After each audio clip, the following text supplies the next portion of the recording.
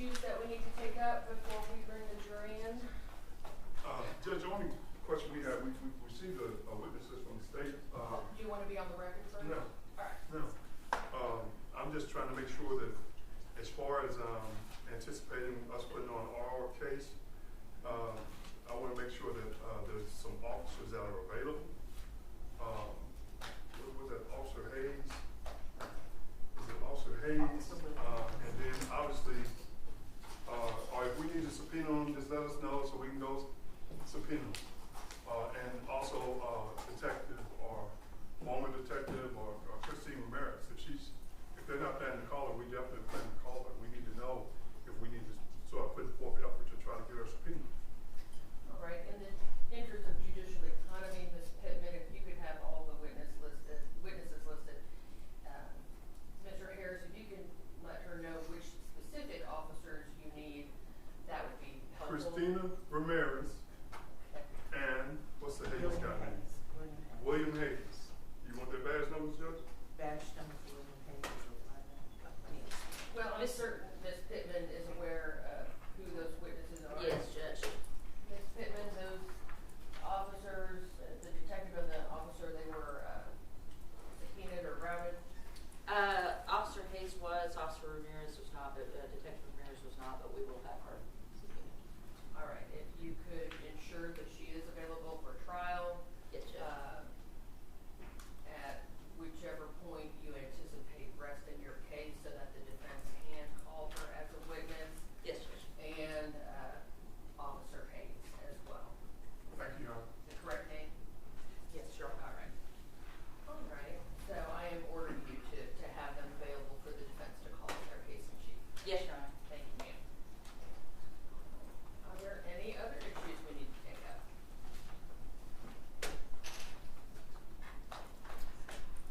Will the state make an opening statement? Yes, Your Honor. All right. How much time do you need? I know it's a lengthy case. You think 15 minutes would suffice? I think 15 minutes. What kind of warning would you like? Give me a 2-minute warning, Your Honor. All right. Will the defense make an opening statement? Or will you Absolutely, Judge. All right. I'll give you the same amount of time that Thank you. Ms. Pittman uses, and will a 2-minute warning suffice? It will, Your Honor. All right, then we are ready for the jury.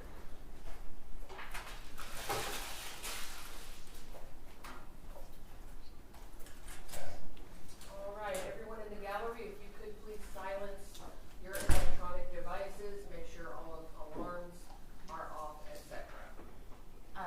Your Honor, the mother of the complainant is expected to testify at the beginning of as our first witness, and we would like her to be excluded from the rule after that. I don't have any objection there, Judge. I appreciate that, Mr. Harris. There is a portion of the Code of Criminal Procedure, and I'm blanking on the number right now, that does allow non-fact witnesses or family members of a decedent murder victim to be allowed to court.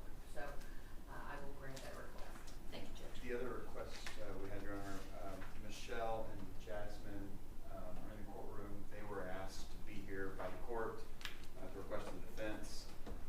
They're interested in watching trial. They've spoken with defense, so we don't call them in our case in chief. Correct. Judge, the witnesses. Well, at this point, neither side has invoked a rule. So, I'm invoking the rule. all right. The rule is invoked, and therefore, since they have been sworn in as witnesses, they cannot watch trial testimony. All right, ladies, you have been sworn in as witnesses, and you are material witnesses in the case. Therefore, you cannot sit in the courtroom while testimony is being heard. In addition, you are now ordered that you cannot discuss your testimony with any other witness, not with each other. You can discuss it with the attorneys as long as there is no other witness present. Do you have any questions, ladies? All right. Thank you so much for being here, and I appreciate your understanding and your patience. Certainly.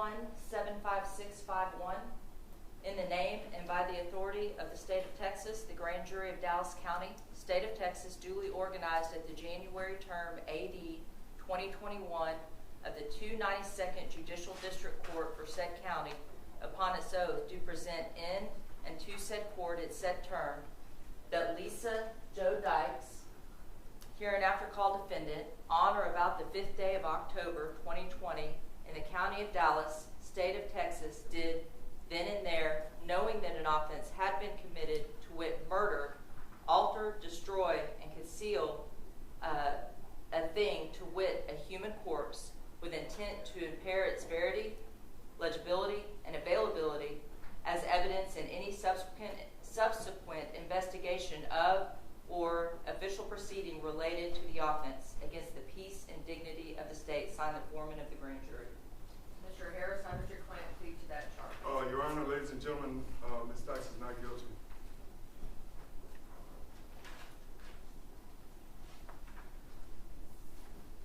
Indictment number F21-75476, in the name and by the authority of the state of Texas, the grand jury of Dallas County, state of Texas, duly organized at the January term AD 2021 of the 292nd Judicial District Court for said county, upon its oath, do present in and to said court at said term that Lisa Joe Dykes, hereinafter called defendant, on or about the 5th day of October 2020 in the county of Dallas, state of Texas, did unlawfully then and there intentionally and knowingly cause the death of Marisela Botello Valadez, an individual, hereinafter called deceased, by stabbing deceased with a knife and sharp object, a deadly weapon, and by a manner unknown to the grand jury, using a deadly weapon unknowable to the grand jury, a deadly weapon.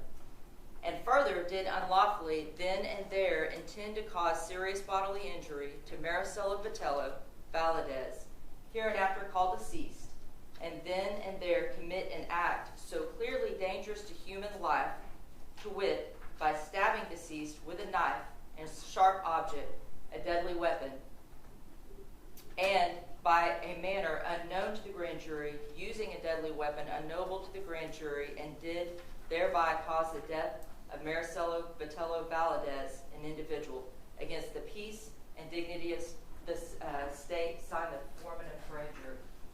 How does your client plead, Mr. Harris? Your Honor, ladies and gentlemen, Ms. Dykes pleads not guilty. Thank you. Will the state make an opening statement? Yes, Your Honor. You have 15 minutes. Thank you, Your Honor.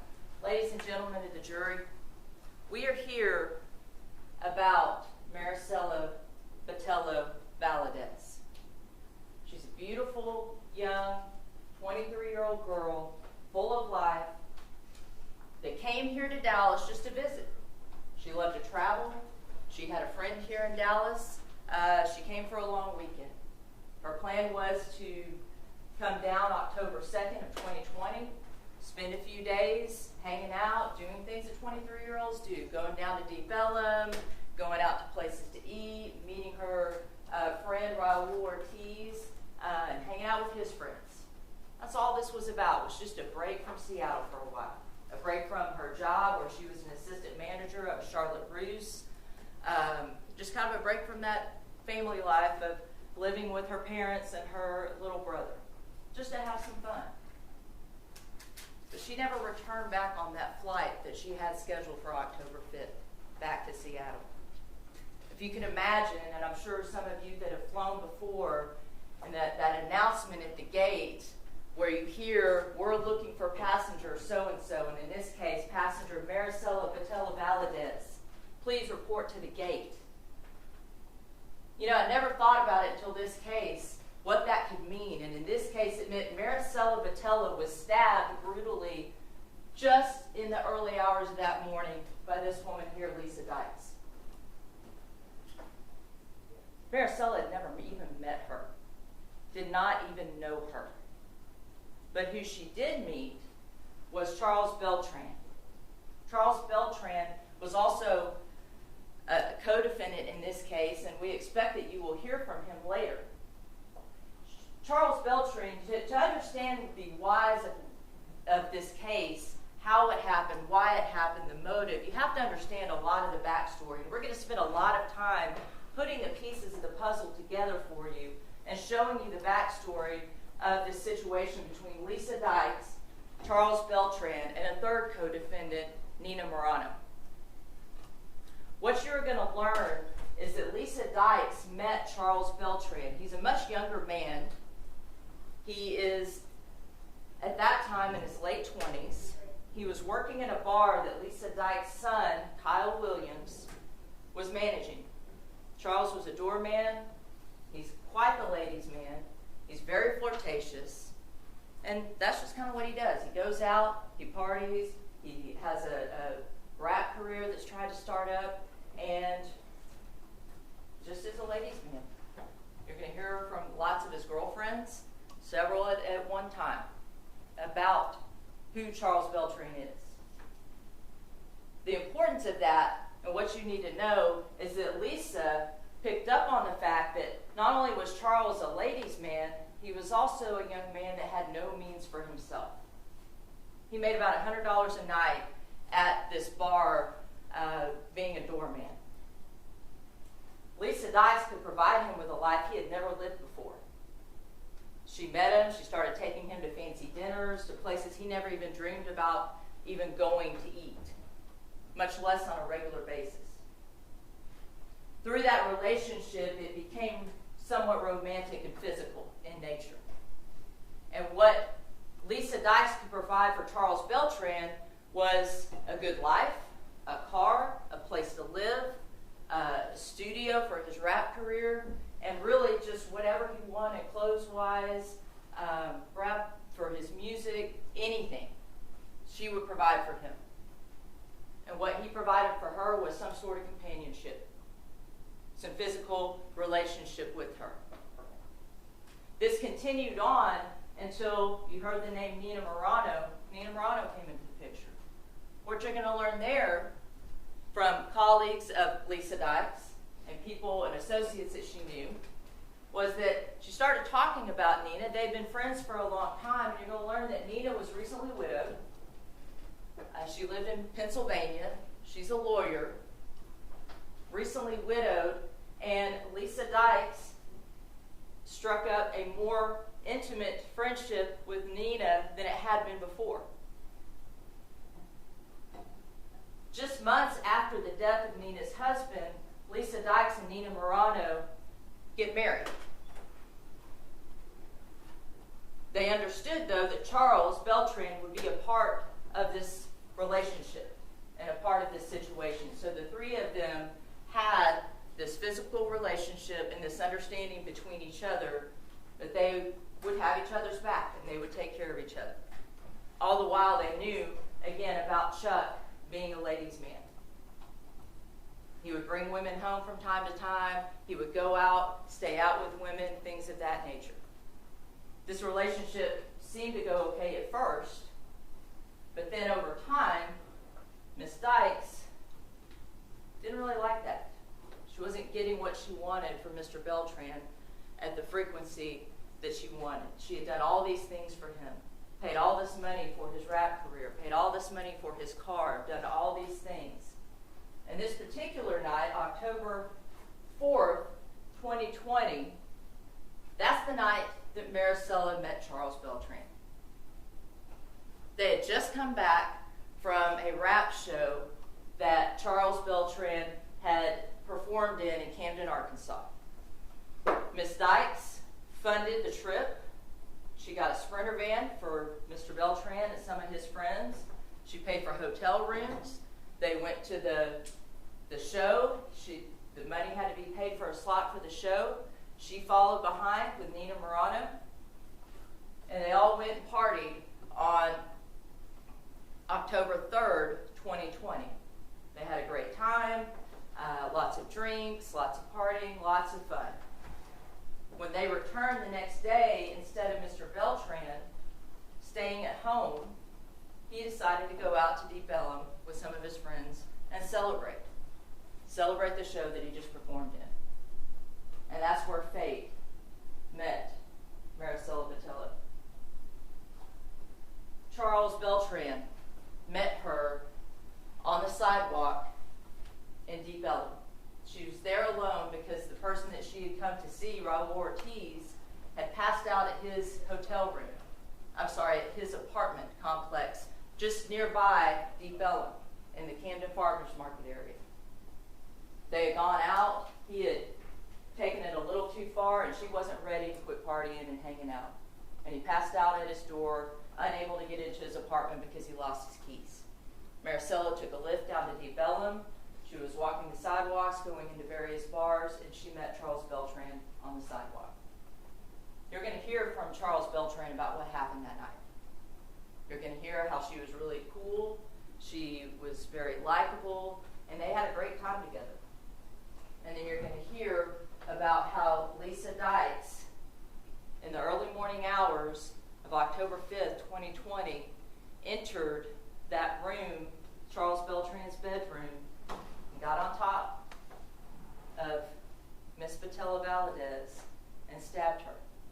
She was in her sleep, as was Charles. He was awakened by shaking on the bed. He saw Lisa as she was coming down with an object in her hand that looked like a kitchen knife. And in his daze of waking up, he wasn't sure what to do, and he shoved Lisa off of her. And there was a brief fight where Marisela was fighting for her life on the floor next to his bed. At that point, he was able to separate them. Marisela fell back down on the bed where she lay motionless.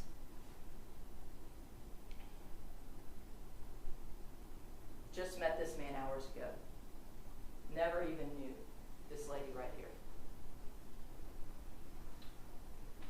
From there, Charles panicked.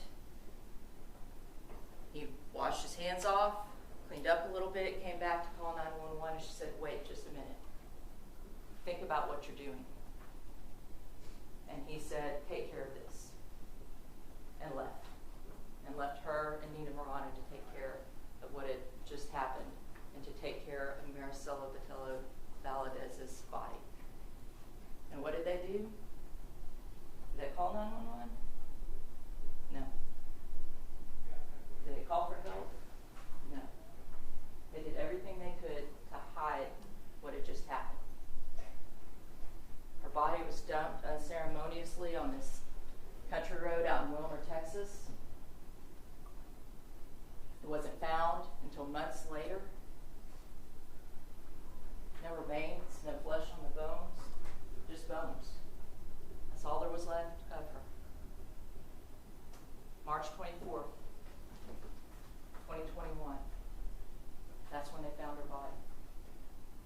Now, you're going to hear about not only the evidence that shows that it was Miss Dykes and Nina Morano that were out at that location where the body was found months later.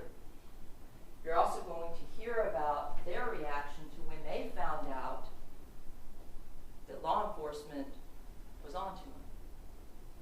They knew who they needed to look for. They knew who the last person was that was with Marisela Botello Valadez, and they knew they had to get out of town.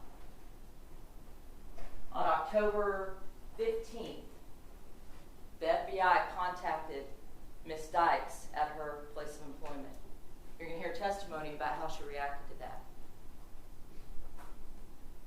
She, Nina, and Charles Beltran went to Pennsylvania where Nina lived for some time. You're going to hear evidence about how they went back and forth to Mexico. You're going to hear evidence about how they finally were arrested. Nina Morano and Lisa Beltran were finally arrested in Florida. Nina Morano was arrested first, and you would think Miss Dykes would wait around for her wife. The gig was up at that point. No, she continued to run and was picked up in Orlando the day after her wife was arrested in Miami, Florida at their apartment. You're going to see the evidence that was collected at that time, messages from cell phones, things that will tell you she knew that law enforcement was looking for her. She knew what she should have done. You would think that that would be the end of it, right? Miss Morano is a woman of means. As I had told you before, she was recently widowed from her husband that she had lived with and been married to for 30-something years. He had a lot of property. He had some money. Nina was an attorney. She had a lot of money. She was able to afford for her and Miss Dykes to bond out with the condition that they stay in Dallas on a leg monitor. You're going to hear evidence of 4 months they complied with that. And then on Christmas Day, their leg monitor quit sending signal to the ELM service provider. The signal was gone. Of course, it's Christmas. Nobody is watching continuously at that moment for this signal. And they were able to fly to Cambodia. If you want to go to a place where you know or you think that you are going to escape justice, Cambodia. The 2 women fled to Cambodia, where they remained for months until they were finally apprehended by the FBI. You're also going to see evidence from that seizure of when they were arrested in Cambodia and some of the contents of their laptops and cell phones from Cambodia that show that they were trying to flee justice. Now, we've talked a whole lot about this backstory, and we've talked a lot about the flight and the evidence that you should expect to see. I told you what we expect Charles Beltran to tell you about what happened that day, but you don't have to just believe his words, because there is physical evidence to back up what he said. We're not asking you just to believe Charles Beltran based on the time that you see him up here and based on the time that you get to hear him testify and the character that you hear about him and things of that nature. You're going to learn that he's a felon. You're going to learn, like I said before, that he's a ladies' man. I don't know that you're even going to like this guy. You don't have to. You may. You may find him charming like all the women that he talked to found him charming. You may find him not so charming. You may find him to be somewhat of a self-centered person. I don't know. That's for you to decide. But what I'm telling you is you do not have to rely 100% on his word, because the physical evidence is going to corroborate what he said. Witness testimony is going to corroborate what he tells you happened. Witness testimony and physical evidence and documents and cell phone records are going to corroborate the flight that he discusses that he went when he went on the run with Lisa Dykes and Nina Morano. 2 minutes. Thank you, Judge. You all said in voir dire, Mr. Brown continued to discuss how context and perspective are important. And that's why you are going to get all these pieces of the puzzle, because the context of this and putting all these pieces of the puzzle into perspective is what's the most important thing. Wait until you hear everything before you piece it together and decide whether or not what you believe happened to Marisela Botello. And I believe at the conclusion of the evidence, I know at the conclusion of the evidence, what you are going to decide is that this young lady right here, sweet, fun-loving Marisela Botello Valadez, that just came down here for a long weekend, was killed by Lisa Dykes. Her body dumped outside south of Dallas in Wilmer on a country road by Miss Dykes and her wife, Nina Morano. Just unceremoniously, so that they could get away with murder. At the conclusion of this, we are going to ask you to find Ms. Dykes guilty of both murder and tampering with a corpse. Thank you. Okay, thank you, Ms. Pittman. Mr. Harris, will the defense make an opening statement? Absolutely, Judge. You have 17 minutes, sir. Thank you, Judge. Ladies and gentlemen, first and foremost, I want to thank each and every one of you for accepting responsibility as jurors. There are a million excuses you could have given us that would allow us to strike you. You didn't do that. You accept responsibility for that. I thank you, and Ms. Dykes thanks you. Now, more importantly, it's time for the state to accept responsibility for this indictment, that these allegations that have been made against Mrs. Dykes. Now, when you talk about these allegations, you talk about these pieces of puzzle. Who was in charge of putting these pieces of puzzle together? Detective Christina Ramirez is trying to force these pieces of the puzzle together to get a conviction on Lisa Dykes, Nima Reno, and Charles Beltran. So, again, what we say is not evidence. But ladies and gentlemen, I guarantee you, you're not going to get a 911 call from a Charles Beltran on October 5th, on the morning hours of October 5th, 2020. Okay? The bottom line is this is what happens. Miss Marisela does come to Dallas from Seattle. She is meeting with her ex. She goes to stay with her ex-boyfriend, Raul. I think I'm saying his name right. Bottom line is they go out. They're drinking. They're drinking. They're drinking. They come back. He's drunk. She's been drinking too. It's 1:12. It's after midnight.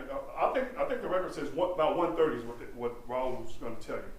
He can't get into his apartment because he's so drunk he can't find his key. Now, again, you'll see how Marisela was dressed. And again, all the things I'm saying, I'm not here to try to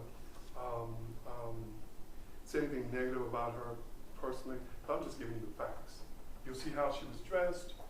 I believe if Raul tells you the truth, he's going to talk about the fact that there was drug use, that she used drugs during this period of time. In fact, not only was she drinking, he's going to, I believe, say that she was using Percocet. I believe if Charles Beltran tells you the truth, the way she met him is she goes, I think she takes an Uber back to Deep Ellum. This little lady, 1:30 in the morning, goes back to Deep Ellum. All right? Because, again, yeah, she's here for fun. She's not trying to just sleep on a cold porch waiting for Raul's roommate to come and let them in. She takes a Uber back to Deep Ellum. When she gets there, looking for fun, she runs into Charles Beltran and one of his friends that I anticipate you're going to hear from. And she's looking for weed. But she gets way more than weed from Charles Beltran. We know this because what happens is you're going to actually see a video of her and Charles Beltran entering a 7-Eleven in that Deep Ellum area. That's how we know that he was the last person seen with her. Okay? There's even still footage of still photos that show both of them, in the 7-Eleven.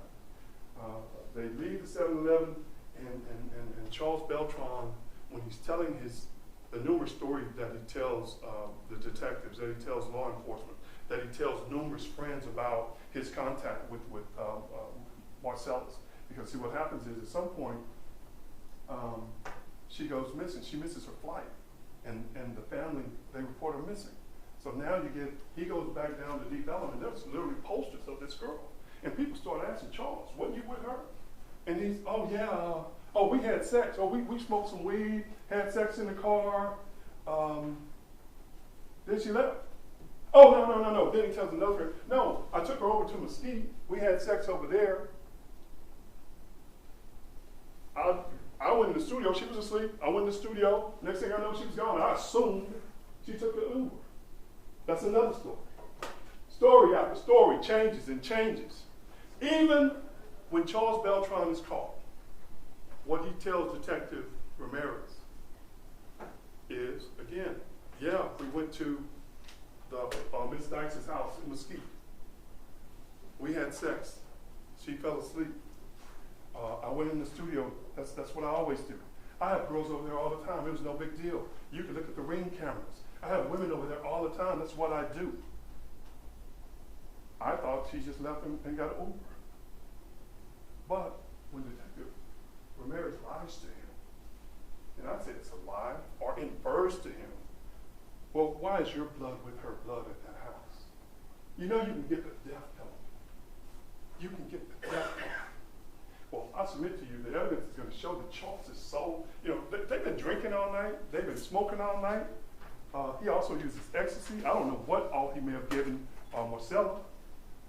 We don't know because her body was so badly decomposed. At the time they finally find it, we don't know what all she took while she was here in Dallas County. We have no idea. What we do know is that there were several people that indicated to law enforcement, to Detective Ramirez and other law enforcement, whether it was Detective Ramirez, whether it was the FBI, that they believed they saw her. They believed they saw her after October 5th, back in Deep Ellum, at one place, a Reno bar, They had surveillance video. They tried to look at the surveillance video. The lady said, well, whoever it was, it looked like her. I thought it was her. She was tweaking.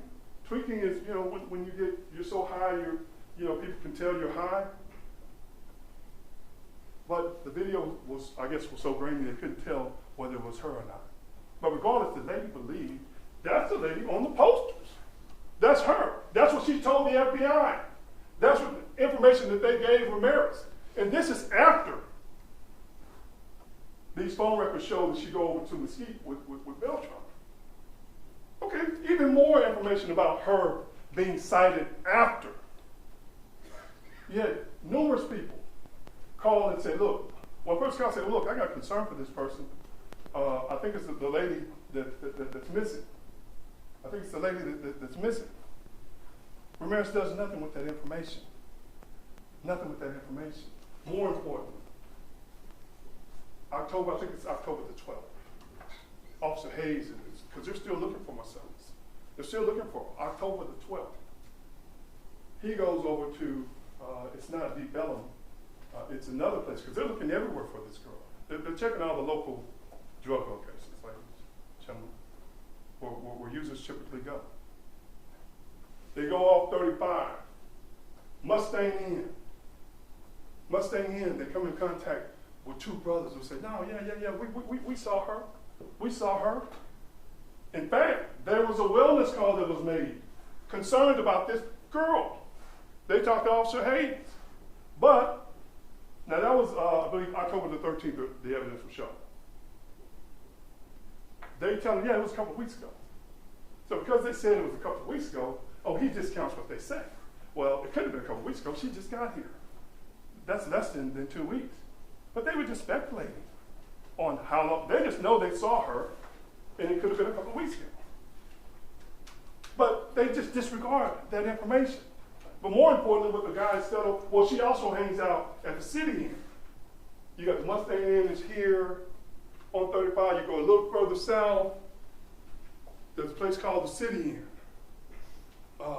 And they come in contact, that same officer goes down there, he's showing a photo of Marcellus. He's showing a photo, shows it to a security guard there. Yeah, she was here last night. I believe his name is Floyd Mitchell, the security guard. I anticipate you're going to hear from him. What you're not going to see is you won't see the body cam footage from that interview that Officer Hayes had with Mr. Mitchell. You won't see how definitely he was about, no, I just saw that girl. I just saw her. In fact, not only does she hang out here, she goes down to Valero. I saw her going down toward Valero, which is on Mercedes. Okay? A little further south. They go to Valero, ask them, have y'all seen her? Have any of y'all seen her? They say, no, we haven't seen her. But what they don't do, because it's not a puzzle piece they need, it doesn't fit their theory of the case. Valero has videos. They didn't check the videos. Detective Ramirez doesn't go back over there and check the videos to see if there's any sighting of Marcellus. There's also a shell station that they talk about that's further up north on 35, over by the Mustang Inn, where they say they saw Marcella. They don't follow up with any of that because that piece of the puzzle don't fit their theory of the case, her theory of the case. Because this is her case. This is her case. Detective Ramirez is the one who's going from state to state, city to city, collecting pieces of the puzzle to try to prove that Ms. Dykes stabbed Marcella. Now, I believe the evidence is going to show Mrs. Dykes is going to tell you she's never met Marcella. She's never met this young lady. And she could care less about the women that Charles was having at that house. He was a rapper that she was investing in. Yes, was there some twisted, what do you call it, love triangle between the, yes, yes. But you're talking about Chuck Gorgeous. That's what he calls himself, Chuck Gorgeous. Because of the way he manipulates women, womanizes women. It's all in his, he's a rapper. I don't know, I'm gonna try to let you listen to some of his lyrics. I want you to hear how he feels about women. I hope I can show you some of his videos. How he feels about women. Who this guy is. He calls himself Chuck 50-50. Half amazing, half crazy. She knew both sides. She knew both sides. And unfortunately for Marcellus, the evidence is going to show she found out about the crazy side.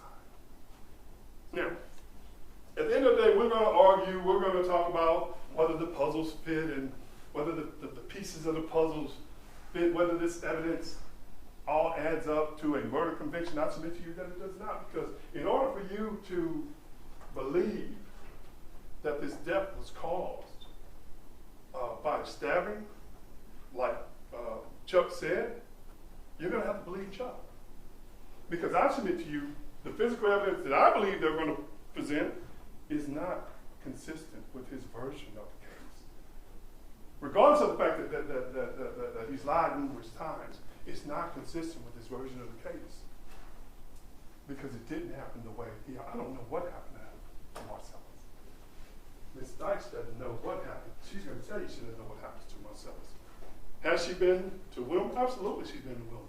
Was she in Wilma during that time period? She's been to Wilma numerous times. That doesn't mean she killed Marcellus. I believe the evidence is going to show that even though they're going to say that, whoa, we got Nino Morano and Lisa Dykes' phones in the Wilmer area where Marcellus' phone, it's pinging off the same tower where Marcellus' body is found. There's not going to be one shred of evidence that's going to prove to you, beyond a reasonable doubt, that on October the 5th of 2020, Marcellus' body is even in Wilmer. They don't know when that body got there. They don't have one witness to support when.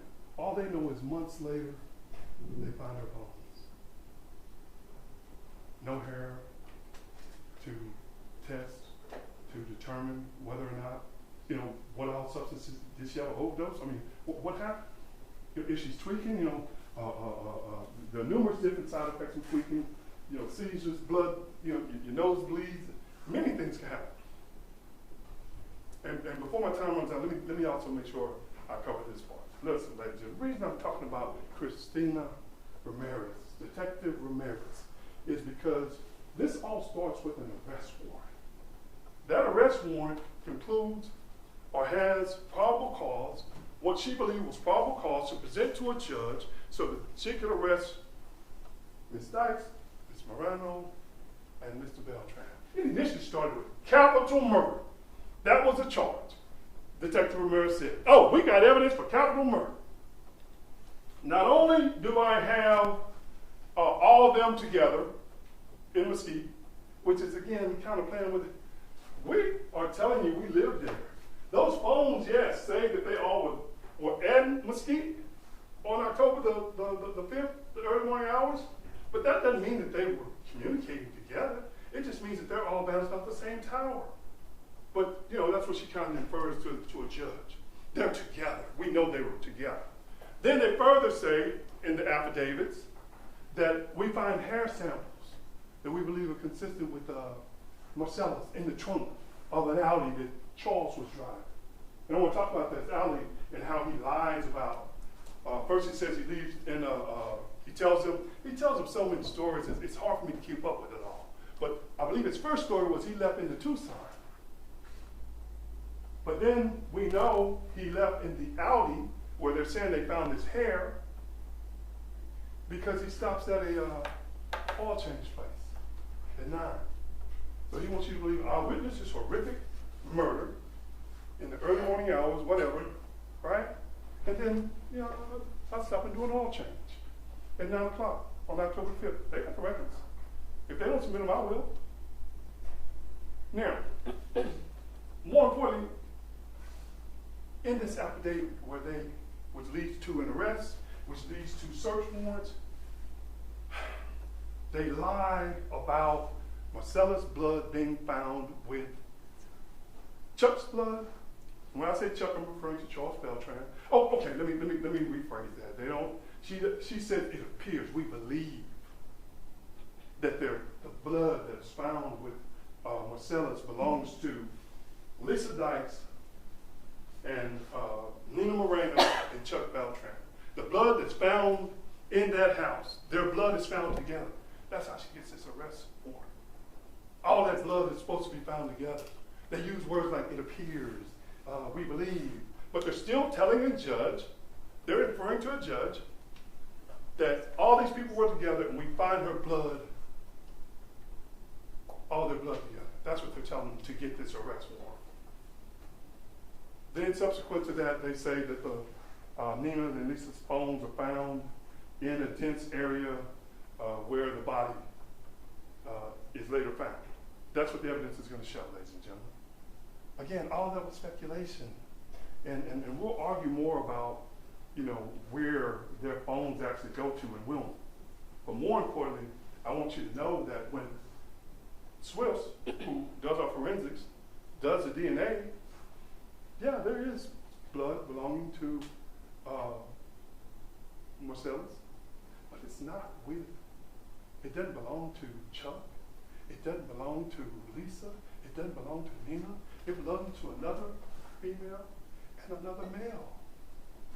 Because again, it wasn't unusual for Chuck to bring people over to that house, over to his room, whether it's in his studio or whatever it is, okay? It wasn't unusual, and we're gonna talk to him about that. So I don't know who all he brought over there with him. I don't know why their blood is mixed with Marcella's blood, but it is. That's the facts. Those are the facts. So we don't know, again, how she died. We don't know who caused her murder. In order for you to believe that, again, you have to believe Chuck. And what I submit to you is, based on the physical evidence, the little blood that they found, it's not going to be consistent, or it won't corroborate his version. Because it didn't happen the way he said it happened. Numerous people know that Marcellus was seen after going over to Mesquite. Oh, all this running stuff. Let me talk about this. I want to also make sure, because I believe you're going to hear about Santa Marta. You know, Chuck, I think the detective, because of his record, which you're going to learn about his record. Thank you, Judge. You're going to learn about his record. He's going to say, well, I didn't believe, because of my record, I didn't believe anybody would believe me, that I didn't have anything to do with it, that I wasn't the one that killed her. The detective said, yeah, they're going to think you're a monster. They're probably going to believe you're a monster because you're the one with the violent history. You're the womanizer. You're the one that's the monster. No one's going to believe you. That's what he thought. And why would you? Why would you? When you see they're going to bring him in here, I'm going to show you how he looked back then. I'm going to show you what Miss Marcella ran into down in Deep Ellum. Now, the bottom line is, I believe that Lisa's gonna tell you that they went to Cambodia, yes, because they felt that Detective Ramirez was persecuting them. They felt like the government was persecuting them. Yeah, we gotta go somewhere where we can try to be political refugees, where we can try to get a fair trial, because we're not getting a fair shake here in America. So yeah, they go to Cambodia, and then they're extradited back. Yeah, they're guilty of that. But as far as evidence that corroborates the indictment in this case, that on October the 4th or October the 5th, that Lisa Dykes stabbed, and again, don't let him try to minimize what he said, because you're going to see, anyway, you're just going to see so many different versions of what he said. But he's saying that he stabbed him. He knocks him off the bed onto the floor. The evidence in that room is not consistent with someone having stab wounds, getting onto the floor. It's not consistent with someone stabbing someone. Ladies and gentlemen, when you listen to all the evidence in this case, when you heard all the witnesses, we believe the law will dictate that you find Ms. Dykes not guilty. Not because that's what I want you to do, or what Ms. Dykes wants you to do, or Ms. Basson, but because that's what the law is going to dictate that you do.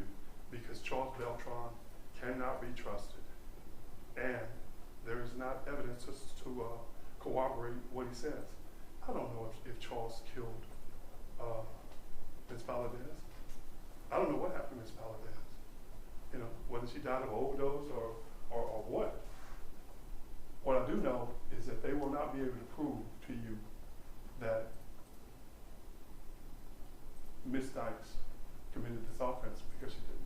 And at the conclusion, we're going to ask that you find her not guilty because she is not guilty. Thank you, Mr. Harris. Ms. Pittman, call your first witness.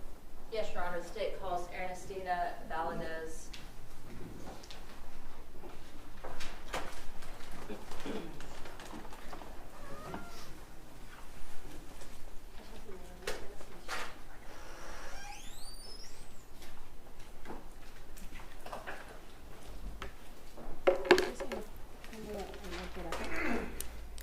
Usted hable solamente de español. Póngase.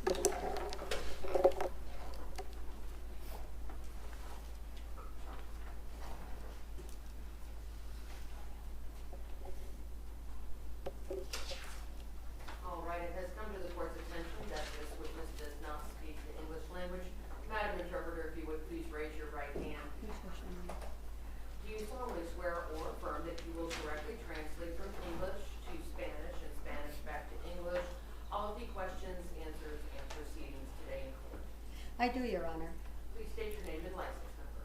Carol Pierce, P-I-E-R-C-E, license number 1663. Ma'am, if you would please raise your right Señora, hand. levante la mano derecha. Do you solemnly swear or affirm that the testimony you're about to give will be the truth, the whole truth, and nothing but the truth, so help you God? Sí, lo juro. Yes, I do. Thank you. You may put your hand Judge, can we move up. Bill. The television? Yes. just a little bit? Miss, you can put it on the floor, and just be careful, there's a microphone. Yes, ma'am. I just want to just slightly, just so we can see her as well. Sure. I'm just going to turn it a little bit, if that's okay. I see it. No, we good. Thank you. You're welcome. All right, Ms. Pittman, you may proceed. Thank you, Your Honor. Ma'am, can you state your name for the court reporter and spell your name, please? Mi nombre es Ernestina Valadez Frutos. My name is Ernestina Valadez Frutos. And Ms. Frutos, can you tell the jury what your relationship with Marisela ¿Cuál era su relación con is? Marisela? Mi relación con ella era muy bonita. My relationship with her was very nice. And she was your daughter, Y ella correct? era su hija, ¿no es cierto? Sí, ella es mi primera hija. Yes, she's my first daughter. And how old was she the last time that you saw her? 23 años. 23 years. I want to go back and have you tell the jury a little bit about your family. Where was Marisela born? Ella siempre fue muy alegre, muy amigable. She was always very friendly, very joyous. Confiaba mucho en sus amigos, en las personas. She trusted her friends, people. No desconfiaba. Ella siempre quería que nosotros tuviéramos amigos. She Go ahead. didn't suspect of anybody. She always wanted us to have friends. And I want to stop you for just a minute. I want us to talk more about Marisela in just a minute, but I want to talk about kind of her history and the history of your family, okay? Sí. Yes. Okay. Now, where was Marisela born? Ella nació en norte de Carolina. She was born in North Carolina. And who's her father? Salvador Botello, aquí presente. Salvador Botello, present. Okay. And you all have been married for how long? Tenemos casados a 28 años. We've been married for 28 years. Now, you all lived in North Carolina. That's where Marisela was born. When did you all move to Seattle? Ella nació allá y nos venimos cuando ella tenía 8 meses para Seattle, perdón. She was born there, and then we moved to Seattle when she was 8 months old. And what brought you all to Seattle? Mi esposo solo trabajaba y estaba muy retirado de su trabajo, no tenía carro, tenía que tomar un ride, entonces era muy difícil. Well, my husband was the only one that worked, and he had no car. He had to take a ride. It was very hard.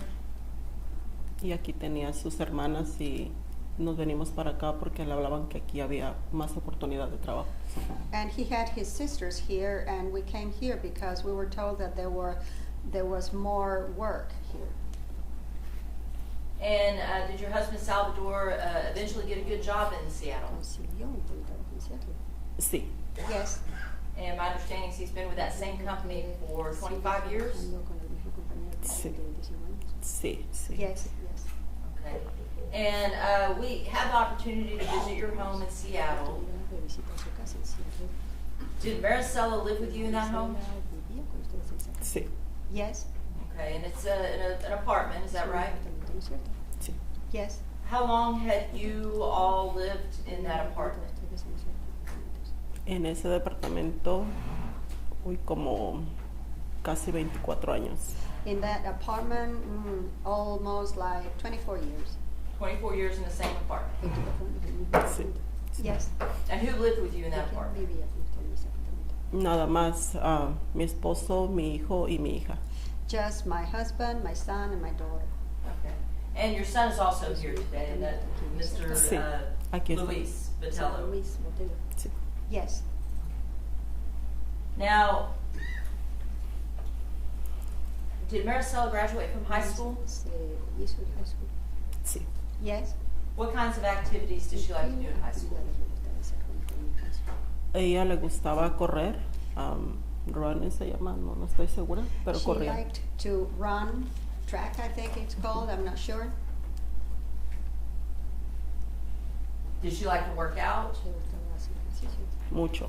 A lot. Okay. Did she have any issues in school with, showing up to school, attendance, things of that nature? No. No. Okay, so she was a good student. Sí. Yes. What were her dreams? What did she want to do with her life after high school? Ella quería seguir estudiando, pero lamentablemente pues nosotros no nos alcanzaba para pagarle sus estudios, entonces ella trabajó y regresó al colegio para estudiar decía que quería ser nutrióloga o ¿Qué cosa? nutrióloga. Oh. She wanted to continue studying, but unfortunately we couldn't afford her studies, so she began to work, and then she went back to school because she said that she wanted to be a nutritionist. So she had aspirations, she had dreams to go to college, do something bigger with herself in her life. Sí, sí, Yes. sí, sí, sí. Yes, yes. You said that she worked, was there ever a time that she was without a job? Sí, se quedó sin trabajo en la pandemia. Yes, during the pandemic, she was out of work. Okay. And at some point, was she able to find work again, kind of when the businesses started reopening? Sí, sí. Yes. And other than the pandemic, was she just continuously employed? Siempre, siempre. Se le terminaba uno o por alguna razón no iba porque ella siempre tomaba bus, no tenía carro, entonces a veces estaba muy retirado del trabajo, dejaba ese, pero agarraba uno más cortito. Always, always. Sometimes maybe she had to quit a job because it was too far away. She didn't have a car, so she had to take the bus, but she would take another job right away. And my understanding is you and your daughter worked at the same place for some time, is that correct? Sí, cuando ella tenía 16 años, ella quiso aplicar donde yo trabajaba en Wendy's, duré 12 años ahí, y ella trabajó de 16 a 18 años, ella duró ahí 2 años. Yes, at one time when she was 16, she applied at the same job where I was working at Wendy's, where I've worked for 12 years, and she worked there for 2 years since she was 16 until she was 18. And from 16 to 18, you all worked together. When she graduated from high school, did she ever leave your house, or did she always live with you?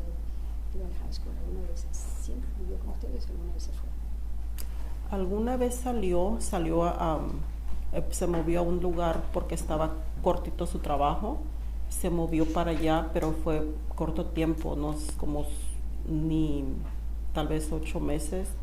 At one time, because of work, she moved out, but it was for a short time, about 8 months. Okay, and then she moved back in with you and your family? Sí. Yes. What kind of rules did you have for being, I guess, an adult living in your home? Pues como toda mamá, uno siempre quiere que los hijos no salgan hasta muy tarde, eso le decíamos, y si se le hacía muy tarde, entonces decíamos, no, aquí no vas a llegar tarde, tenemos, digamos, hasta las 12. Well, like any mother, you don't want your children to come back really late, to be out late. So we would tell her, no, you have to come back at the most at midnight, 12. And does she generally follow those rules? Sí. Yes. Was she respectful about communicating with you and letting you know where she was? Sí, sí. Yes, yes. Sí, por alguna razón, como le digo, ella no manejaba, se quedaba, por alguna razón que era muy tarde o nevaba, se quedaba con su amiga que siempre, donde vivía, se quedaba ahí, pero era porque no podía tomar un Uber ya era muy tarde. Yes, if for any reason it got really, really late and she couldn't come back, or it was snowing, then she would stay with her friend, with her best friend, and but she would always tell me. Okay. And who is her best friend? En aquel tiempo se llamaba Samantha, una muchacha que vivía en el centro de Seattle. At that time, it was a girl called Samantha. It was a girl that lived in downtown Seattle. Okay. Does she like to travel? Mucho, a ella le gustaba viajar, conocer lugares.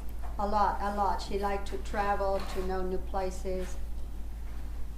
And did she sometimes travel alone? Y a veces viajaba sola. Últimamente sí. Recently, yeah, she did. How did you feel about that? ¿Y cómo se sintió usted con respecto a eso, que viajaba sola? Yo siempre le decía que no estaba bien que viajara sola. Yo siempre fui muy como miedosa, se puede decir, me daba miedo que viajara sola. Y ella decía, no, mam, a mí no me va a pasar nada, ¿qué me van a hacer? Nadie me va a hacer nada. Ella confiaba mucho en las personas que la rodeaban. Well, I didn't really like the fact that she wanted to travel alone. I was scared, but she would say, no, Mom, what's going to happen to me? She liked to trust people a lot. When she did travel, did she communicate with you? ¿Y cuando viajaba se comunicaba con usted? Sí, todo el Yes, tiempo. all the time. Did she let you know what her plans were? Y le decía cuáles eran los planes que tenía. Sí. Yes. Okay, so you knew when she was going to leave and when she was supposed to return. Cuándo salía, cuándo venía. Sí. Yes. Was there ever a time in the 23 years that you all, I guess, just lost contact with each other, or she just didn't communicate with you? No se comunicaban, no tuvieron contacto entre las dos. No, todo el tiempo tuvimos contacto. No, we were in contact all the time. So I want to talk about when she decided to travel to Dallas.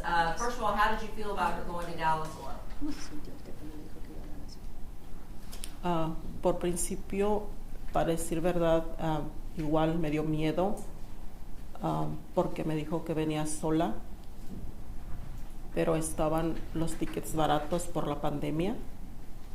In the beginning, actually, yes, I was scared, but because she was coming by herself, but tickets were very cheap at that time because of the pandemic.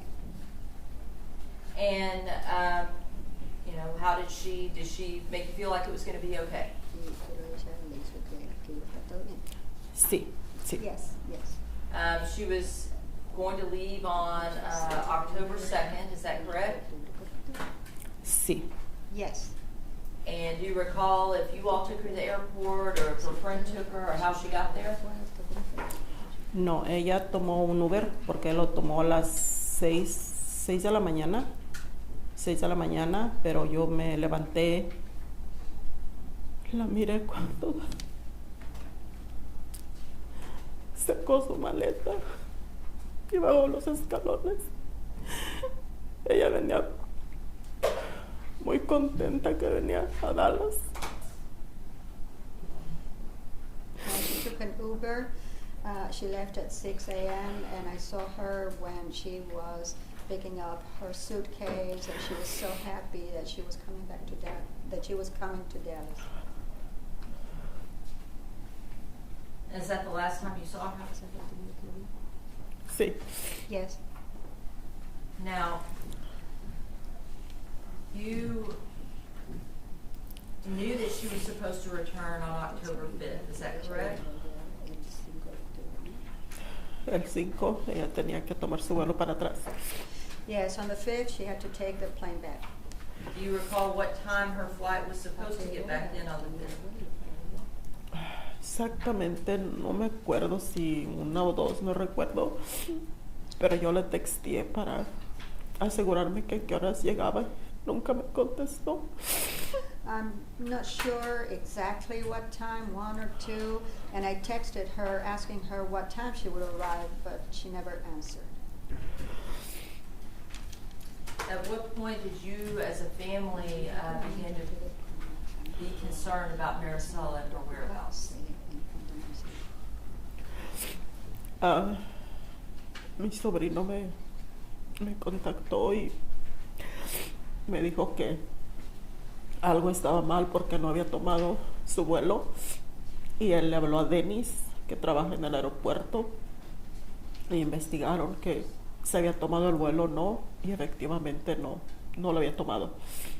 Well, a nephew called me and he said that something was wrong because she hadn't taken the flight, and he called Dennis that works at the airport, and they began investigating, And in fact, she hadn't taken the flight. And then, Denesly, that is your cousin, is that correct? Sí. Yes.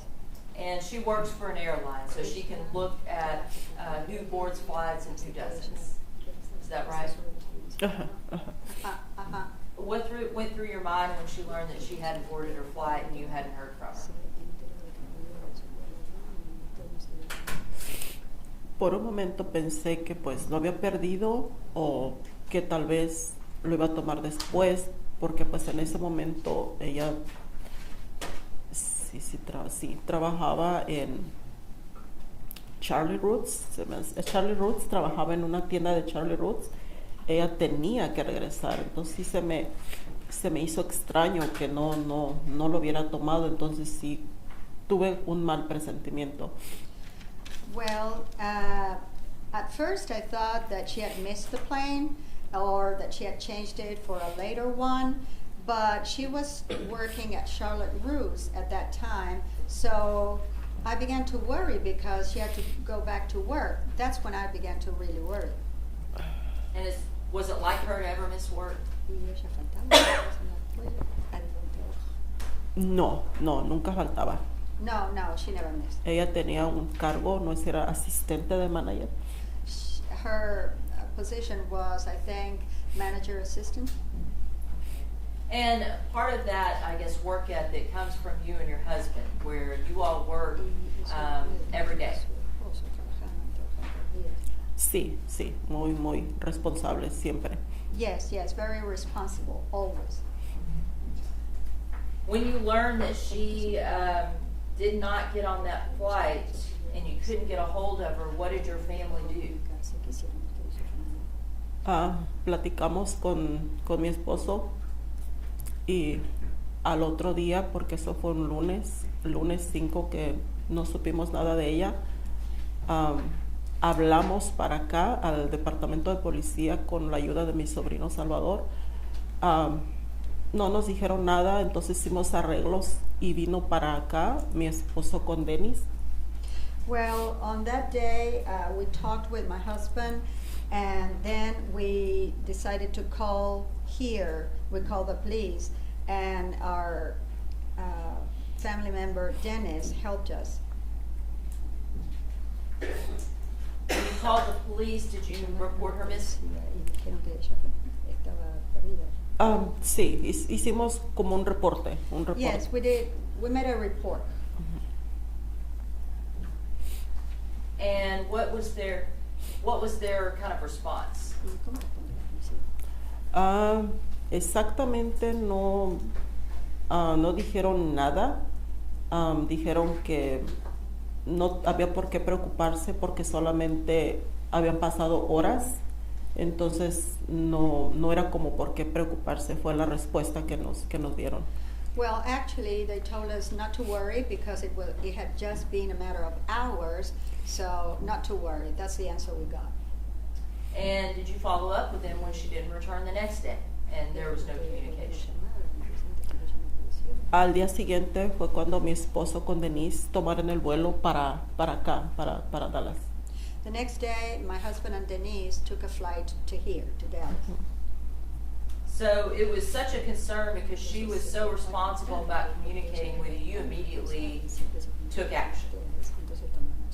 Claro que sí, claro que sí. Of course.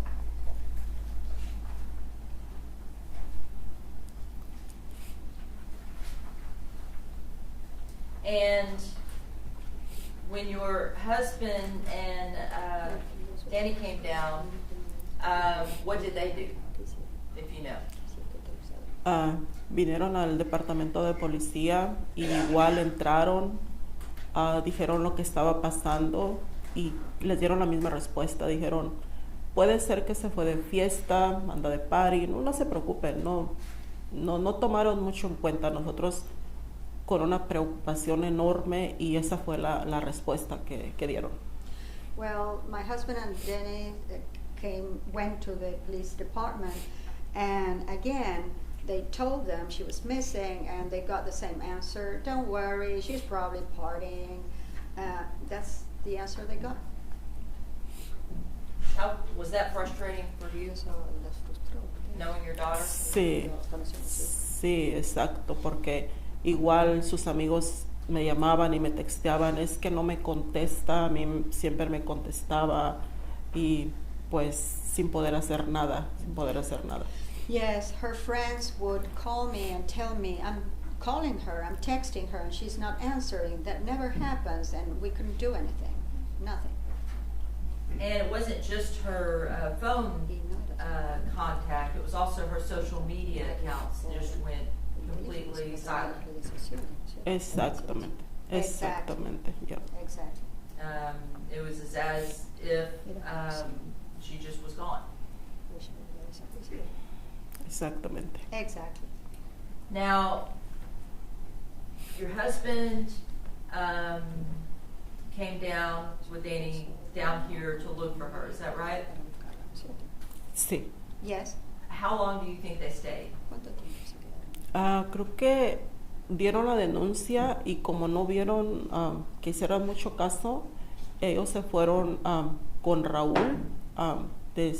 Todo un miércoles anduvieron dando vueltas donde supuestamente anduvieron con Raúl, buscaron todo el día y pues no miraron nada, se regresaron ese día en la noche.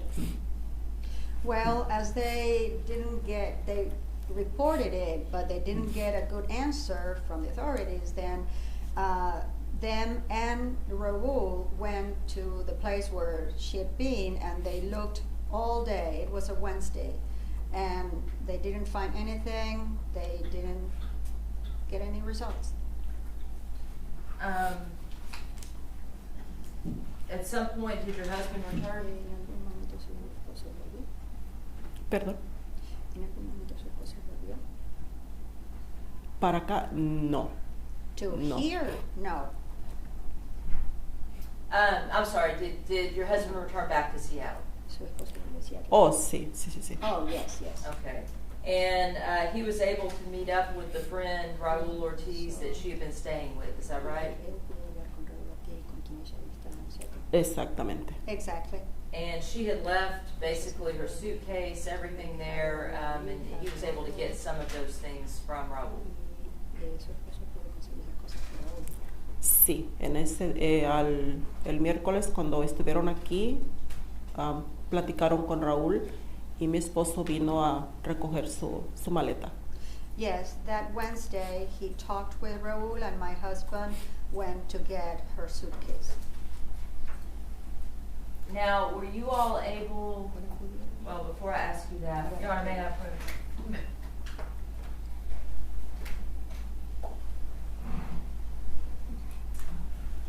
Ms. Valadez, is this a picture of your daughter as you knew her when she was alive? Esa foto se la tomó 2 meses antes. Ella quería tomarse fotos de estudio y esas fotos se las tomó. That picture was taken 2 months before. She wanted to have studio pictures, and those photos were taken. So 2 months before she came to Dallas. 2 meses antes de venir. Sí. Yes. Your Honor, I'd like to offer states 1 for all purposes. No objection, Your Honor. All right, State's Exhibit number 1 is admitted for all purposes.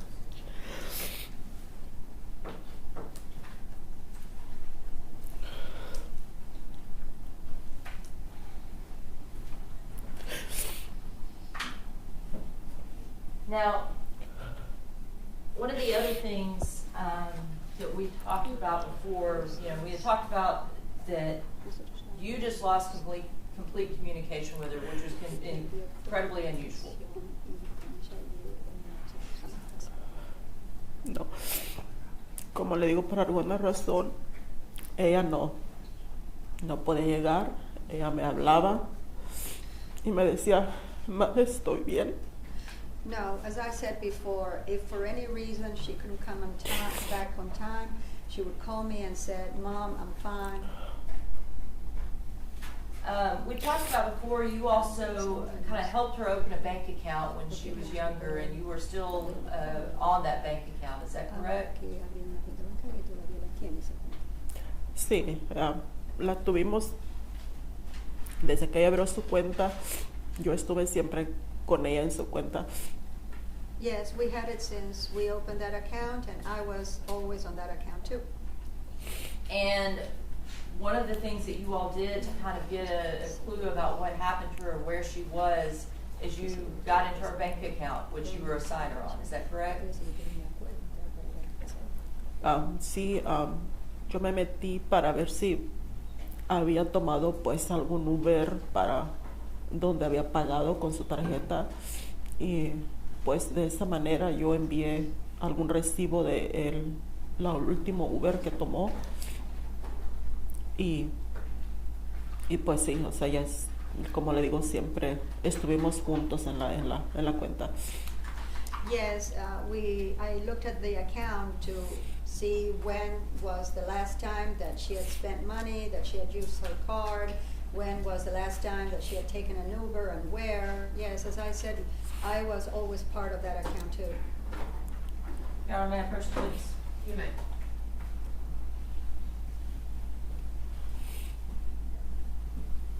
Ms. Valadez, I'm going to show you what's been marked as State's Exhibit 2. Okay. Do these appear to be Marisela's Bank of America records? Sí. Yes. And it looks like we have from September 5th, 2020 to October 6th, 2020. Is that correct? Sí, sí. Yes, yes. And then after that, October 7th, 2020 to November 3rd, 2020. Sí. Yes. November 4th, 2020 to December 7th, 2020. Sí. Yes. And then December 8th, 2020 to January 5th, 2021. Sí. And I believe there's one more, and that is December 6th, 2021 to February 2nd, 2021. Sí. And all of these are State's Exhibit 2. Your Honor, State offers State's Exhibit 2 for all purposes. You can tender to opposing counsel. Yes. Sí.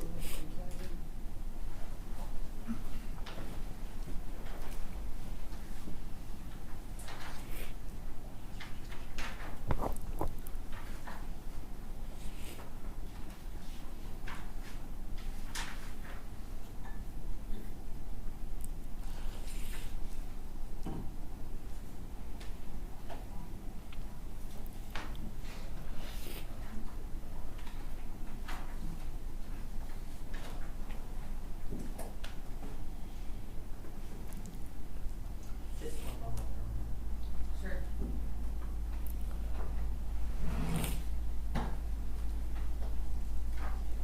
No objection. All right, State's Exhibit number 2, the Bank of America records are admitted for all purposes. Now, we talked about the bank records. Did it appear that she quit using her bank card on early morning hours of October 5th, 2020? What date did you say? Excuse me? October 5th, 2020. Lo que yo miré fue el 4 en la noche, bueno, no sé si como a las 12, usó la tarjeta para un 7-Eleven, creo yo. What I saw was that she used the card on October the 4th around midnight at a 7-Eleven, I think. And you shared this information with your cousin, Denesly, and you all went through this information together. Is that correct? Sí. Yes? Okay. Now, I kind of want to move on from that and talk about what communication did you have with the Dallas Police Department in the days and weeks after Marisela went missing? Bueno, pues como nosotros seguíamos insistiendo en hablar para que pues hicieran una investigación. Creo que a la semana o 2 semanas fue cuando tomaron en serio y empezaron a una investigación y me estaban llamando para hacerme preguntas y fue como a las 2 semanas, creo yo, que empezaron. Well, as we insisted and insisted, about 1 or 2 weeks later, they began to take it seriously and they started to investigate and they began to call me and make questions. It was about 2 weeks later. Okay. Initially, you were not, the detective assignment to the case was not Christina Ramirez, was it? No, No? Okay, it was a different investigator. sí. Yes. And was it around December that you started getting communication from a Detective Ramirez? Sí, sí. Yes, yes. Okay. Did she explain to you why she was now handling the case versus the initial detective? Ella no me llamó otra persona que estaba en el caso. Ellos me dijeron, nosotros es todo lo que podemos hacer, no podemos hacer nada, tenemos que pasar el caso a unos investigadores profesionales. Well, she didn't call me. Actually, it was other people that called me and they said that that's all they could do. They couldn't do anything else, that they had to pass the case to some professional investigators. Okay. And that's when Detective Ramirez. Sí, después fue cuando ella ya me llamó. Yes, then she called me. Okay. Was there a point that Detective Ramirez came to Seattle to speak with you and meet with your family? Sí, Okay, and she was joined Yes. by another detective? sí. Con José Ortiz? José Ortiz. Yes, with Jose Ortiz. And you all were able to speak about Marisela, and they were able to speak to her friends and interview her friends and kind of get information about her. Sí, para entonces, cuando ella fue, yo tenía todavía la esperanza de que mi hija estuviera con alguien y cuando llegó la prueba de ADN, fue cuando me di cuenta que mi hija ya no estaba. Yes, by then I still thought that my daughter would be with someone, but then when we got the results of the DNA test, that's when I realized that my daughter was not there anymore.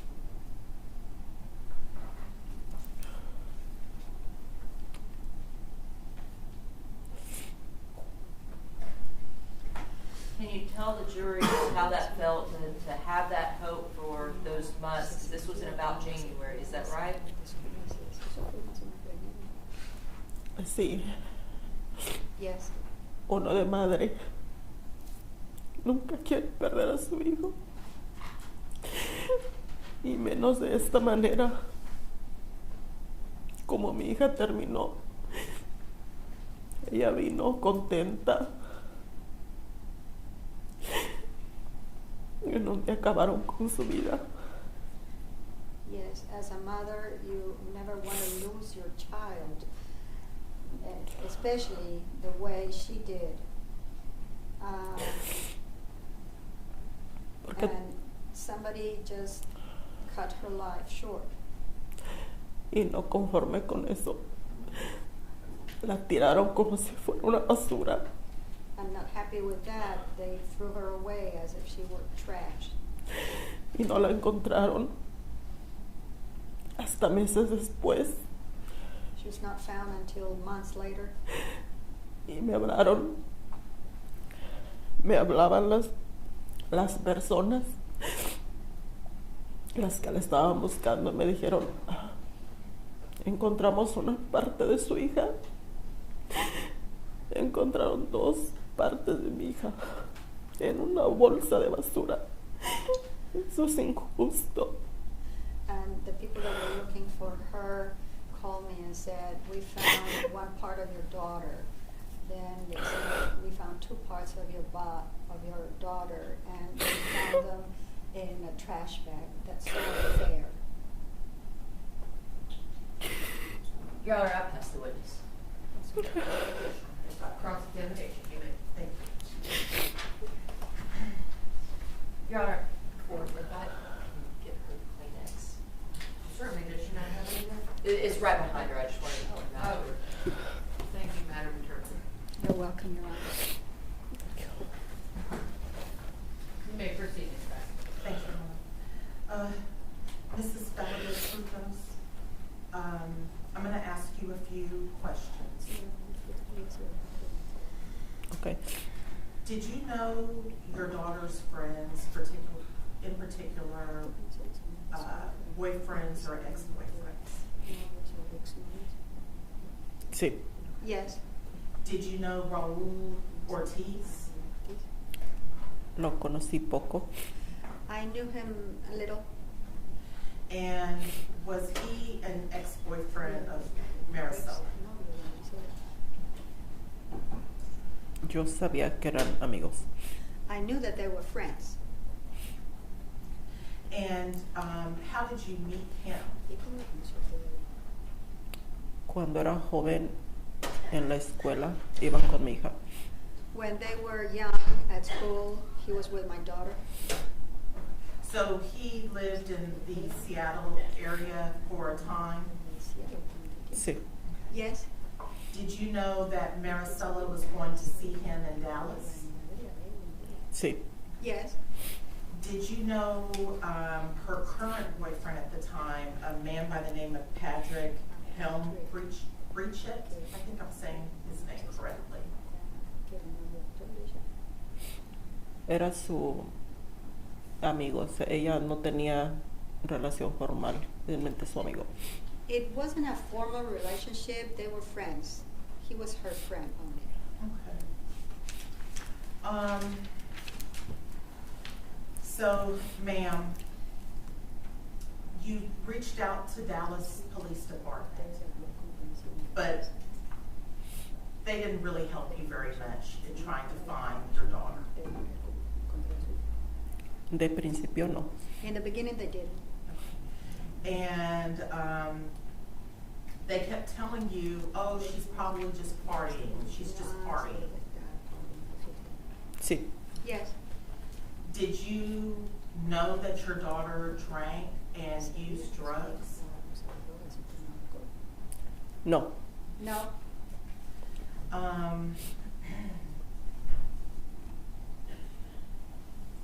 But you knew that she liked to go out and party with her friends. a veces. sometimes. Now, when you met with Detective Ramirez and Detective Ortiz Vivas, what month did you meet with them? Your initial meeting, your first meeting with them? Exactamente, no recuerdo el mes. No, no recuerdo el mes. I don't remember exactly the month, I don't remember the month. Okay. But did they seem responsive to you and your concerns? Sí, Yes, Now, you said your husband came to Dallas and met with Marisela's friend Raul Ortiz. Is that correct? sí, yes, Did your husband bring back any of your daughter's belongings that were left with Raul?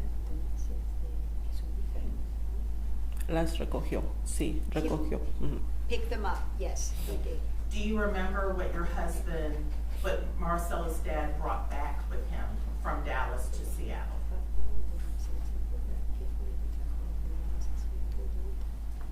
Simplemente ropa. Just clothes? Clothes. Okay. Do you remember a suitcase or purses or any of her belongings, other belongings?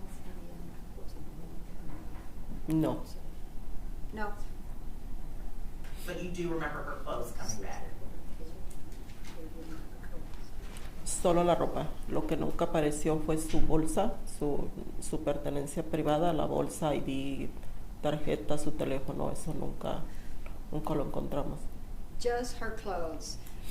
We never found her purse or cards or private belongings. We never found any of those. Okay.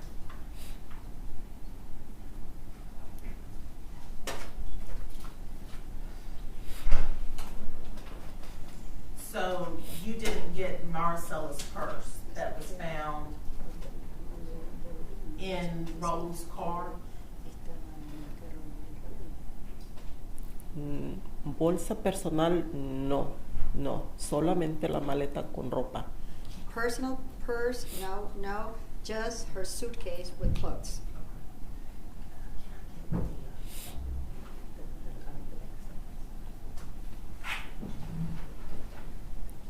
Your Honor, may I approach?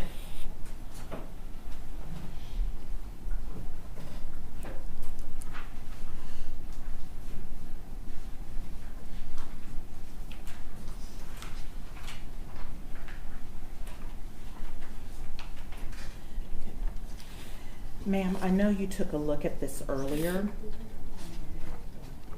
This is Maricela's bank statement that you shared with her. Sí. Okay. And do you see what the last two dates are?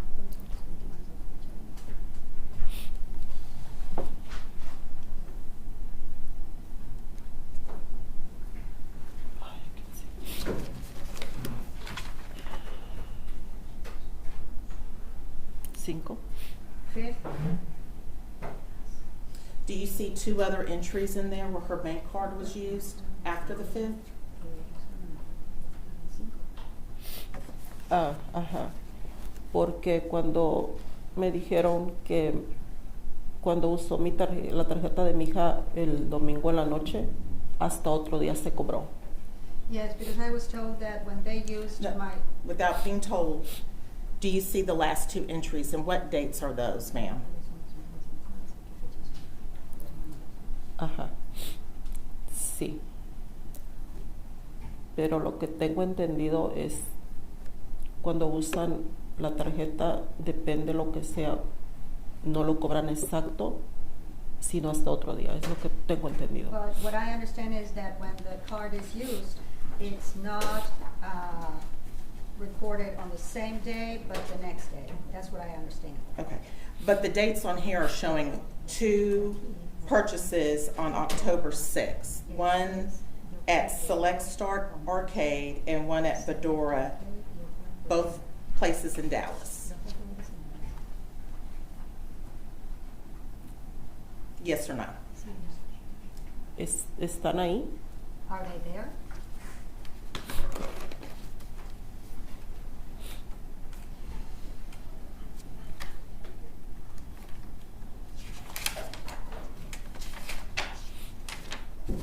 Right here. Mm. So yes or no, ma'am? No tengo idea por qué están ahí. Como le digo, a nosotros jamás nos entregaron su tarjeta, su bolsa, su teléfono, nada. I have no idea why they're there. because we Objection, were- Your Honor, non-responsive. Sustained. Ma'am, if you could listen to the specific question and answer that question if you can. If you can't, then please let us know.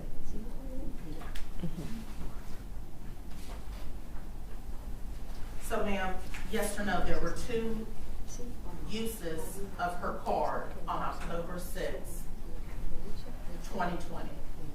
Sí. Yes.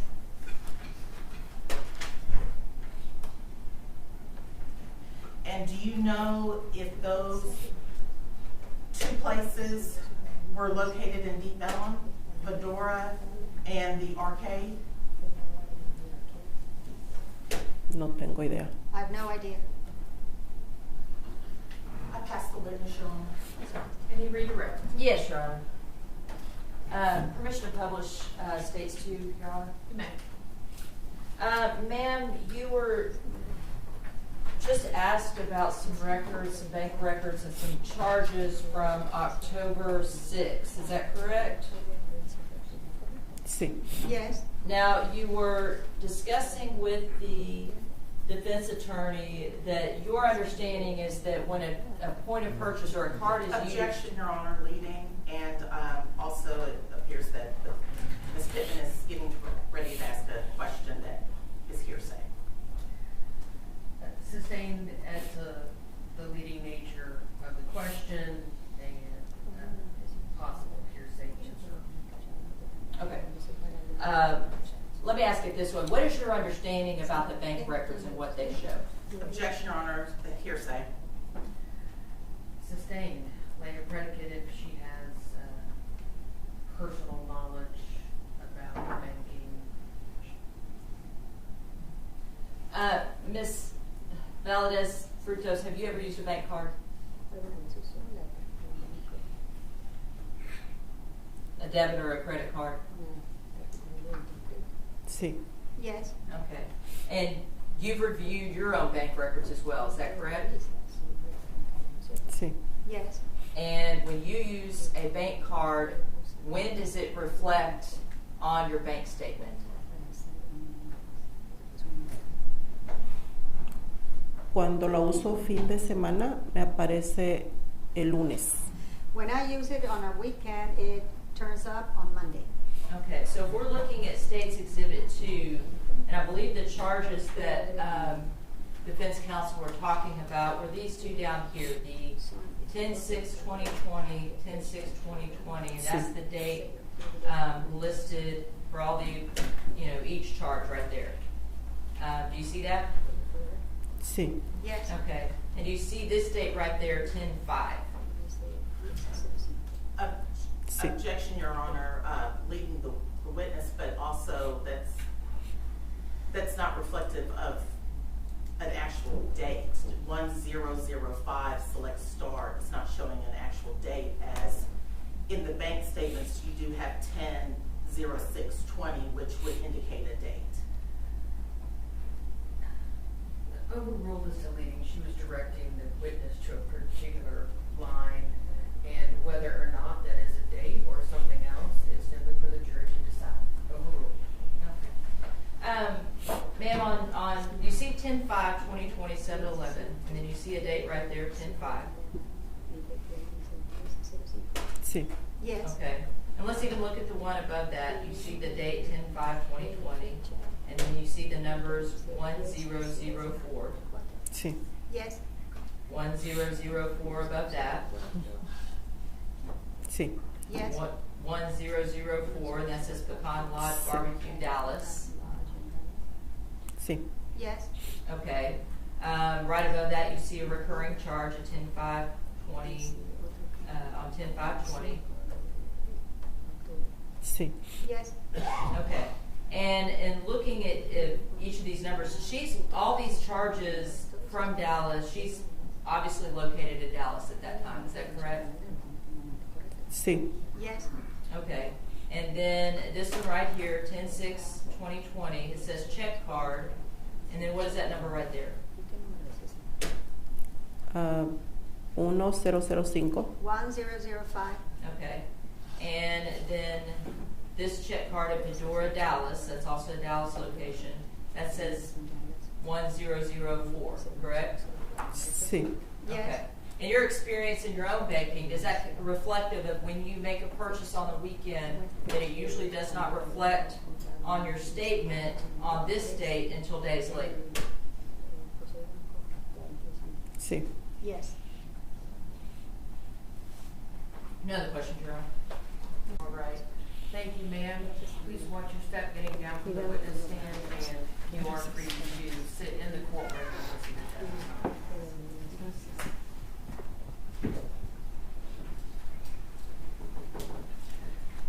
All right, ladies, gentlemen of the jury, we have been hearing testimony for the last hour and a half. It is time for our morning break. I always say we'll break for 5 minutes, but it always ends up being 10, so don't stray. We are in recess, remember your instructions. All right.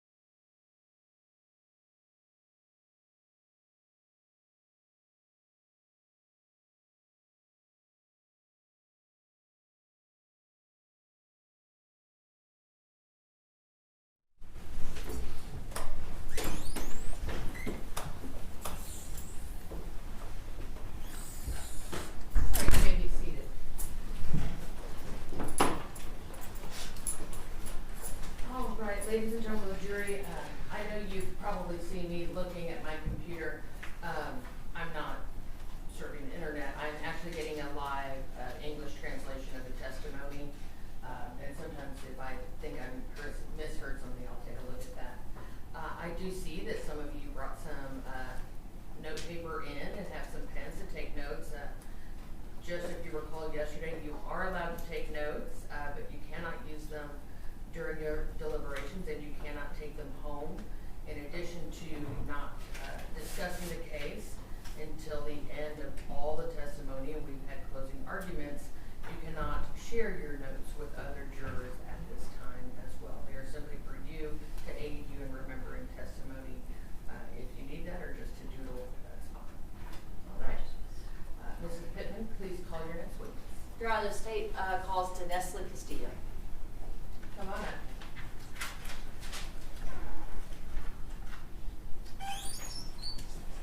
You can go ahead to the witness box. If you would please stop and raise your right hand. Do you solemnly swear or affirm that the testimony you're about to give in this case will be the truth, the whole truth, and nothing but the truth, so help you God? Yes. Thank you. You may be seated. May I proceed, Your Honor? You may. Ma'am, can you state your name for the court reporter and spell it, please? Denesly Castillo, Dennnesly Castillo.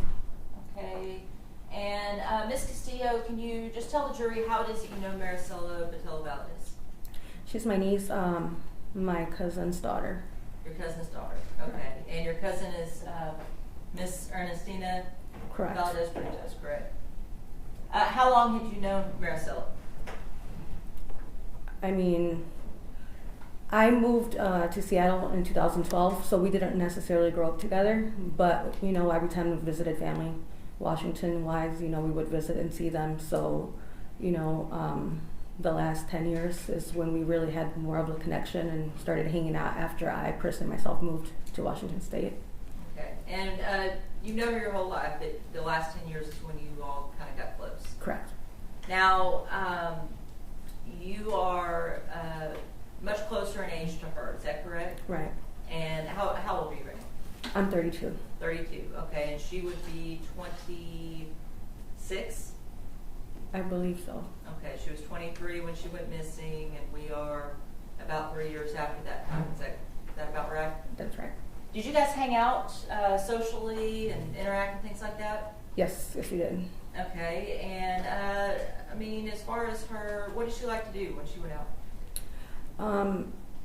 So I would pick her up, and one of the things that we like to do a lot was to go frequent the beach. We would go to the beach and hang out with my daughters.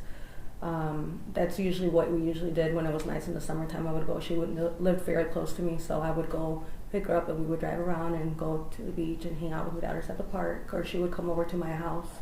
Okay. You know, just hang out there. And me not personally being from Seattle, not spending a lot of time there, the beach is a little different than, you know, maybe Texas beaches, right? Mm-hmm. Cold water, but very pretty trees, things of that nature? Yes. What Yes. kinds of things would you do at the beach? We like to get food and kind of do like a little picnic thing.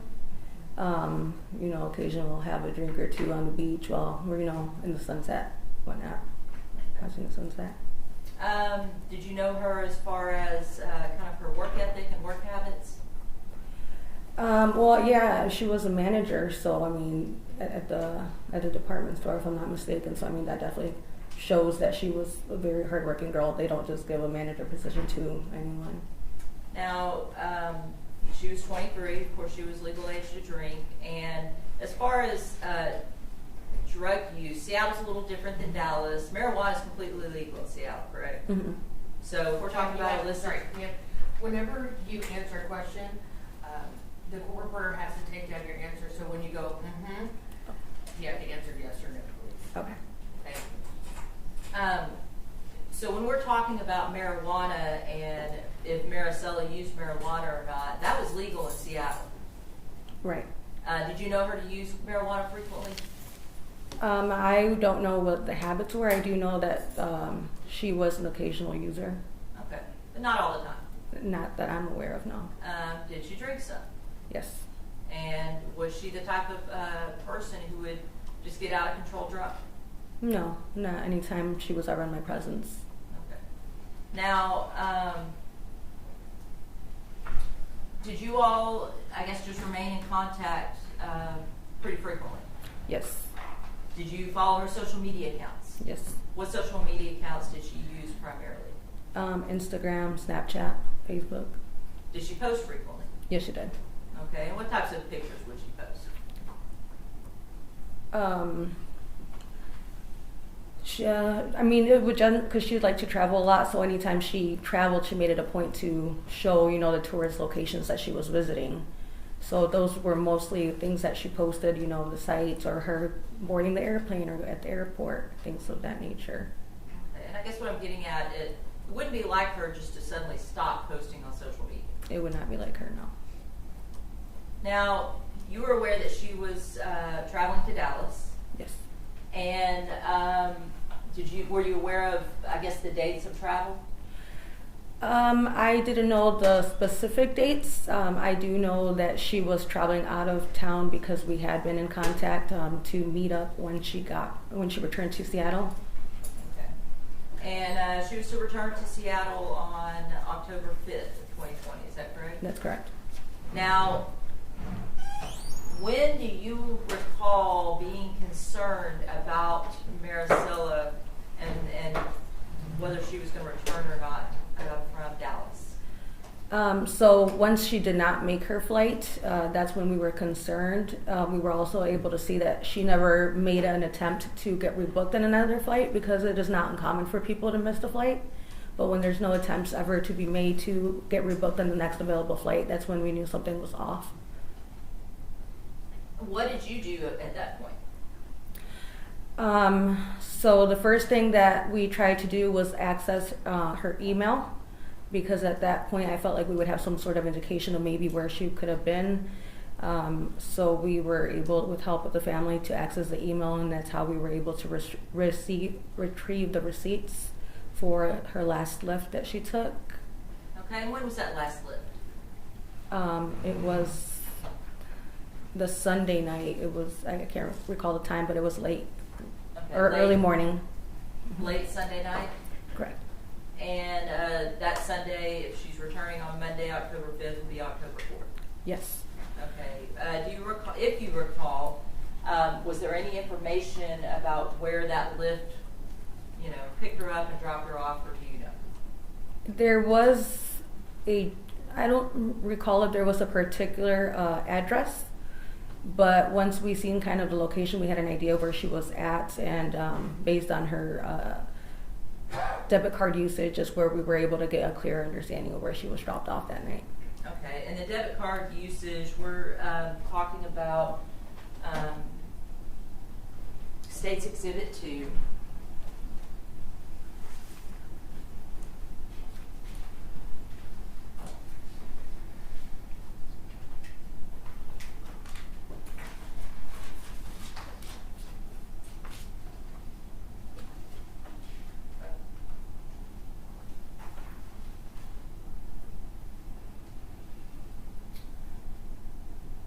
And if you can see on that screen,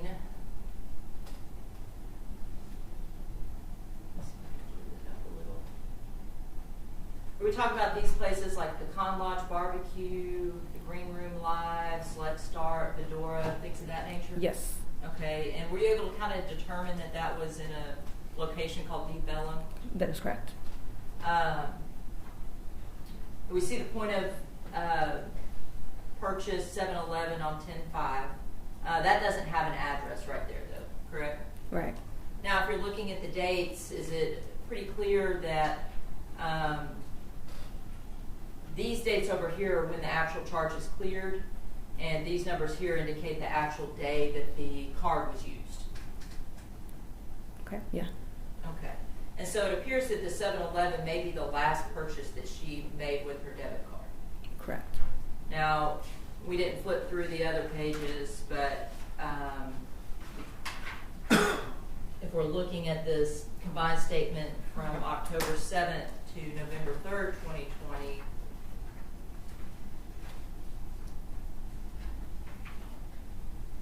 she got a payroll deposit there on October 7th of 2020. And then it looks like this lift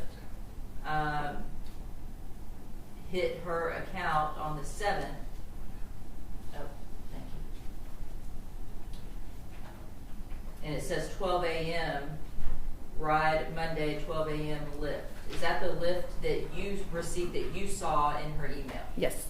And that indicated that if it was Monday, 12 a.m., that was super in the early morning hours of Monday, October 5th. Correct. This is a recurring charge of DoorDash, and that's in the recurring charge of LA Fitness. Are those the last charges that she had in her bank account? Yes.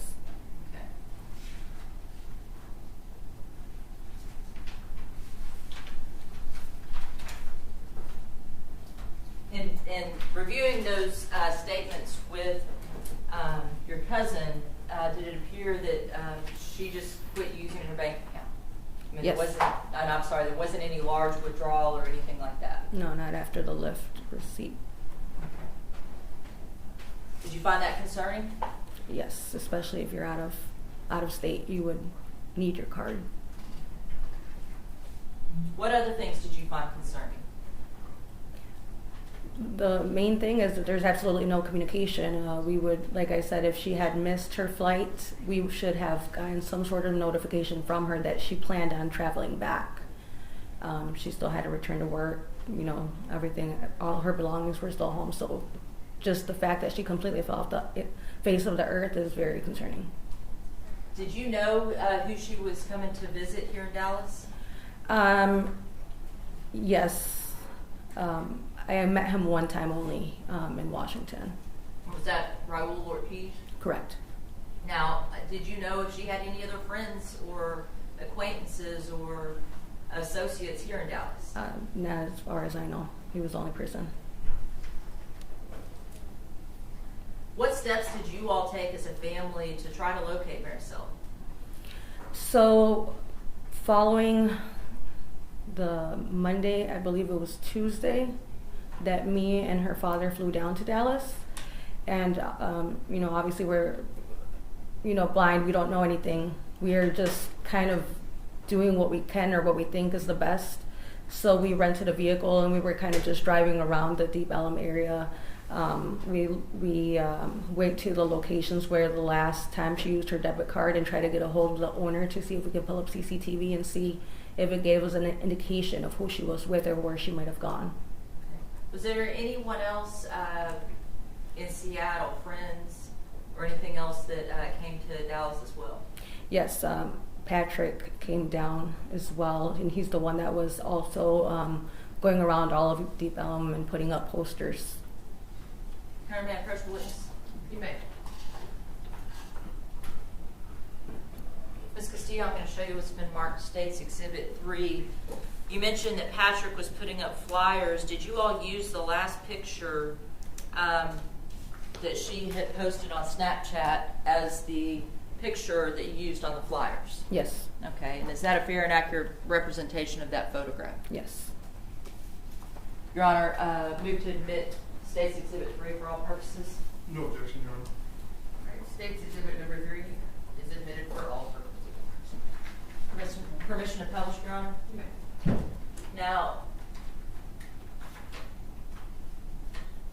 you all obtained this photograph, you said, from her Snapchat, is that correct? Correct. Did she post it in a story, or was it, I don't really know how Snap works, so if you can kind of explain to the jury, for those of us that don't know about Snapchat, how does Snapchat work?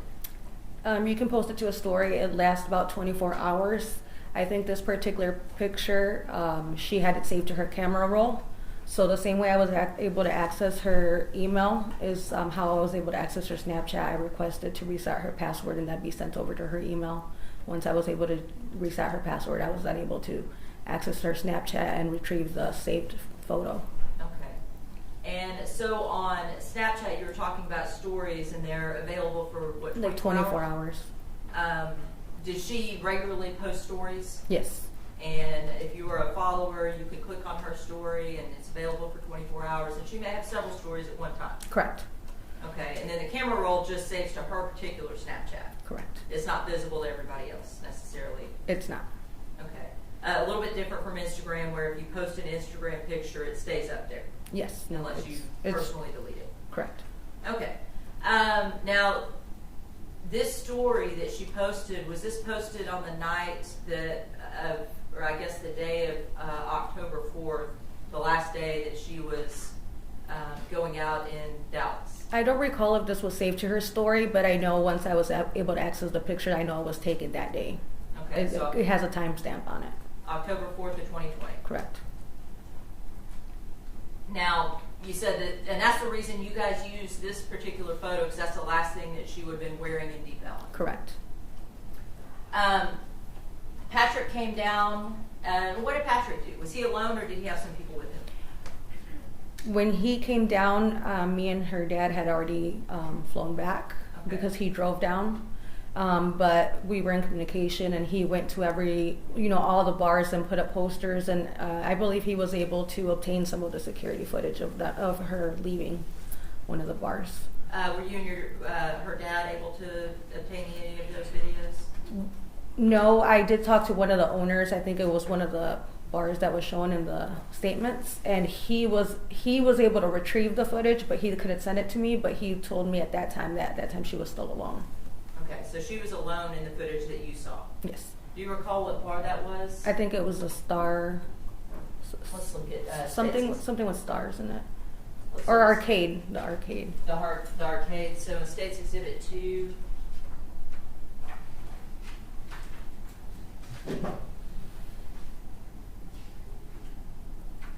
One of the last locations or bars, there's the Green Room, Select Start Arcade. That one, Select Start Arcade. Okay. I believe that's when she had first arrived into Deep Ellum. After taking the lift. After taking the lift. Okay. So she's seen on camera at Select Start Arcade. Do you recall that footage? No, it was very blurry. I think she was sitting at the bar, just talking to the bartender on that one. When she was sitting there, did she appear out of sorts, not knowing what she was doing, No. completely beside herself, No. anything like that? She seemed fine. Seemed fine. Now, you said Patrick came down.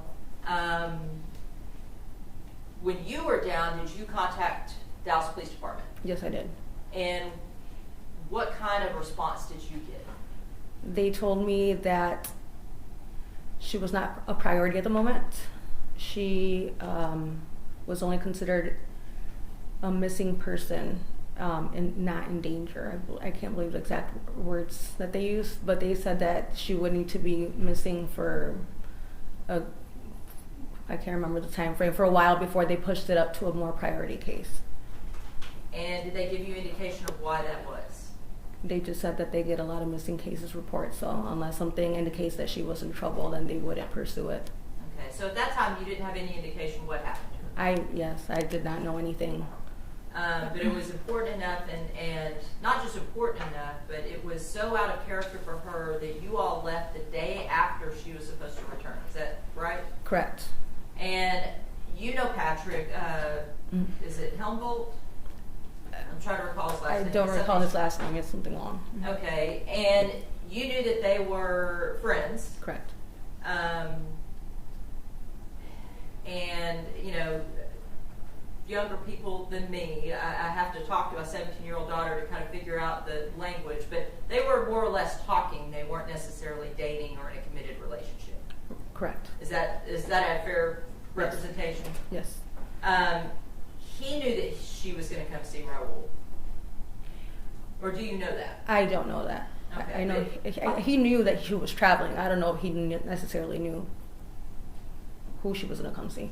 Okay. But she knew that he was seeing other people, so it wasn't this committed relationship. Correct. It was important enough to him to drive from Seattle overnight. He also spent a lot of time with her, so he knew that it was very out of character. Okay. Do you recall seeing any, do you recall when kind of the media got involved in this case?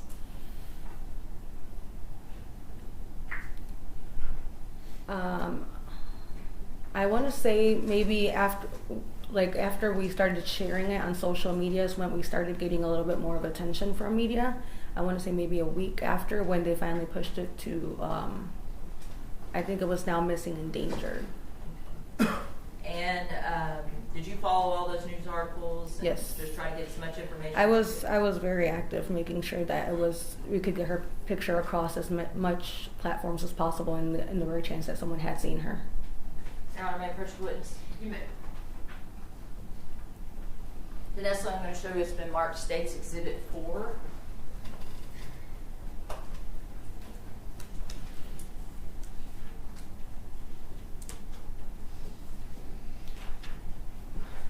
Do you recognize that headline of the article, and one of the first articles that kind of hit the media? Yes. Okay.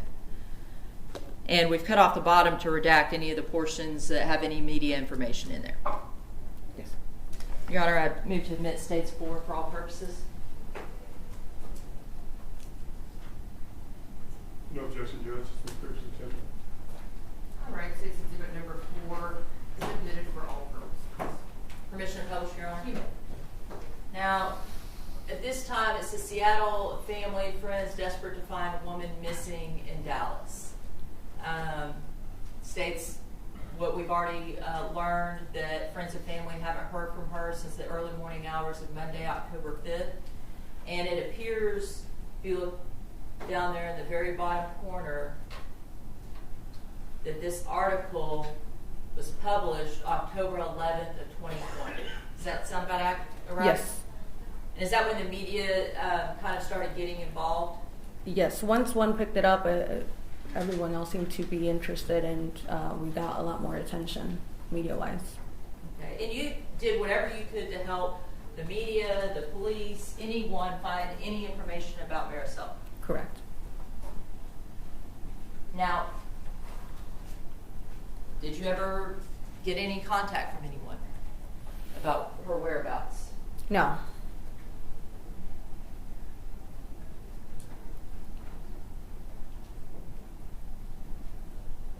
Is it fair to say you were frustrated in the beginning with the police department? Yes. What was it like to just be so concerned and so worrying about her and her whereabouts, and just to kind of get that response? It was very frustrating because I was literally going back and forth with the person who told us that it was not an endangered, like she was not a person of priority at the time. You know, I recall I asked him if he has kids, and he stated he did, and I said, wouldn't you think, you know, if your child is missing, to look for them, or you have to wait until something happens for you to actually look for her? And at that point he said, I understand, but until we have any evidence that she may be in danger, there's nothing we can do at the time.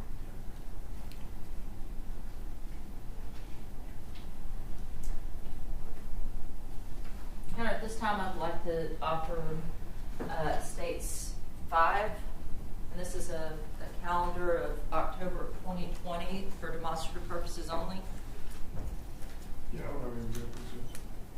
All right, State's Exhibit number 5, a 2020 calendar, is admitted for demonstrative purposes only.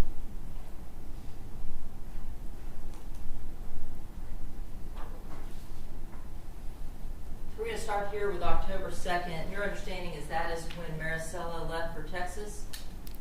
I believe so, yes.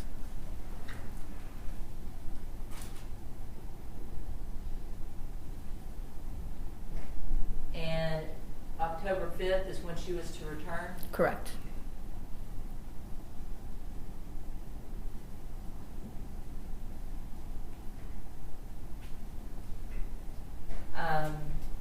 You testified before that the Lyft receipt was in the early morning hours of the 5th or late hours of the 4th. Is that correct? That's correct.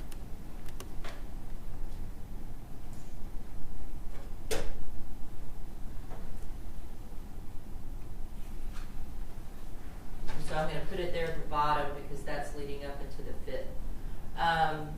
Her last point of purchase charge, based on those bank records was Oh, would have been also the Sunday the 4th. Sunday the 4th at Deep Ellum Bars. Correct.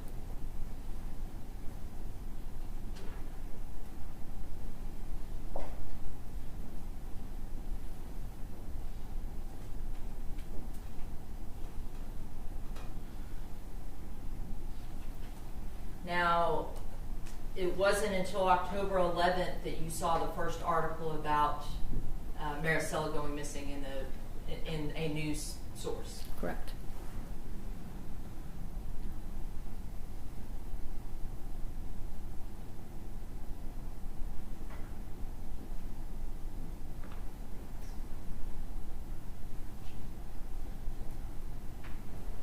You testified before that her father, Salvador Botello, and yourself flew down on the 6th. Is that correct? That's correct.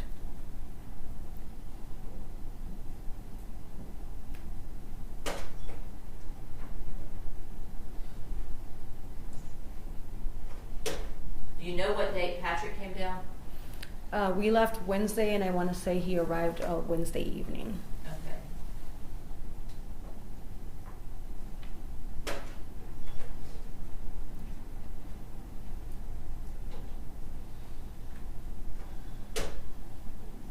Did you all visit with Raul Ortiz when you all were here? We did. And what information did you learn from him?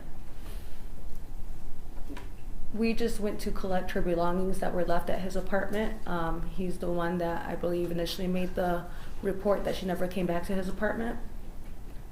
Okay.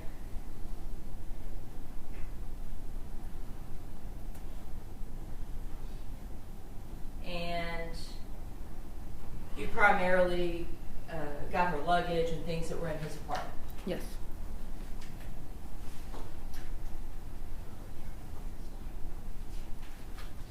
When did you learn that Miss Marisela wasn't coming back?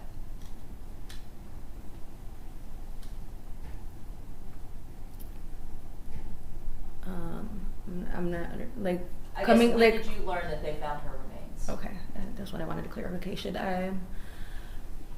It was 6 months later, I think, when they finally told us that they had found her remains. And tell the jury what that was like.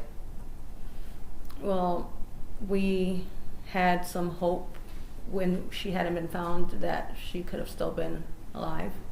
We were hanging on to that hope because it had been such a long time that we were. I mean, there was no good outcome in the fact that she was missing, but we really thought that we would have her back with us. And when they told us that they found her remains, then at that point we absolutely knew that there was, nothing to make it any better at that point.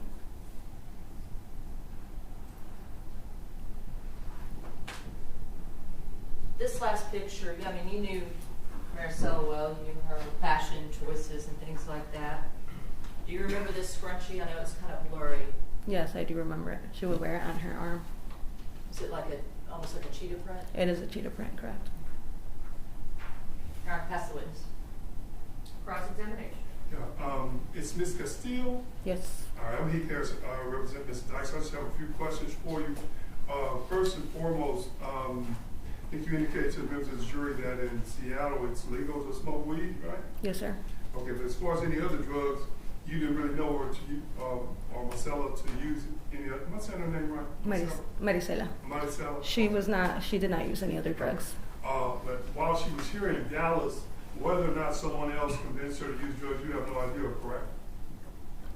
I wouldn't think she would. That's not my question. Whether or not someone else influenced her to use drugs other than weed while she was here in Dallas, you have no idea, because you went with her, were you? I was not. Okay. Madam Prosecutor.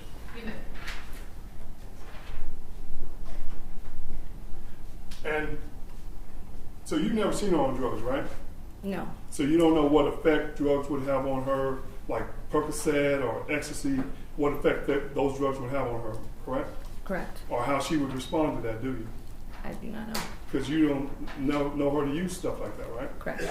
Let me get this marked as defense 1.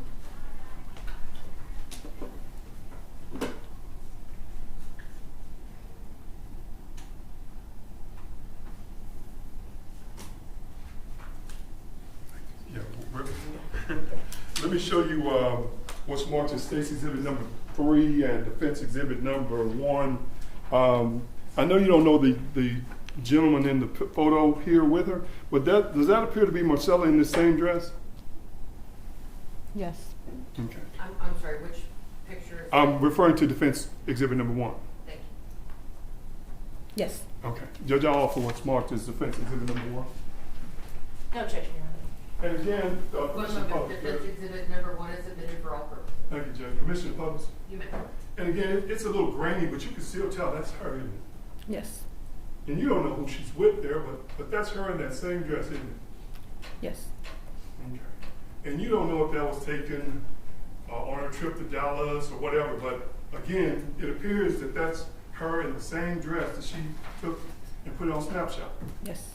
All right. You indicated that while she was in Dallas, you didn't necessarily have communications with her, right? You were just following her on social media or whatever. Correct. All right. You said at some point you and the dad or the family became concerned to the extent that y'all called police. Correct.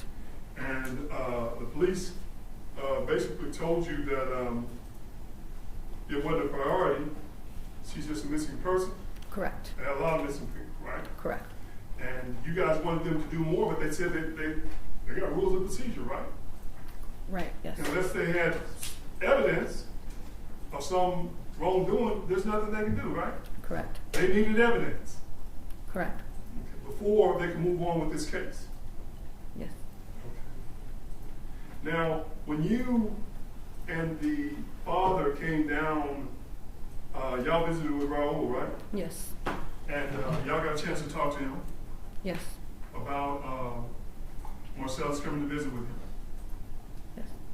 And were y'all, did y'all have any concern about why he would allow Marcellus to go back to Deep Ellum by herself at that time of night? Yes. Y'all questioned him about that, right? Correct. And to be honest with this jury, everyone was really suspicious about Raul and what he had to do with Marcel's disappearance, correct? Yes. And y'all let him know that, didn't you? Yes, we did. Especially Patrick. Would you agree with that? I don't know. Okay.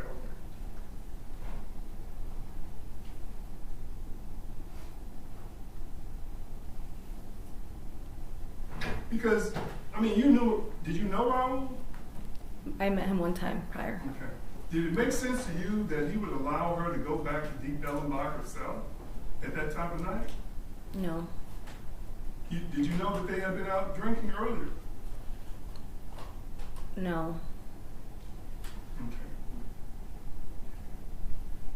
All right. As far as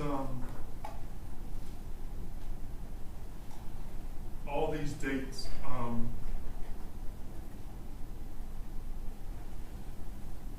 let's subtract that.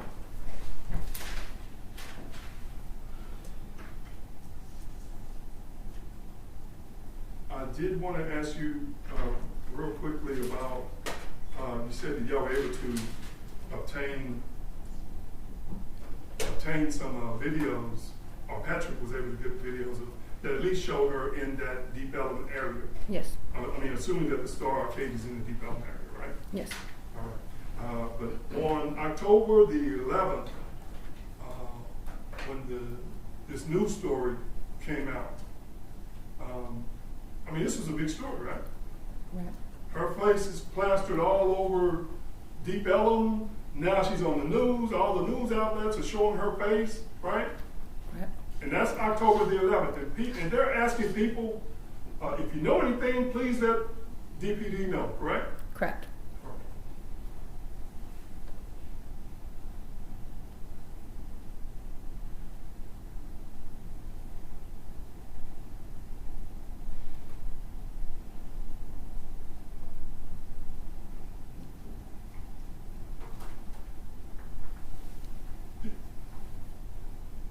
This may be a better question for one of the detectives or something, but did you know anything about tips that DPD may have received from Crime Stoppers talking about people seeing her? Just if you know.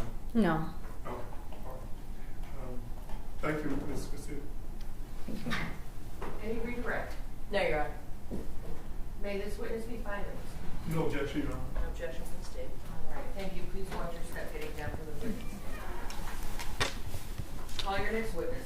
Your Honor, the state calls Raul Ortiz.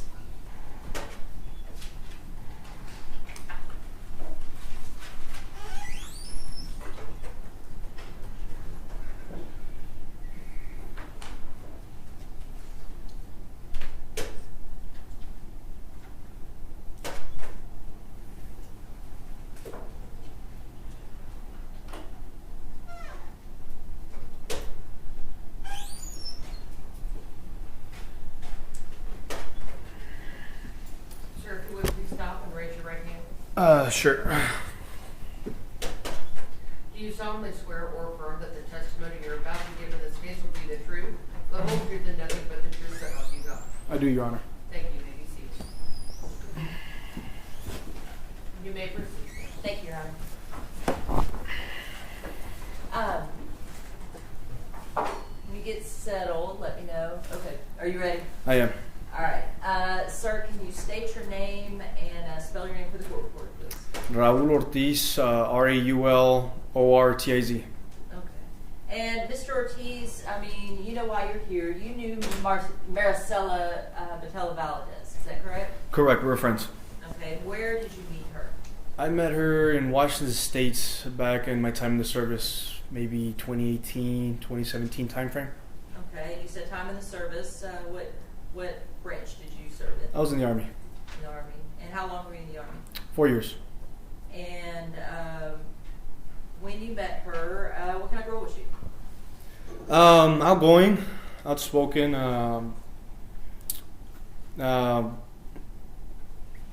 there's more characteristics, but definitely outgoing, outspoken, kind, things of that nature.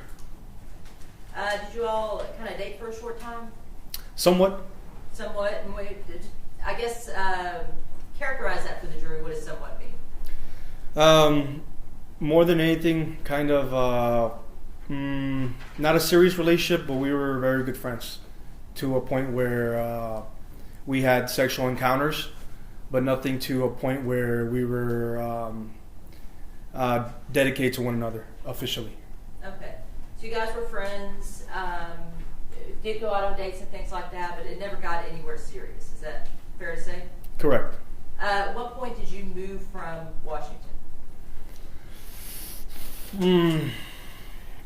What time did I move out of Washington? I'd say January 2019 is when I got out of there. Okay. And where did you relocate to? I relocated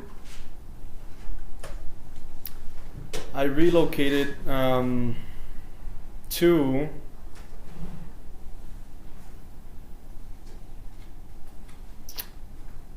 either Texas or New York. Texas and New York was one or the other.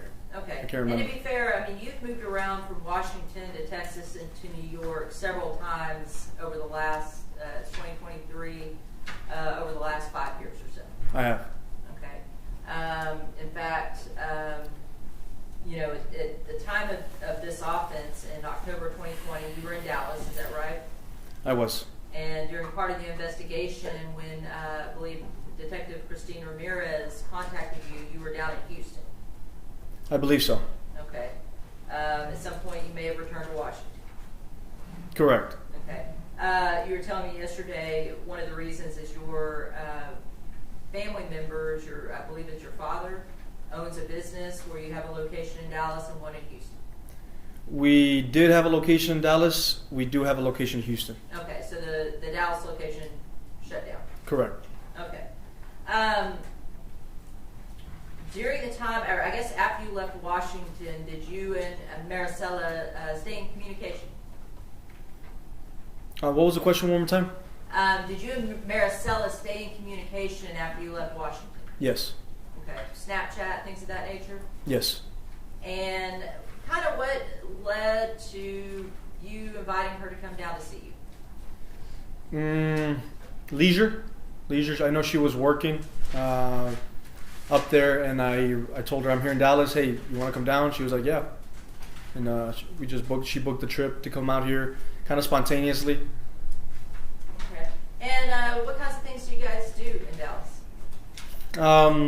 The typical things: sightseeing, eating, drinking.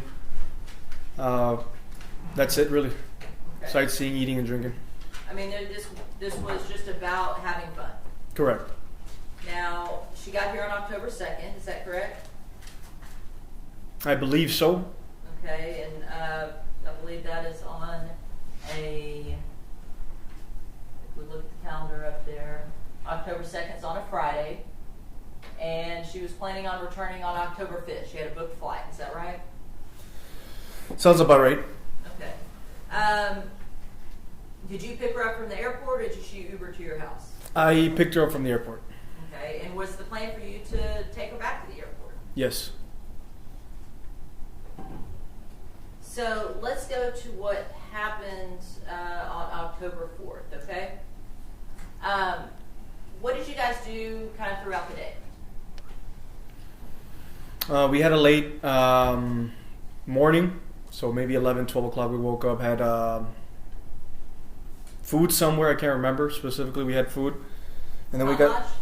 Excuse me? Pecan Lodge, maybe? I'm not entirely sure what that reference means. Okay. The Pecan Lodge barbecue place in Deep Ellum. You know, again, I don't remember. Okay. I really no don't problem. remember. So you guys have some food. What else? Probably a few cocktails. The specifics of that day, I really don't remember. What I do know is that more than likely we had cocktails, ate some food, and then got the night started just like any other day. It's a time of leisure, time for us to kind of let loose a little bit, forget about work, and just, kind of live a little bit in the moment. When you knew her in Seattle, did she drink and hang out and party? Occasionally, yes. Okay. Was she the type to get out of control? No. Did you know her to be a drug user? No. Now, this weekend that she stayed with you, did you all drink and party? Yes. Okay. Do you recall if she ever used any other substances? No.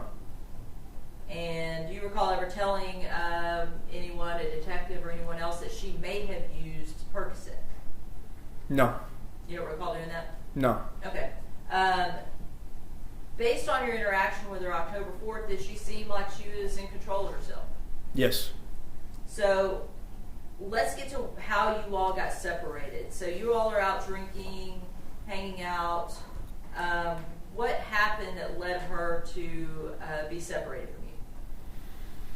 Okay. I don't remember the specific timeline, but the reason we split up was because I had vomit on my shirt because I was drunk, and we went to my apartment, and I didn't have the keys to get in it, and my roommate was long gone. So I wasn't gonna go out. I told her, hey, if I get into my apartment, let's meet up at Deep Ellum. So she got an Uber, went to Deep Ellum, and I literally slept outside my apartment, out in the balcony, like vomit on me. And that's when the next morning I woke up. I was messaging her all morning, and she just didn't respond. That night, I mean, did you have any concerns, or was there any, reluctance to let her leave without you back down to Deep Ellum? One more time? Did you have any reluctance or concerns about letting this pretty young girl go back down to Deep Ellum on her own? No. What did you think when you woke up the next morning and she wasn't there? Me being from Texas and me seeing what I've seen in my lifetime, I figured something bad had happened. How did that make you feel? Pretty bad to a point where I immediately called it in as a missing person because I could tell something was wrong.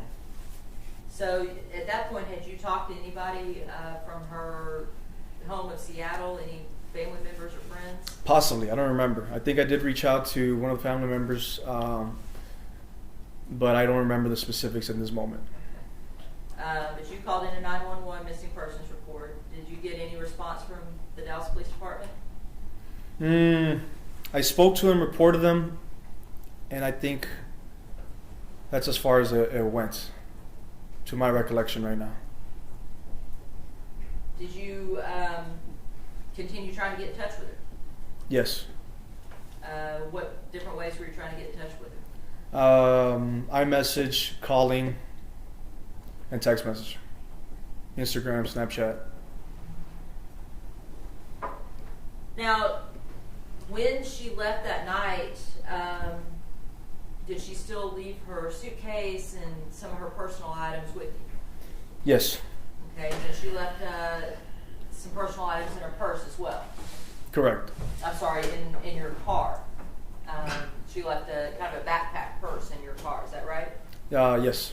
Okay. During that time, the coronavirus, the pandemic, was still a pretty big concern in Texas. Do you recall at that time people were having to wear face masks in buildings and things like that? Yes.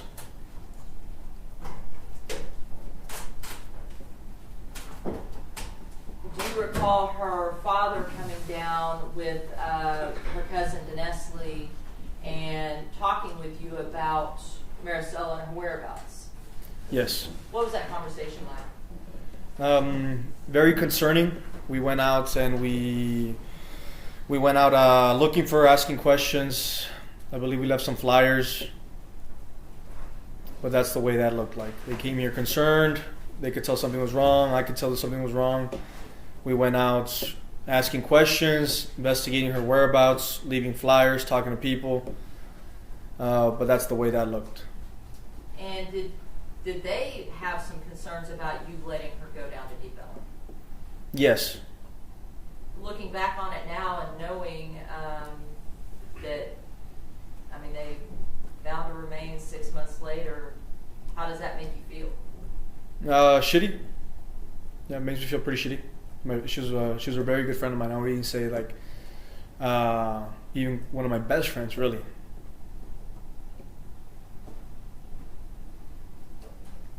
Now, you talked about her leaving some of her belongings in your car.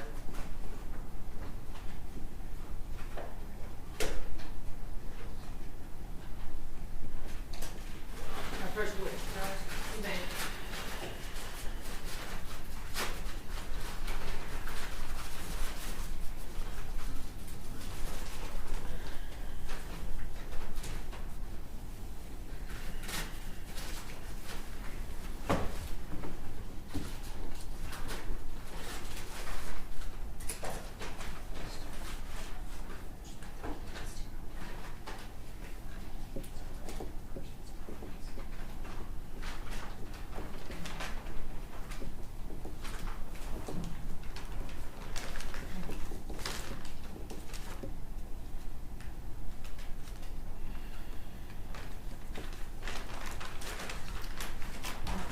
Raul, I'm going to show you the contents of this bag, marked States Exhibit 6.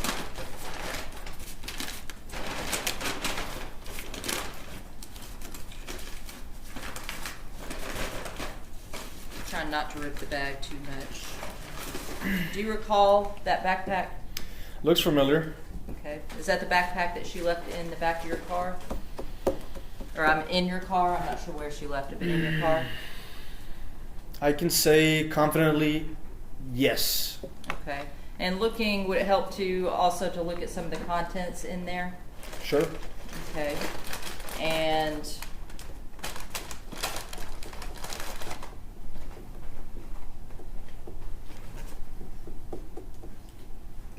a ticket, a book,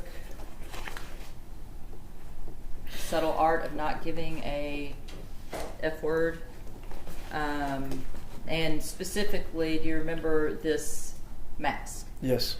Okay. Your Honor, I'd like to offer States 6, the contents, the backpack and contents, No for all objection. purposes. No objection. All right, States Exhibit number 6, a brown old-fashioned shopping bag with a tan backpack, and the contents therein are admitted for all purposes. Okay. And permission to publish, Your Honor? So some of the contents We talked about a book. She was planning on returning it's about a 4-hour flight from Seattle. Is that correct? That sounds about right. Okay.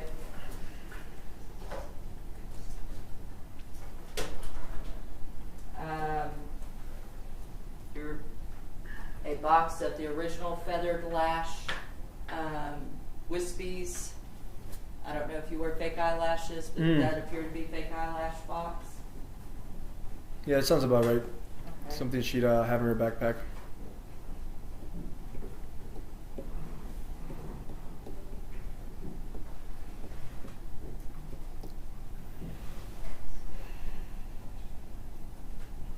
Magnet from Seattle.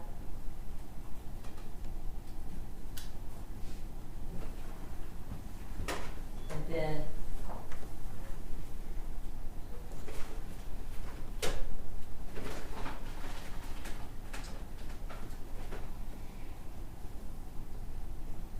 this cheetah print face mask. Definitely. Yeah, as I'm making memory now, I do remember that specific backpack on her body and her bringing it in here. Mm-hmm. And do you recall her wearing a specific face mask during her time here in Dallas? Yes.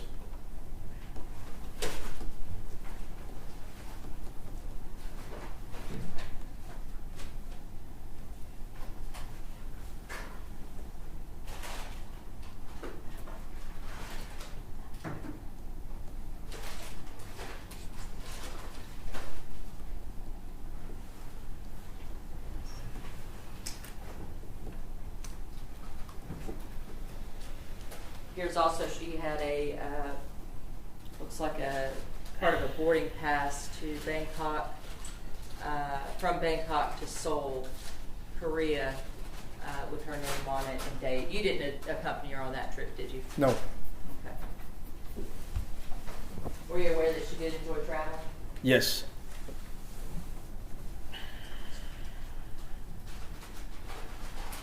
Also contained in that backpack, Cheez-Its, regular snack, Brooklyn, a Delta napkin. Do you recall what airline you picked her up from? I don't recall.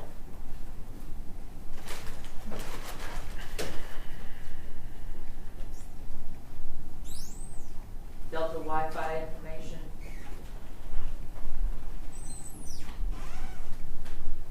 And then also what appears to be snacks that they hand out on a plane, Delta biscuit.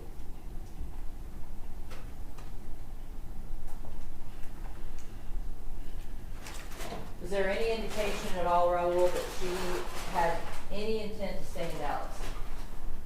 No.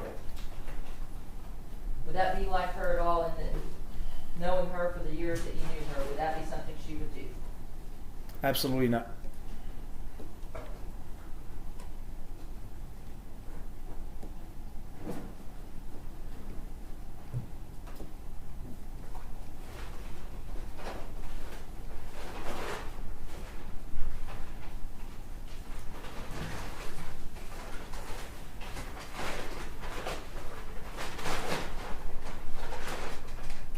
Your Honor, at this time, the state passes the witness.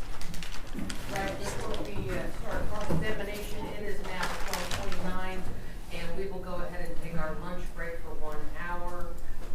Ladies and gentlemen of the jury, please remember your instructions. Mr. Ortiz, if you would stand down and wait for the attorneys in the DA workroom. We will resume at 1:30 p.m.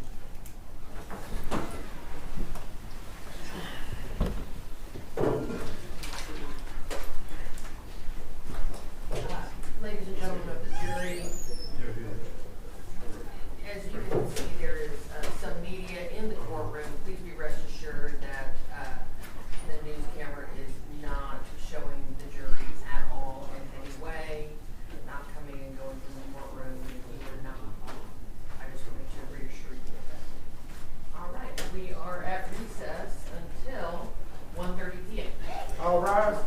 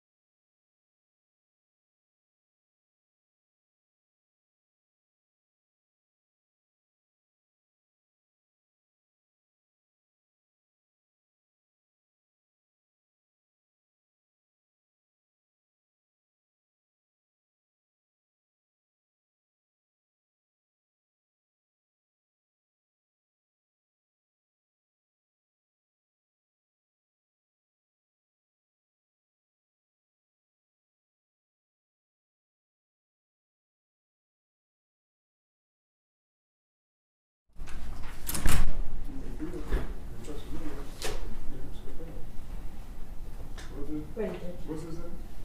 All right, we're back on the record outside the presence and hearing of the jury. What, Ms. Pittman, do you have something to put on the record?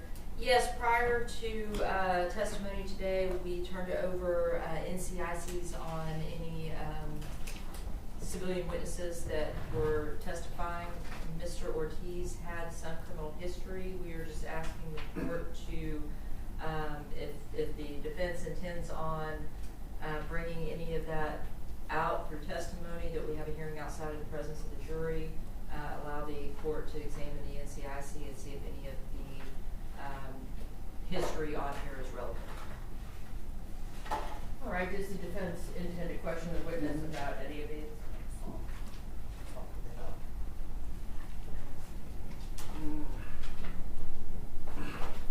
There's an assault conviction in 2017 is my understanding. Is that what we're talking about? Out of the county? Hold on, the door's open. Thank you. Oh, this is federal.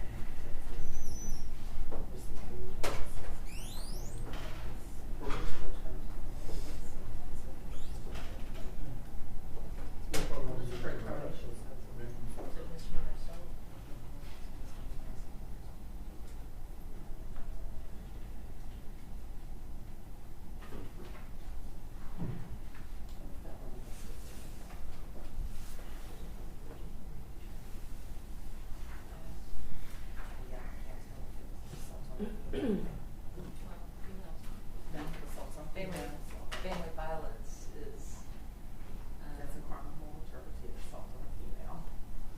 so vile assault to female is a crime of moral turpitude? Man, assault. Depending on your relationship with them. You thought that was your a family member. Well, do y'all want to talk? I mean, Yeah, Judge, the only thing I would offer is he has an assault conviction, From, 2017. all right. it's a See the NCIC TCS? yes, Your Honor. I make sure I have all of it. They were going through it. I'm sorry, Judge, I didn't. This is the particular assault that they're talking about, Judge.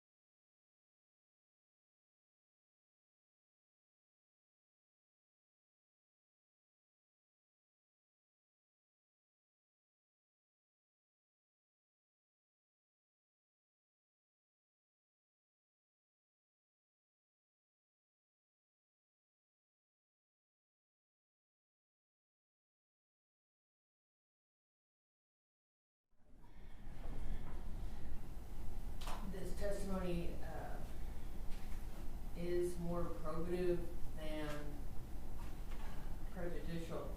Therefore, the defense will be allowed to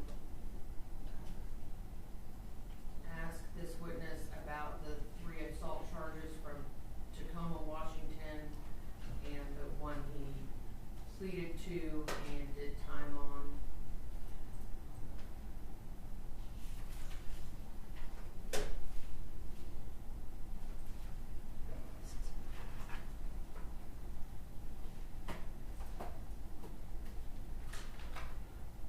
I will allow the defense to get into the fact that this witness is currently charged with interfering with an emergency services phone call and assault in Edinburgh, Texas. That those charges are pending.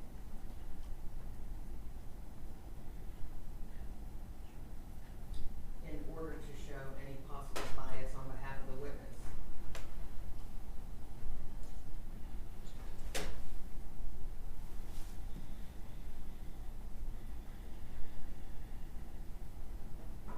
Your Honor, I wish to renew the state's objection under 609A, and that it's required, right, that the evidence of the criminal conviction to attack the witness's character for truthfulness be all 3, right? That has to be the felony or moral turpitude and outweigh. It does, unless it's possible to show bias. And this witness does have pending cases in the state, and is testifying for state's prosecutors. Therefore, I will allow the defense to ask him whether he is receiving any benefit for those pending cases. Understood, Your Honor. All right. Are we ready for the jury now? Yes, Your Honor. All right, we're ready for the jury.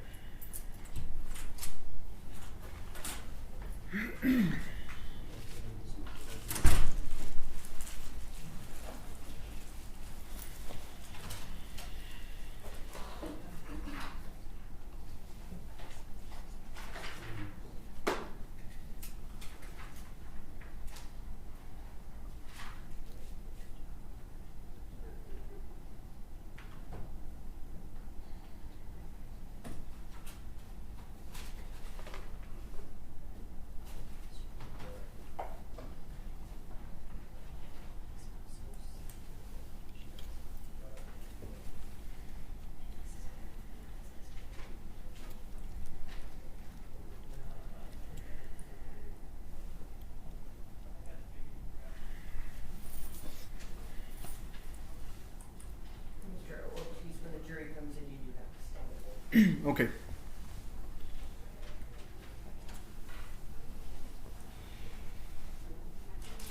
We're ready, Mr. Sadler, thank you. All rise.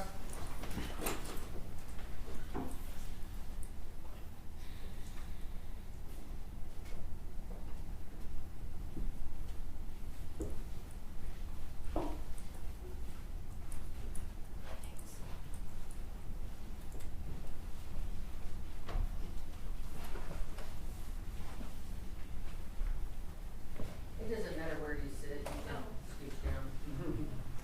That's all right.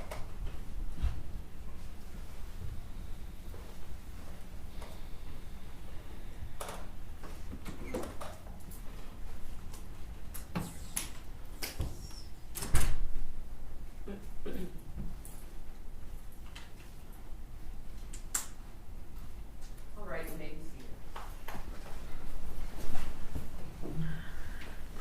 Cross-examination. Thank you. Is this Valadez? Ortiz. Ortiz, I'm sorry. Mr. Ortiz, Raul? Yes, sir. All right. Now I heard you pretty much did everything you could to cooperate with this investigation, correct? Yes, sir. Even though you knew everybody thought you had something to do with it initially, didn't you? Correct, sir.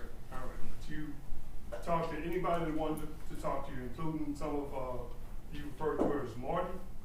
Excuse me, what was the name? You referred to Marisela as Marty. No, I did not. You never referred to her as Marty. No. What do you refer to her as? Mari? Marty. Okay. Well, I don't have to ask accent, man, but I was close. Okay, and loosen up. I'm not trying to trick you or nothing like that, okay? Sure. All right. Bottom line, as far as this case is concerned, you've been under, or you did everything you could to assist in the investigation. I did. Whether it's with the DPD, Detective Ramirez, the FBI, anybody that wanted to talk to you, you talked to them, right? Correct. And I mean, she went all the way to Washington trying to track you down, didn't she? Yes, I did. And when she was in Washington, you had already moved to Houston, remember that? Correct. All right, and you told her exactly where she could find you, didn't you? Correct. And you talked to her, right? Correct. All right, but I want to talk to you specifically about, well, what are the exhibits? May I approach Judge? You bet. Thank you.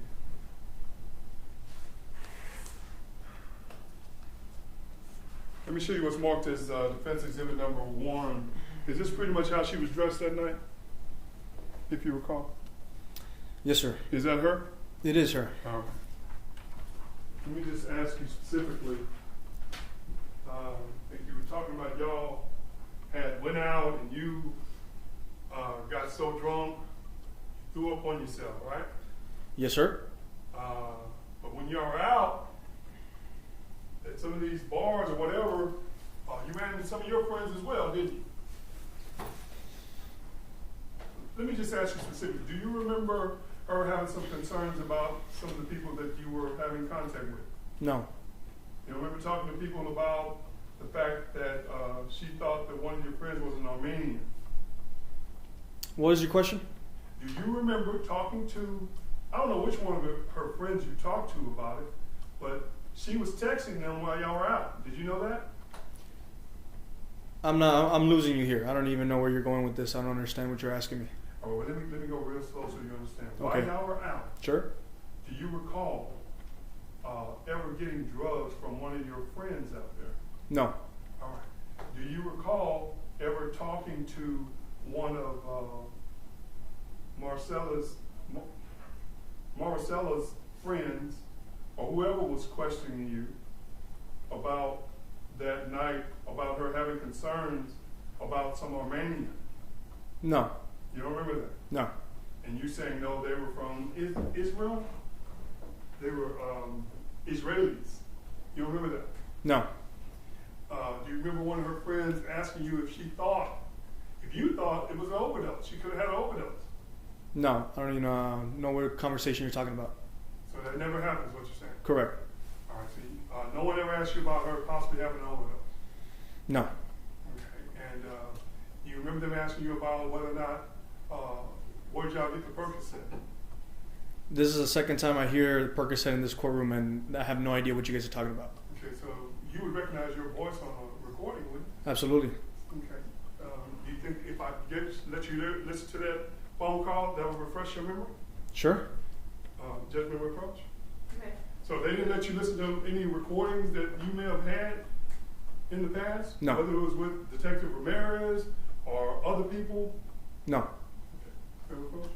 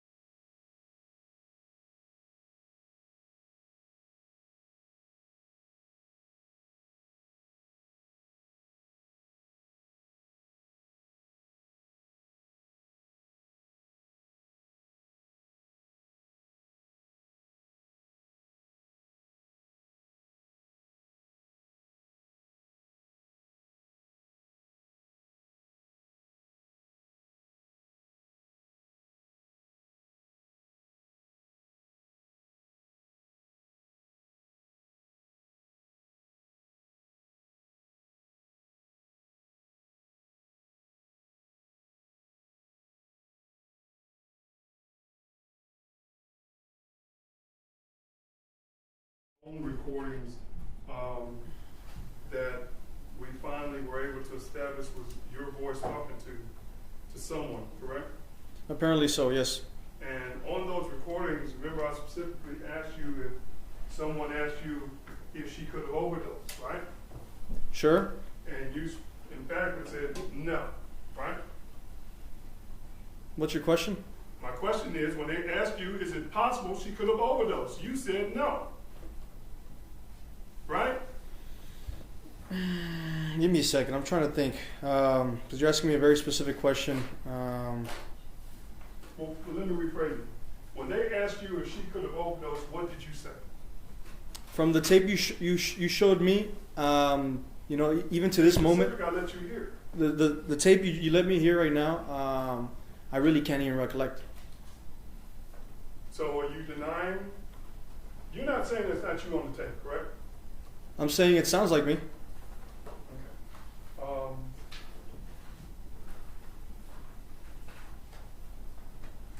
So are you denying that you said,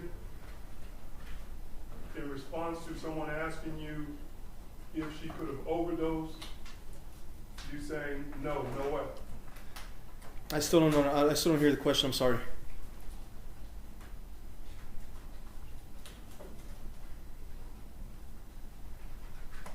My question is, are you denying that on the tape we just heard, when you were asked the question, could she have overdosed? You said, no way. To my recollection, to this very question, for the third, fourth time, I said I don't know. I'm saying no right now. You said no, she did, okay, you're saying no, you don't remember responding to that question? Correct. Or you're saying? Correct. Okay. But you understand the jury hears your voice, right? Sure. And if they hear the tape, I guess they could just determine whether or not if that's your voice on the tape. Would you agree? They can, yeah. Okay. Whether or not you responded that no way. Sure. I don't remember. This is a tape that you're showing me. Okay. Okay. Well, let me ask you. And Judge, the only reason I'm standing is because this is in my vision. That's fine. You remember I asked you about the Percocet? Sure. On the same tape that I just let you hear, Mm-hmm. someone asked you, where did y'all get the Percocet? Mm-hmm. Remember that? Yes, sir. And you said, I got it from a dude, didn't you? Apparently so. Yes.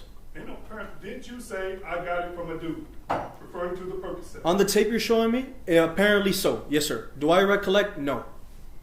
Is that yes? I said, No, I I'm got saying Percocet from a dude. in the tape you showed me, yes. And he referred to where did y'all get the Percocet, didn't you? Sure.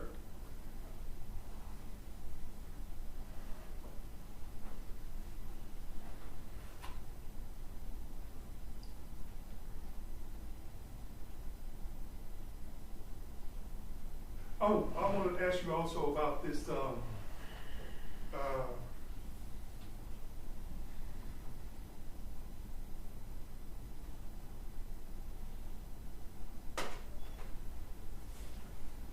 when, I don't know whether it was Detective Ramirez or whoever it was, but they asked you, you emphatically said, look, I did all I can, She even asked my friends, or she asked me about my friends that were Israeli. You remember that?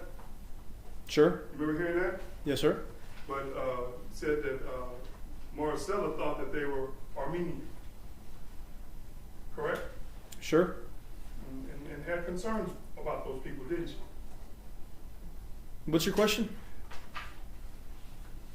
Marisela thought the people that you were calling your friends were Armenian, and she had concerns about those people, didn't she?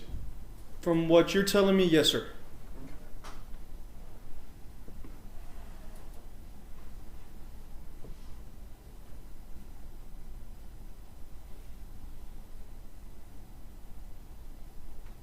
But at some point, I guess what were you drinking that night? Do you remember? No. You get so drunk that you vomit on yourself, right? Correct. But Marcella was drinking too, wasn't she? She was. But she didn't vomit on herself, did she? Correct. Because again, we can see her in this photo, right? Correct? I can see her in that photo, yes. All right. And that's how she appeared when you last saw her. No, I mean, yes, yes, Not with this guy, but yes, yes, yes, sir. yes, sir.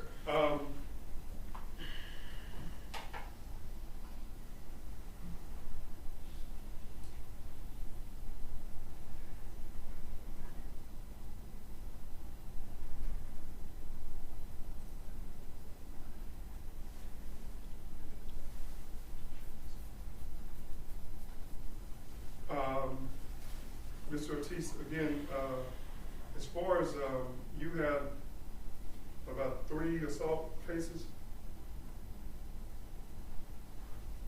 Yeah, you're asking me if I had around 3 assault cases? Yes, sir. Is that your question? Yes, sir. Probably more charged, but I only have 1 on record. Okay. And 1 interference with a. What is interference with what? You got like an interference with a 911 call? Allegedly. Okay. Because that's still pending, right? Correct. And you're not hoping you're going to get any help from the state from coming here and testifying, right? Well, absolutely not. Okay. But on the night that all this happened, and y'all went back to your apartment, you weren't upset with Marisela Botello, were you? One more time, I'm sorry. On the night, after y'all go out, y'all catch an Uber back, or were you driving? Just if you remember, if you don't, you know. No, I really don't remember. Okay. But at some point, y'all get back to your apartment, right? Sure. And she wants to go back out. Okay. You're not upset about that, right? I probably was a little upset, but what could I do? I had vomit all over me. And there was no physical altercation between you and her. Oh, no.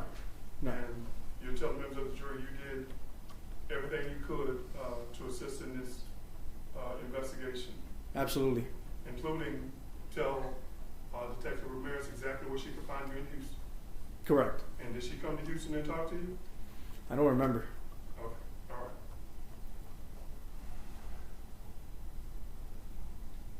And as far as this Percocet,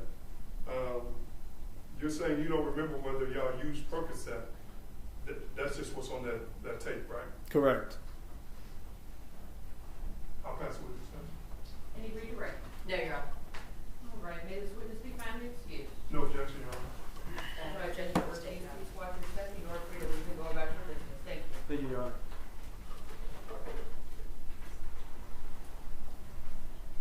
Call your next witness. Your Honor, at this time, the state would call Investigator Waley.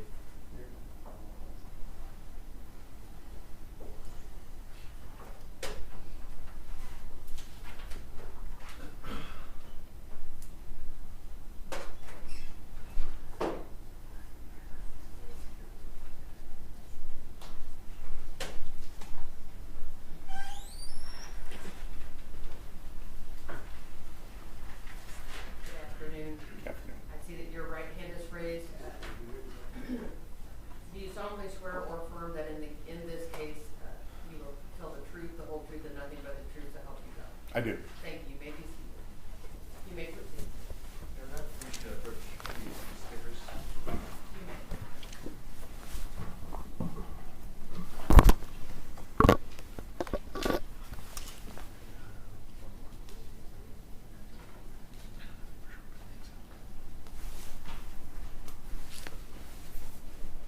Good afternoon. Good afternoon. Could you state and spell your name for the record, sir? Garrick Waley, Garrick Whaley.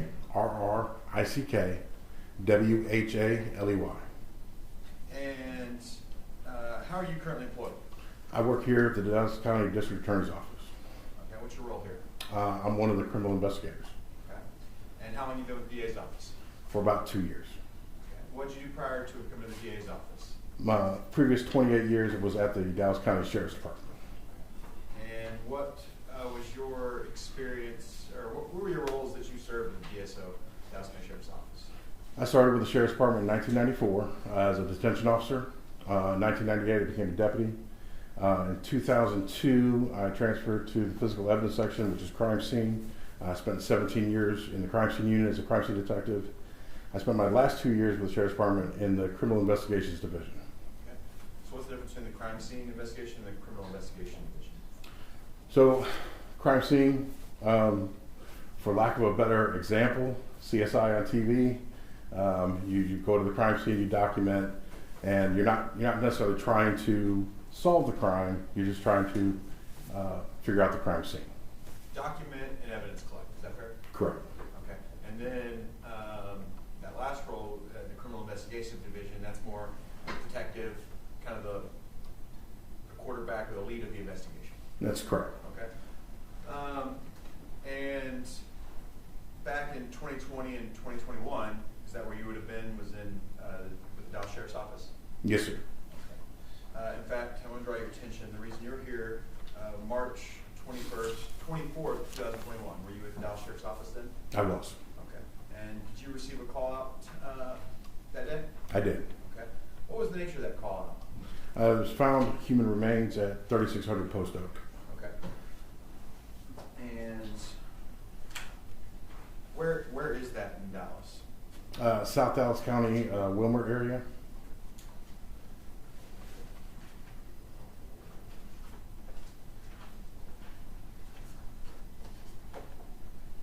Commissioner Bertrand? You may.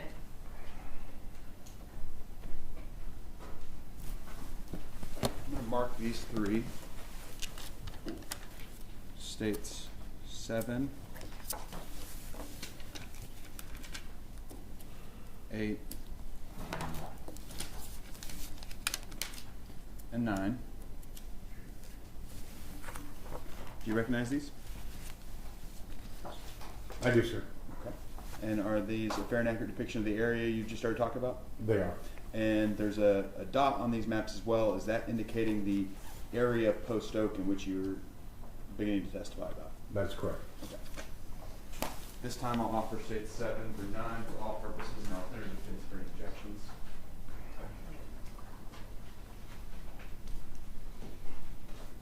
No objection, Your Honor. Thank you. All right, State's Exhibits 7, 8, and 9, which appear to be aerial photographs, are admitted for all purposes. Commissioner Polshaw? You may. So we start here, state 7.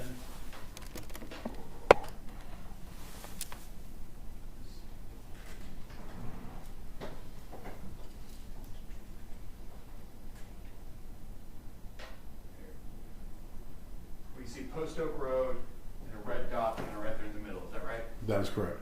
Okay. And that's the actual call-out location for this call of someone found human remains. Correct.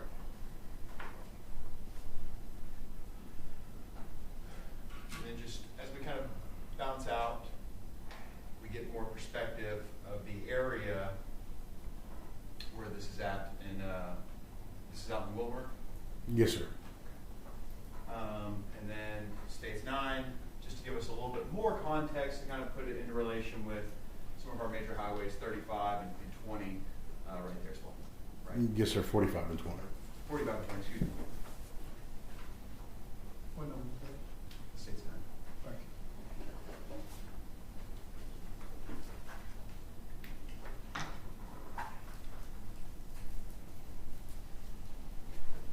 And so you get this call out. Who calls to talk about the human remains?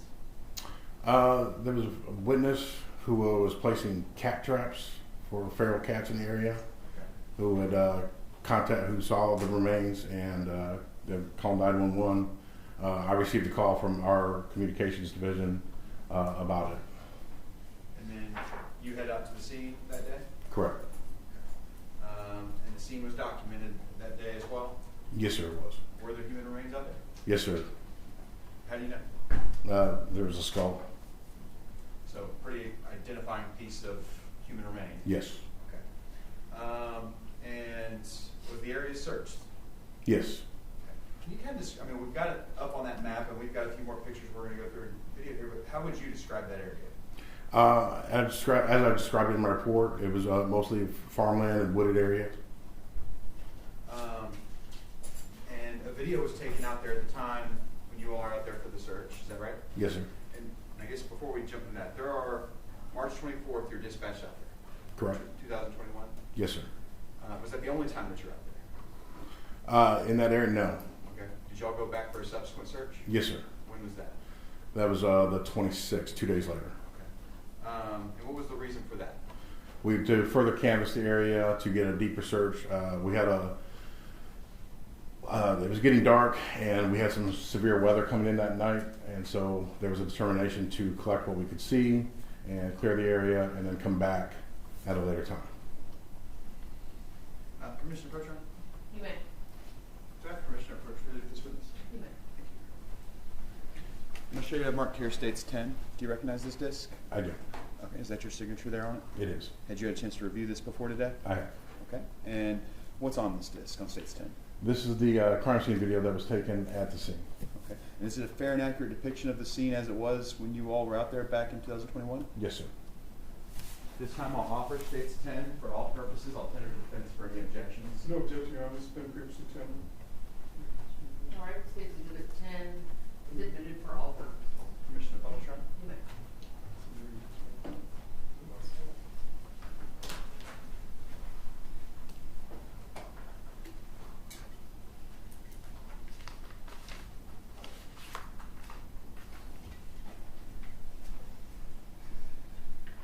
Would you like the laptop? Yes, Your Honor.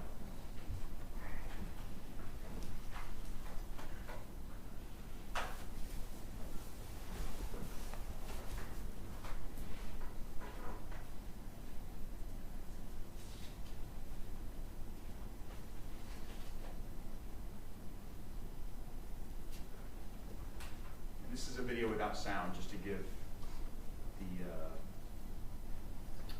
kind of visualization of the area. Is that right? That is correct.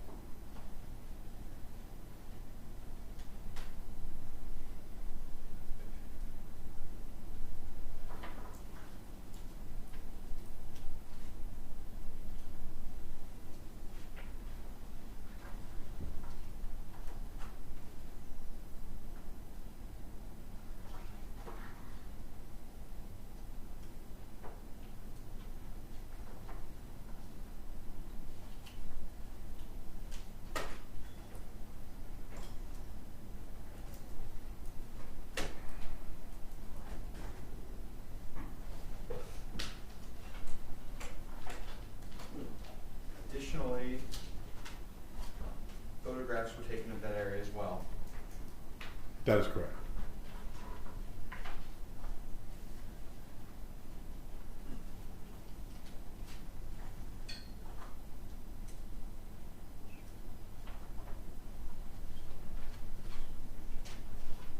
And what was, so whenever there was in between the first time you're out there and the second time, you said that there was rainfall that came as well? Correct. The first initial day that we were out there that evening, there was quite a significant thunderstorm that came through the area. And that area we can see in there, that kind of corner right there on that plot of land, kind of collects a good bit of rain whenever it comes. Yes, sir. In fact, in preparation for trial, you went back out there to the scene with Miss Pittman and I, is that right? That is correct. Had a significant bit of water just recently when we were out there. Yes, sir.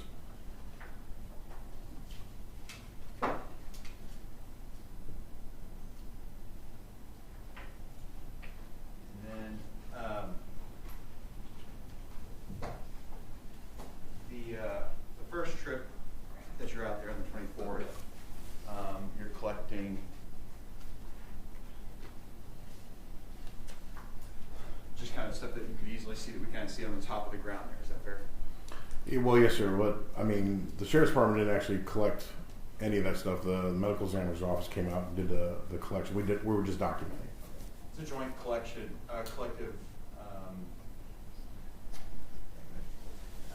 A joint effort, I guess. You've got Dallas Sheriff's Office out there. You said the medical examiner's out there. Do you recall what other agencies were out there? That first initial day, just the sheriff's department and the medical examiner's office. Okay, the follow-up day, who all's out there? It was the sheriff's department, medical examiner's office, and Dallas Police Department. The FBI out there as well? I don't recall them being there. And so you've got a lot of agencies. Were there a lot of people there? 15 to 20. Okay. And then can you describe kind of the efforts of kind of surveilling the area to look for evidence out there? Well, you have the field. It's pretty open right there. The wooded area was a little bit more difficult to get through. It was thick with brush, and it was quite muddy that day, so it was kind of made it very difficult to run through that area.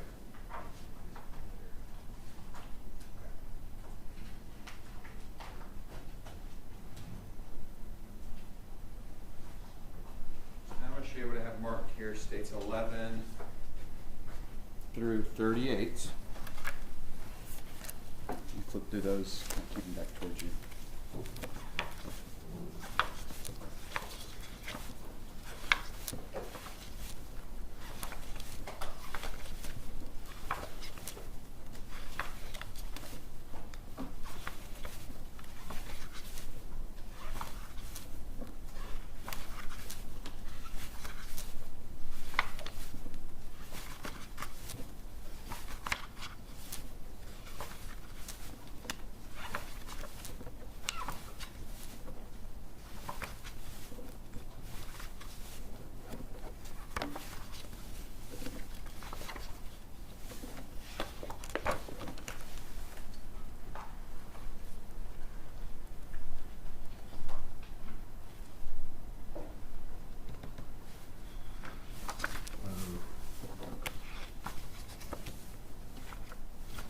Just through all through 38?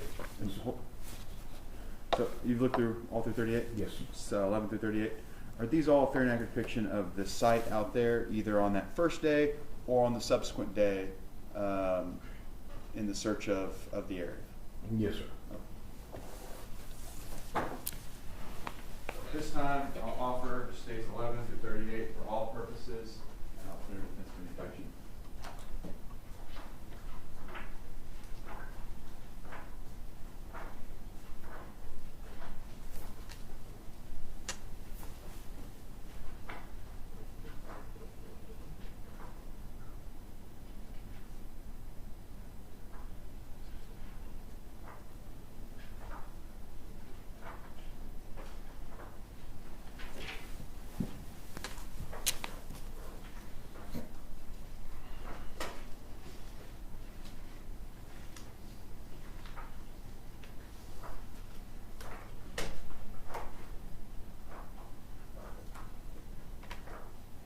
No objection, Judge. They've been previously seen. All All right, State's Exhibits 11 through 38, photographs are admitted for all purposes. Commissioner Clocher? You may.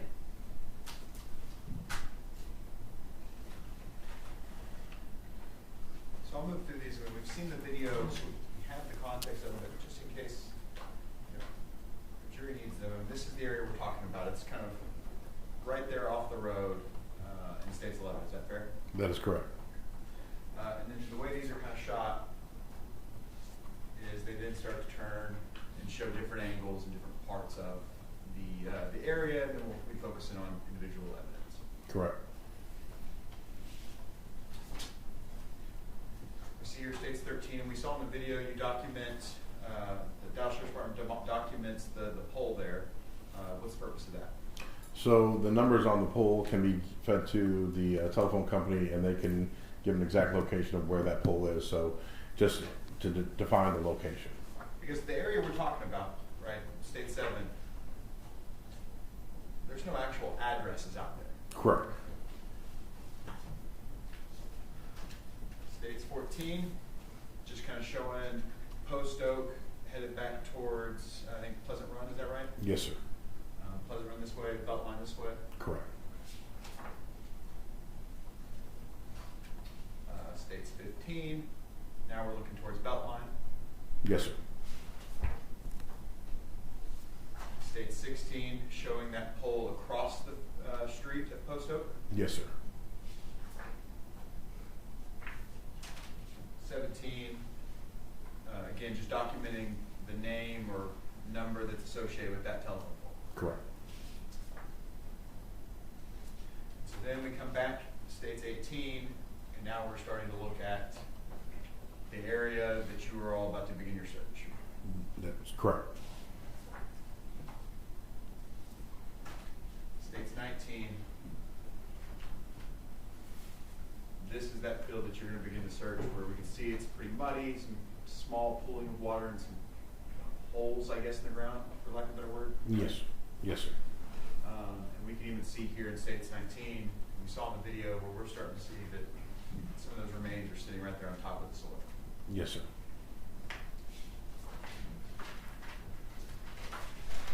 States 20. That's the human skull that you talked about seeing? Yes, sir.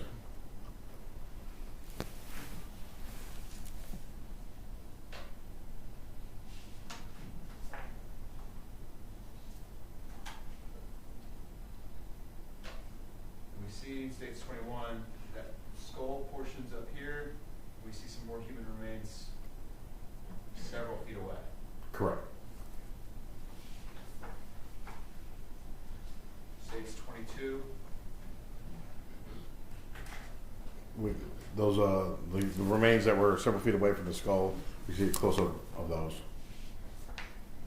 And then 23, we see it again a little bit closer shot. Yes, sir. Same remains, just a different angle.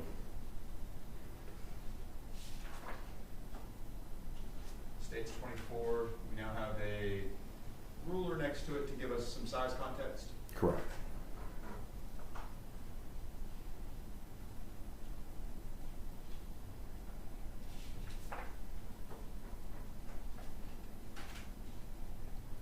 States 25. So, picture of the skull.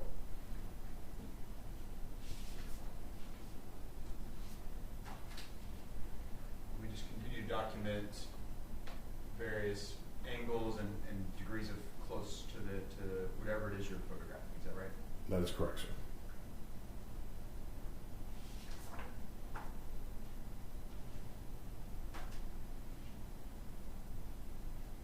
States 27. Again, now we have it with the ruler there to give some context about size. Correct. And then States 28, separate from the skull, is the lower half of the jaw. Yes, sir. States 29. It's close up of the lower jawbone.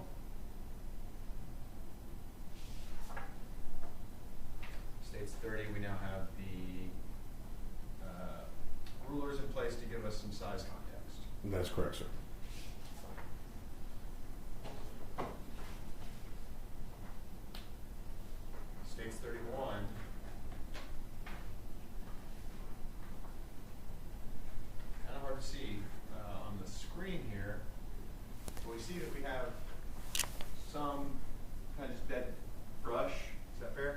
Yes, sir.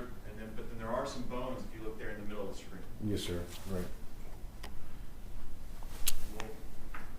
We'll then zoom in on those. States 32. Yes, sir. Close up of those human bones. States 33. And then human bones with a scale in it. States 34.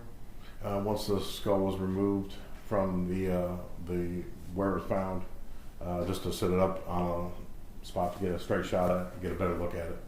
You see half of the skull was obviously exposed away from the soil, and the rest of it's covered in dirt. Correct. And then states 35. I have here. This is from that second follow-up investigation whenever you have more of the agencies out there. I do not recall anything like that on that second day. No, sir. I know they talked about subsequent searches. And then states 38. There was a documented trash bag out there. Correct. And again, your job with Dallas Sheriff's Office was just to assist and document it's happening out. This is a scene right outside of the Dallas city limits. Is that correct? It is. Okay. And Dallas was already lead agency on this. Is that right? Yes, sir. And so, like you said earlier, your job wasn't the collection, or you or any of the DSO personnel out there. Your job wasn't to collect the evidence or anything like that. Correct. You were just assisting in this. Well, the day we didn't know the identity of the victim until the next day. Okay. On the 25th. So that day, initial day, we were thinking this was our investigation. So initially, not sure whose investigation, think it's yours. The identification comes back. You're told of the identification. Are you told who it is? Yes. Okay. And who were you told the identification of those remains were? Marisela Botello. Okay. And then Dallas already had an open case involving her. Correct. And then so that's why they're out there for the subsequent search. Yes, sir. Okay. And then when we spoke in preparation for trial, we went back out to the scene. Is that right? That is correct. And then you took some photos while you're out there. I did. Okay. States 39 through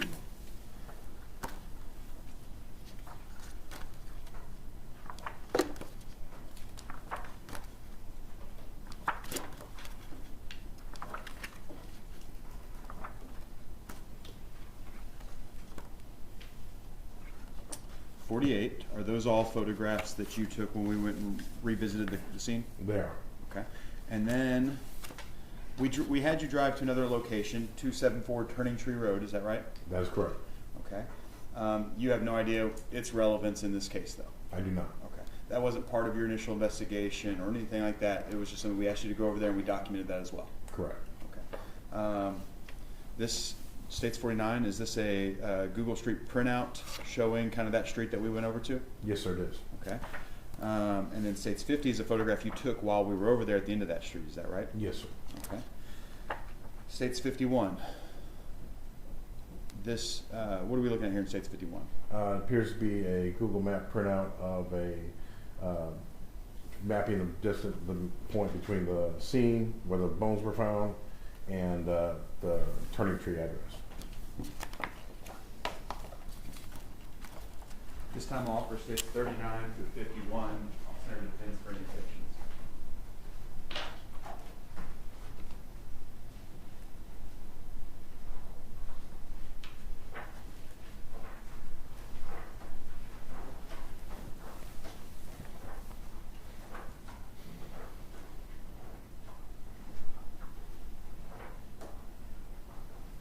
No objection. All right, States Exhibits 39 through 51 are admitted for all purposes. Permission to publish, right? You may.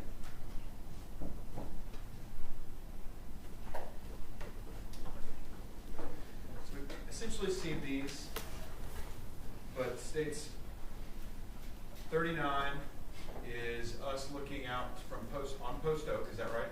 Yes, sir. And we're looking mostly north towards Pleasant Run that way. Correct. And then States 40 shows us looking back towards Beltline. That is correct. Fairly remote area, is that fair? Yes, sir. And let me ask you, this area of town where these bones where you're called out, is that in the state of Texas? It is. Is it in the Dallas County? It is.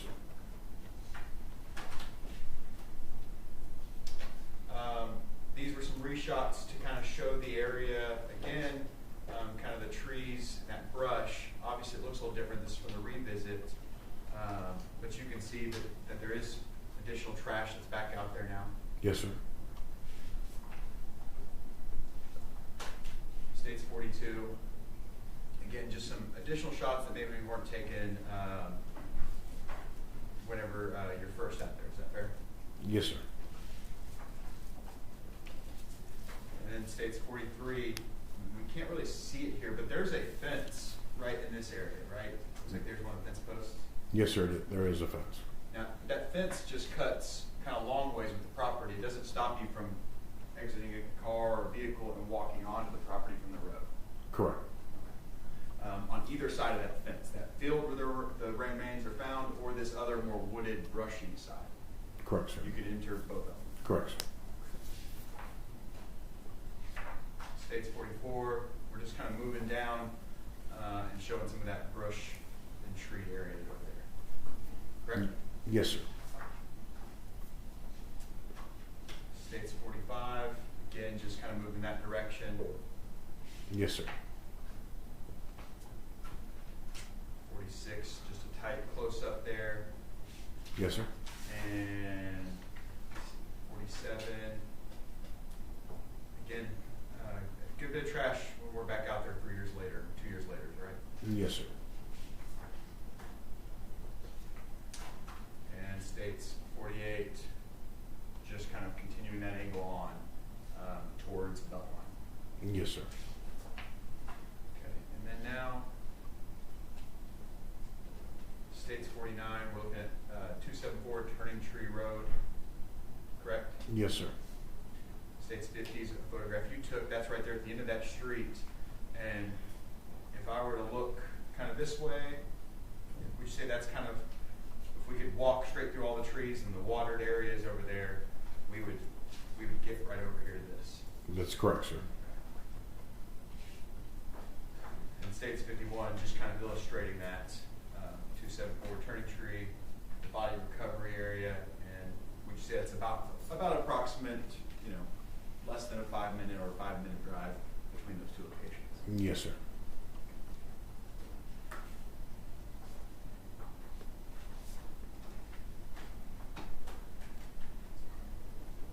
Pass it over to John. In fact, it's about 3 miles, isn't it? A little over 3 miles according to Google. Do you know? I do not know the exact measurement, sir. Okay. Who's that, 9? Your state's 9?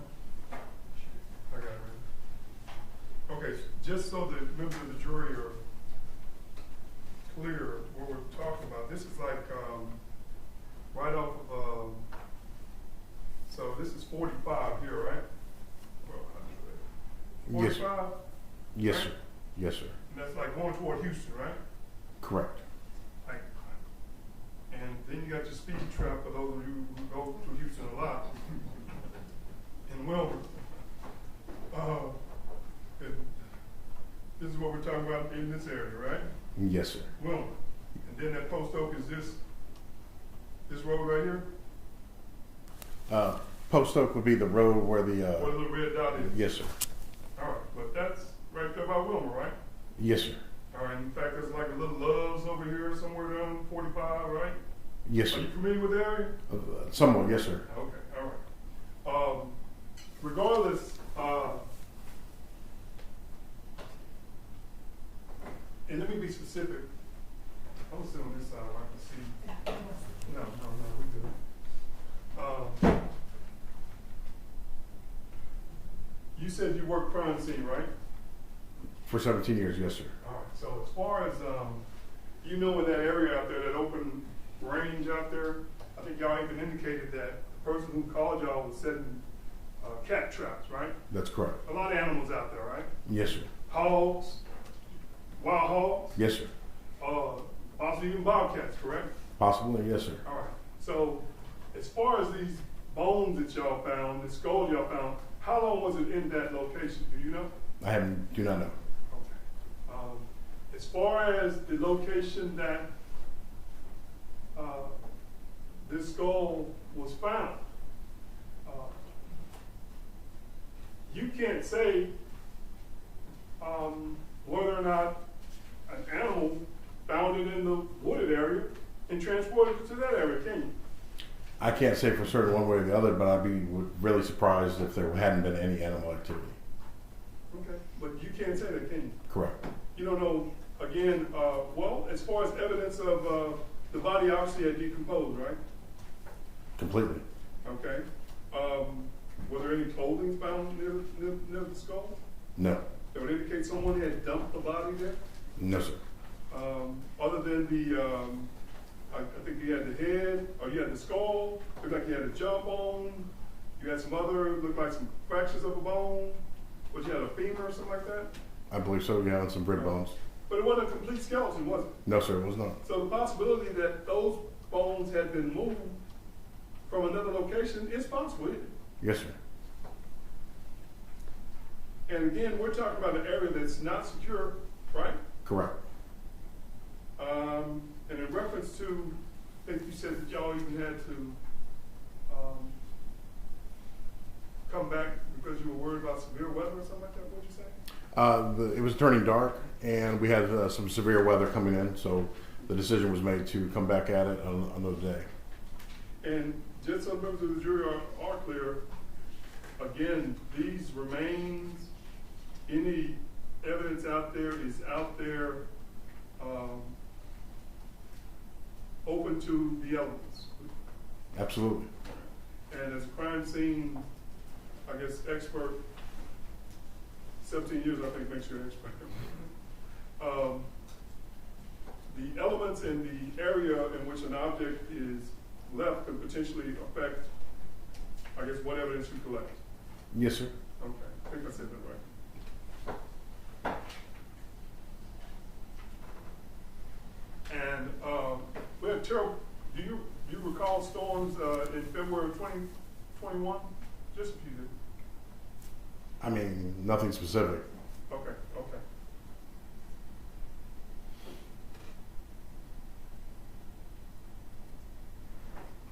Okay, so just so we're clear, you go out there, and when you're out there, the ME's out there too?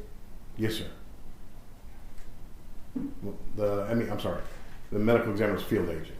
Yeah, that's what I meant, the field agent, I'm sorry, thank you.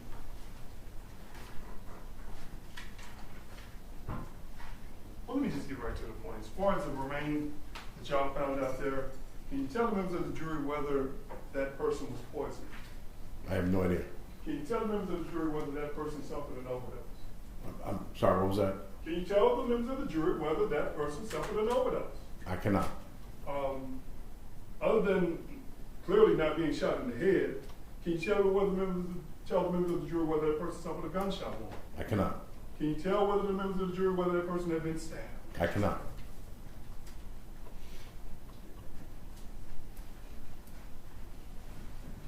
And that's because of how badly the body was decomposed. Correct. And in regards to whether or not those remains or that skull was at that location on October the 5th of 2020, you can't tell the members of the jury that, can you? No, I cannot. I'll pass it with this judge. From the state, Your Honor. All right, make this witness be finally excused. No objection from the state, Your Honor. All right, sir, thank you for being here today. You're free to go back to this. Thank you. Call your next witness. Your Honor, at this time the state would call Dr. Christian Crowder.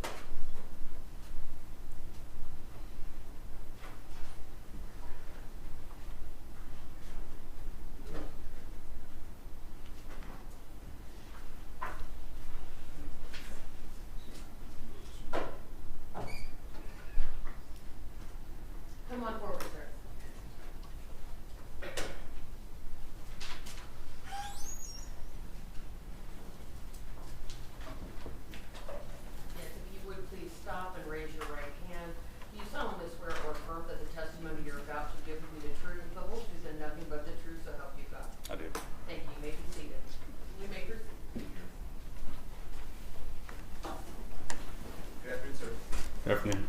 Could you state your name and spell your last name for record, sir? Dr. Christian Crowder, last name Crowder. Yes, sir. How are you currently employed? Currently, I'm the Chief of Human Identification and Anthropology at the Tarrant County Medical Examiner's Office. Okay. How long have you been there? I've been there since 2021. And prior to that, where were you? Prior to that, I was the anthropologist for the Dallas County Medical Examiner's Office. How long were you the anthropologist there at Dallas County Medical? I started there in 2018. So 3 years? Correct. And what are your, I guess, what kind of training, experience, school does it take to become an anthropologist at a medical examiner's office? I have a bachelor's in biological anthropology from Texas A&M, a master's in biological anthropology from University of Texas Arlington, and then a PhD in biological anthropology from University of Toronto, Ontario. And I'm board certified with the American Board of Forensic Anthropology. What's it take to become board certified? To be board certified, you have to meet all of the educational requirements to a PhD. You have to submit recommendation letters from other boarded individuals, and you have to provide 3 case studies that either you performed or worked with for evaluation to sit for the board exam. And then there's a 2-part exam with questioning and then a practicum where you have to review skeletal remains and other things that is used for our types of analyses. And so let's get into that. What is your type of analysis? What is the function of the anthropologist? So a forensic anthropologist is a biological anthropologist who has a specialty in human osteology or the human skeleton, as well as any cartilaginous structures. These are structures that attach to the skeleton, like your rib cage, neck structures. This also includes any other hard tissue like dentition. We also are trained in archaeological recovery methods because we assist with outdoor scene recoveries for decomposed, burned, or skeletonized human remains. In this case, were you assigned to do some of those things? Yes. As part of that work, do you also prepare a report? I do. Okay. And are photographs taken as well to kind of document the remains and the scene? They are.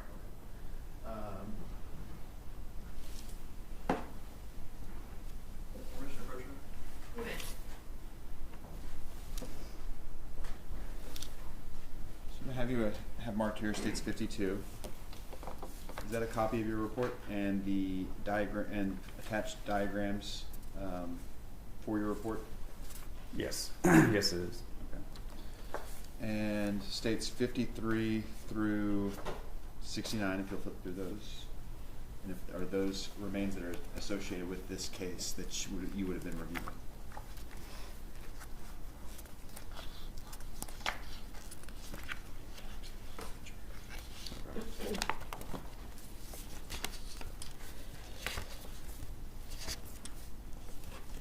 Yes, this is a combination of photos taken at autopsy and taken during my exam. They all come back to the remains that you would have been reviewing, though, is that correct? Correct, and they also, each one has a case identifier associated with it, either on a scale or on a identifier placard. Okay, and what is that identification number that the Dallas Medical Examiner's Office uses? What's it called? It's the case number for the case, which is associated with a decedent. Okay, and that's what we see here, IFS, with these series numbers 2106459. Correct. Okay, and those numbers then match up with how you would document your report as well. Is that correct? Correct. And that follows everything that kind of happens with that case within the medical examiner's office. Correct. And these are all fair and accurate depictions of the remains? They are. And you said 652 was a fair and accurate copy of your report and a couple of diagrams along with it. Correct. This time I'll offer states 52 through 69. Alternate defense for any objections.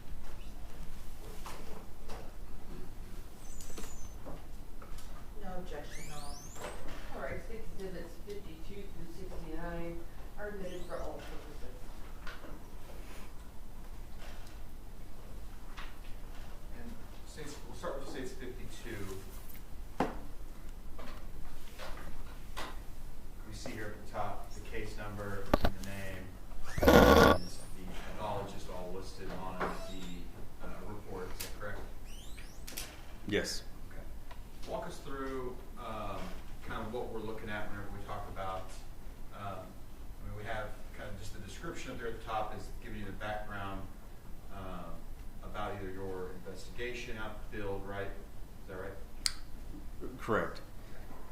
Just kind of what you did there and after. Okay. So yeah, walk us through that. Would it be helpful to explain how an anthropologist is initiated in these cases? Yes, sir. Okay. So there's two ways that we can be brought into a case. One of those is every morning when the pathologists go through the case list of all the decedents scheduled for autopsy, they may designate certain cases that would benefit from anthropological analysis, meaning that there's some question that needs to be answered by looking at the skeletal remains. In the event where we have a case that is mostly skeletonized, then that would definitely involve a forensic anthropologist to assist the pathologist with their determination of cause and manner. The other way that we're involved in cases is if there is a field discovery and by law enforcement, and they call our office to report that potential human remains have been found. In that case, if the remains are skeletonized, then the death investigator, who is the first at the scene, will then contact the forensic anthropologist to assist with the recovery. And so walk us through your involvement and how you get assigned here and what you do. Okay. So with this case, I was notified that there were remains that were found that were believed to be human remains. I did not go to the scene. It was late in the evening, and I believe there was a storm rolling in, and so the investigator on scene decided that they would go ahead and initiate the recovery for the storm hit. The storm hit that evening, and so the day that we went back to the scene the next day, the area was flooded, and so we couldn't do additional recoveries. And so I actually didn't go to the scene until April 12th. And so on March 25th, that is when the pathologist was assigned the case from the previous evening's recovery. And so she is the one who asked me to be involved with the analysis at autopsy, where the case was turned over to her, and she began her analysis and then asked for my assistance with performing the different things that are listed on this report. And then you do the analysis here in this report, right? So you then, like you said here, you go out, there's another time for another recovery event out there at the Post Oak address in Wilmer, where you guys do subsequent searching. And there's more things that are collected, more remains that are collected. Let's talk then about actual process then. What do you do once you get those remains and you come back into the lab or the office? So once the pathologist does their initial characterization of the decedent's remains, they're then turned over to anthropology. What I do at that point is I perform an inventory, so I can tell what skeletal elements we have and what we're missing. And then in this case, we did have some adhering soft tissue. The remains weren't fully skeletonized. And so what I do is I process that tissue off the remains so I can make sure I can observe all of the bony features without any tissue adhering. That process involves taking the remains, putting them into a water and degreaser bath, and then putting them into an incubator, which is basically like a convection oven. And so it slow heats and dissolves the tissue, leaving only the hard tissue. And so once that is done, the remains are taken out, allowed to dry, and then I'll begin my analysis. In this case, when we are dealing with skeletal remains with no other indications of their biological profile, their age, sex, ancestry, stature, the pathologist will ask me to attempt to build that profile. So in this case, I actually started to build that profile, but before I could complete the analysis, the remains were identified via odontological evaluation through dental identification by a forensic dentist. And so when that occurred, my analysis changed, and it turned into only providing inventory, minimum number of individuals. That means an assessment based on the skeletal remains to determine, do we have multiple individuals in this skeletal assemblage, or is all this likely from one individual? I also was asked to look for any evidence of trauma on the remains, any evidence of skeletal trauma, and then also asked to look at what we call taphonomy. Taphonomy are all the changes that can occur during the depositional environment, so during the environment after death. These changes can be due to anything like weathering, animal activity, human activity. So these were the items that the pathologist asked me to assess. And so here we're talking about the inventory. You have that written down in the report, but then also I have it here attached to the report as well, where we can kind of see that everything that's shaded means it was not recovered. Is that correct? Or it was? Right. So if it's shaded, it says not present or highly fragmented, and then white is present, and then the other box with the dots is staining. So there was just staining on the remains. So this is not only an inventory, but it's also a diagram where I can make additional notes about the condition of the remains. And here you have the dates listed 3/25 to 4/1/21. Is that correct? Correct. Because like you said, they're going out and recovering. You're going back out to that site again, and your final conclusion looks like it comes from April 13th, 2021. Is that correct? Correct. Okay. One thing I heard you talk about in the inventory process is determining, do we got multiple people out here remains, or is it just one? Did you make a finding on that? I did. My determination that we had a minimum of one individual, meaning that the remains were all congruent with coming from the same individual. There were no repeat elements, which is one of the things that we look for. If there's two left arm bones, two skull fragments from the same area of the skull, anything that could give us an idea that we actually have two individuals, not one. And in this case, there was no indication that we had multiple individuals. And then you said you're also looking at evidence of trauma, and a word that I'm not even going to try and say, I'm going to let you say again. The taphonomic conditions? Okay. Right, so I was asked to do trauma analysis. What this involves is looking at the remains radiographically through x-rays, looking for antemortem or before death trauma. That's usually when you're looking for any type of healing. So this would be an older injury that is likely not associated with the death event, but just an earlier injury. It involves looking for perimortem trauma. Perimortem means around the time of death. Now, for an anthropologist, the definition of perimortem is a bit different from a pathologist. Pathologist looks at soft tissue, so they can have a very tight window for something that is an acute injury or something that probably happened during the death event. For an anthropologist, perimortem is much broader because we're looking at how the skeleton reacts. And the skeleton can take much longer to lose that ability to cause a breakage that looks like it's a recent fracture. And then we look for post-mortem events, and that falls under taphonomy. So in this case, I didn't find any evidence of trauma on the skeleton, on the skeletal elements that I was able to review. Is, in your experience, is it possible to receive life-sustaining injuries that don't cause any trauma to the bones? Yes. So, I mean, the point here is that you find there's no evidence of trauma on these bones in your reports, but you're saying it could be possible to receive life-threatening injuries that would never actually cause anything for you to be able to see in a body like this.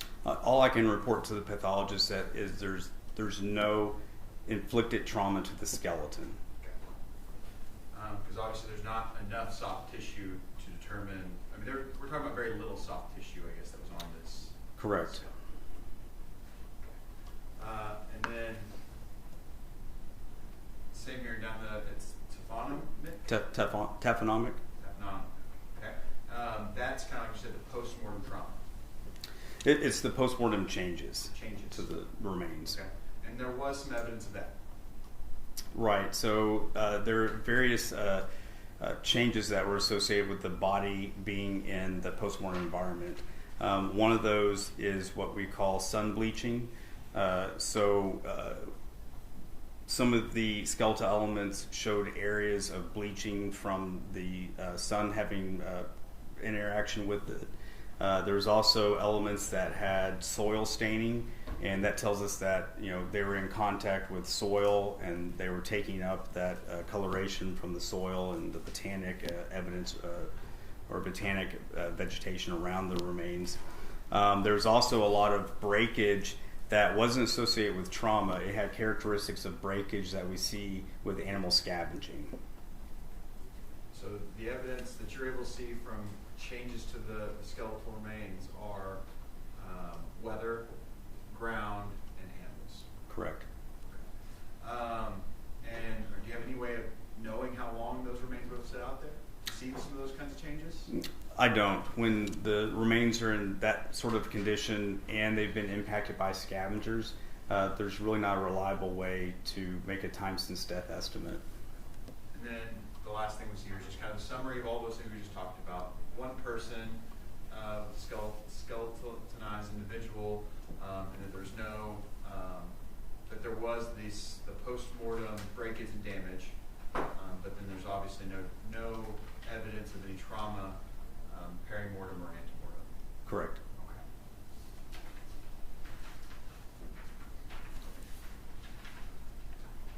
But if we start looking here, States 53, these are kind of a photo of the remains. One of the first few times they would have been gathered, that first little series of remains. Correct. Okay. And we see here, this is where they come in, kind of an as-is photo with all the dirt and everything kind of associated with it. Correct. And then you eventually essentially remove the dirt, debris, and things like that from the remains and document those as well, kind of clean, if you will. Correct. Okay.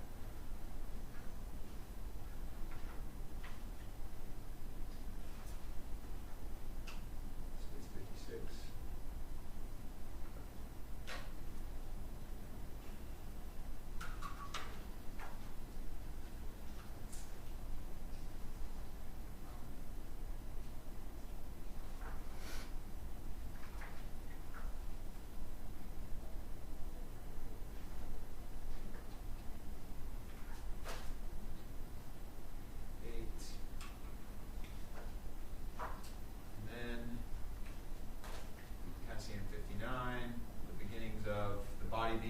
The remains being cleaned up and kind of placed where we would think to look at them. Right. They're placed into a more anatomical position.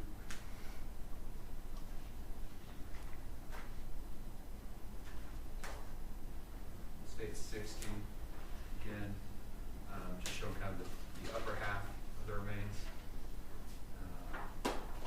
States 61, the lower half of the remains, kind of on that blue Swiss bag, and then we move into State 62. These are where we start to get into some of the work you begin to do. Is that correct? Correct. These would be my images.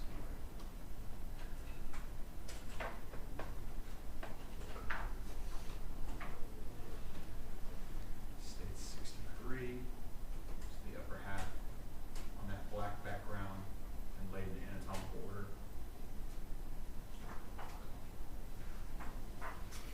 64. Then we have just documenting the skull and jaw together. And so it's 65, 66, 67,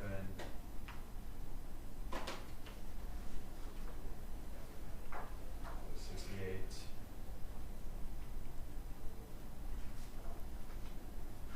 And say it's 69. Is that correct? Correct. And I want to jump back briefly here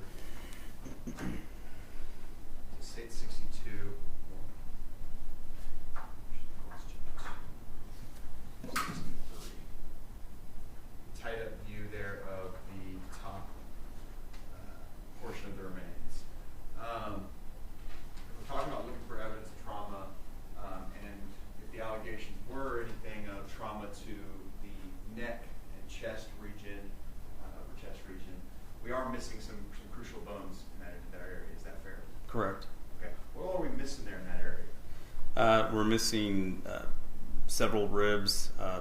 You have 12 paired ribs on each side. You're missing the sternum or the breastbone, the manubrium, which is the top of the sternum. We're missing the upper spinal column, so the thoracic and the majority of the cervical vertebrae. One of the cervical vertebrae is shown in this image. And then you're missing the shoulder complexes, so the scapula, the arm bones.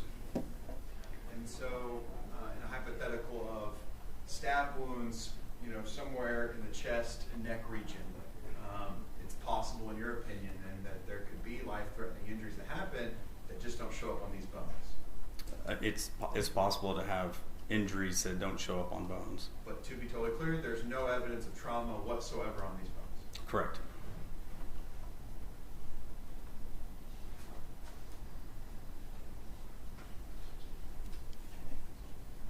That's what it's shown. If I may, Your Honor. Well, we've been at it for about an hour and a half, so we're gonna go ahead and take our afternoon break. Sorry, Dr. Crowder, you're just gonna have to take a break with us. We'll be at recess for the next 10 minutes.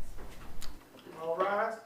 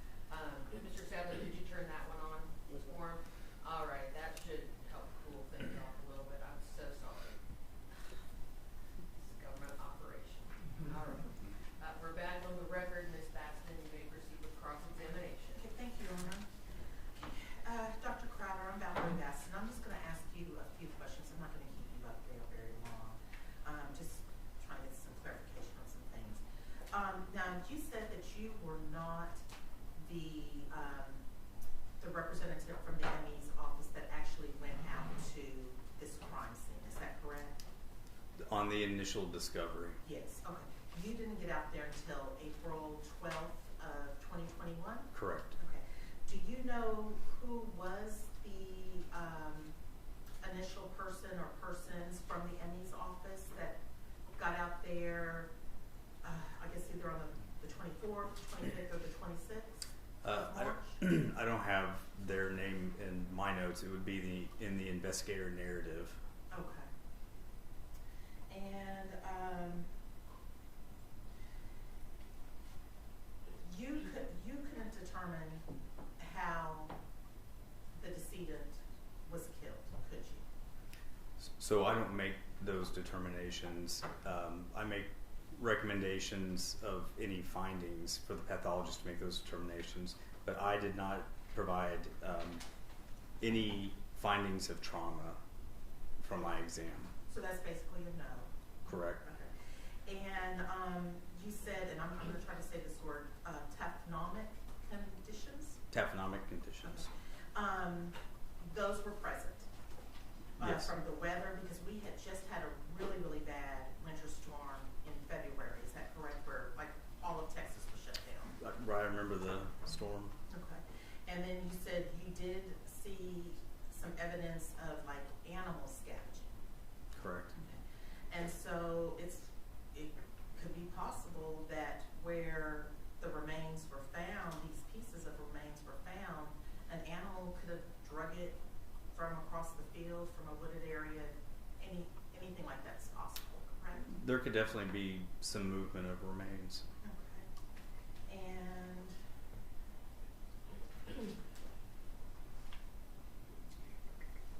And you said that there were some bones that were missing. Correct. Okay. But in your report, you had marked that ante-mortem, that they would have been present before she died. These bones. Well, unless she had some sort of missing limbs in Okay. life. Okay. Let's see.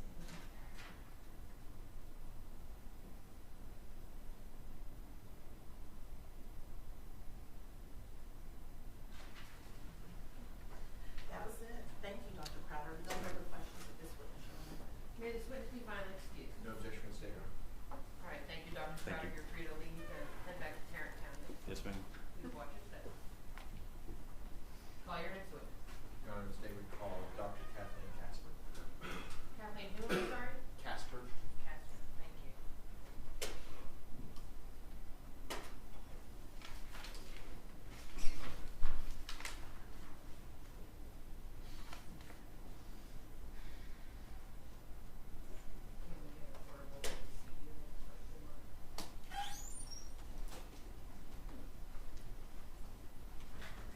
Ma'am, if you would please stop and raise your right hand. Yes.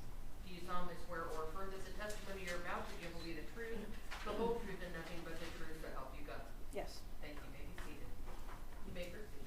Thank you, Your Honor. Good afternoon. Could you please state and spell your name for the record? Kathleen Ann Casper, How do you spell your last name? Kasper. And Dr. Casper, how are you currently employed? I am self-employed. I'm a general dentist in Carrollton, Texas. And so that's your primary Yes. job? Yes. Okay. It's just I guess it's a dentist office for the general public.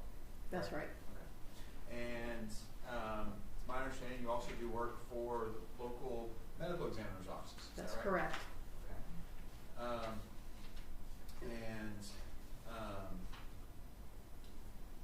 So you have kind of your full-time practice of the dental practice where you see patients, and then on the side you have the work you do at the medical examiner's office. Yes, I'm a consultant for all the major medical examiners in this area. Okay. And what is that consulting position that you have there? I do forensic dental identifications. Predominantly, I can do dental age estimations as well. And what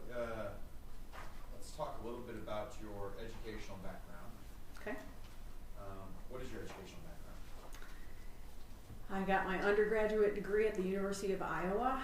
It's a Bachelor of Science. I got my Doctor of Dental Surgery degree at the University of Iowa as well. I have further training in forensic dentistry, which I got in 2003, 2004 in San Antonio, Texas at the Center for Education and Research in Forensic Dentistry. And so how long have you been a dentist? I've been a dentist for 37 years. And how long have you been doing forensics odontology? I have been doing forensic odontology in an official capacity for 18 years. So you say official capacity. Was there a period of time there where you were kind of getting into that field? Yes. What got you into that field? I'm sorry, say that again. What got you into that field? A elective course in dentistry in my training was forensic dentistry. It was only a semester long, and I felt after taking that course that I wanted to do something with that in my life. And eventually one door opened after another, and I was able to do it in an official capacity. And what does it take to kind of get into that field of forensics? Well, any dentist can get into forensic dentistry. Being board certified is another animal. It takes a lot of training, education, and skill in order to even take an examination with the American Board of Forensic Odontology. There's not many of us that are board certified in the country. At this time, there's only 76. For the longest time, there was 90. But due to attrition, death, and retirement, there's only a few that are throughout the country. It's a rigorous examination process. I always thought the Texas Dental Board was the hardest board I'd ever taken until this forensic dental board examination. It takes many of us 5 to 10 years to just get the prerequisites to even appear. So it's not an easy exam to pass, and that's perhaps the reason why there's so few of us. And it also sounds like it's not something that's a full-time gig even once you get that. There are very few full-time positions for forensic dentistry in the country. There's only 1 or 2 that I'm aware of. So all of us do this on a consulting basis. We, for the most part, have our own dental practices, and that could be specialists as well. I'm a general dentist. So the work that we do is done after hours or on the weekend. Or like today when you're testifying, you had to reschedule patients and Absolutely. shut down the calendar. Absolutely. I know you said there was about 77 in the United States. Now how many there are here in Texas? Let's see. Those numbers are dwindling with the recent death of one of my friends who boarded with me. So I believe there are about 5. And you've testified in this field before? Yes. How many times do you think you've testified in the field of forensics odontology? This will be my 5th time. And what all counties have you testified? Denton County and Tarrant County. And when you're asked to consult on a case and identify some human remains, what are you looking for? Well, there's several things that we look for. Of course, we're looking for consistent features, so that means dental work or fillings or even the shape of a root or the top part of the tooth called the anatomical crown. We're looking for things in the antemortem or before death records that look the same in the postmortem or after death records. So there's consistent features, so they're the same in the antemortem and the postmortem record. There's explainable inconsistencies, and those are features that don't look the same in antemortem and postmortem records, but can be explained a lot of times by the progression of dental disease and dental treatment. So for example, dental disease only gets bigger. The longer you have your teeth in your mouth, you may start out with a small cavity, which turns into a crown, which turns into a root canal, which turns into an extraction, which turns into a bridge or an implant. So dentistry is unilateral in its direction. Things only get larger, they don't get smaller. Then there are unexplainable inconsistencies, things that are impossible to have happen. So for example, if you have your upper right front tooth is present before death, or missing before death, and then it's present after death, it can't be the same person, because at this point in time, we can't grow teeth back. And would you say teeth are resilient? Oh, teeth are very resilient. Yes, they last for millions of years. Okay. And why is that important when you're talking about identifying human remains using teeth? Because teeth are, they're not only the teeth are resilient and resistant to fire, to water, to decomposition, but fillings and restorations that we place are also the same way. So it takes a lot for a filling to disintegrate, and the same for teeth. Even in high burn cases, you can still find dental evidence that you can make a comparison and make a dental identification. And for some individuals, that can be one feature that's the same in before death and after death. If it's unique, I used to say unique enough, but unique is unique regardless. So if the feature is unique in the before death and the after death, you can make a positive identification by teeth if it's just one tooth or one filling. And but one, you were talking earlier about the unexplainable inconsistencies. Mm-hmm. If you have one of those, that then becomes an exclusion to the identification. That is correct. Then moving on to this case here that you're here to testify about, how did this case come to your attention? Medical examiners contact me. They usually have a point of contact. Dallas County, it's the medical legal death investigator. So they'll either text me, or they'll email me, or they'll do both. And in this case, it was an email that said that they had a case, and they almost always have a presumptive identification, so they have the antemortem dental records ahead of time. And that was the case in this case. I had the availability, and I had the personnel to help me for the day that I was contacted, and so we actually did the case that same day. So I create a antemortem profile, which means I look at the teeth and the dental records. X-rays are the ideal if you can get those, but in this case I got X-rays and written dental records. So I could build a profile or a chart of how the teeth looked before death. And then when I go into the morgue, then I actually take the X-rays and I chart the dental conditions and then make the comparison right there. And for the most part, if there are enough dental features present, you can make that identification within seconds.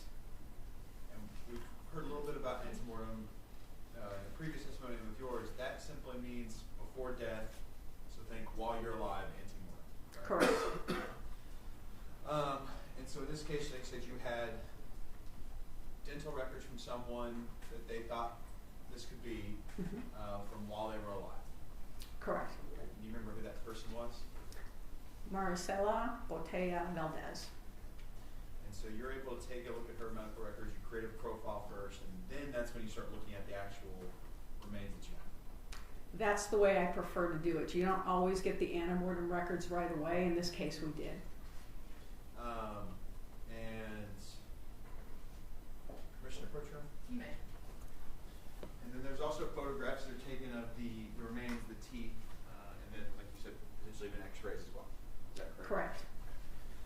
So I'm going to show you. Here states 70, 71, 72, 73, and 74. Are those a fair and accurate depiction of the dental or the teeth that you would have been looking at? Yes. Okay. And then state 75. Is this a copy of your report?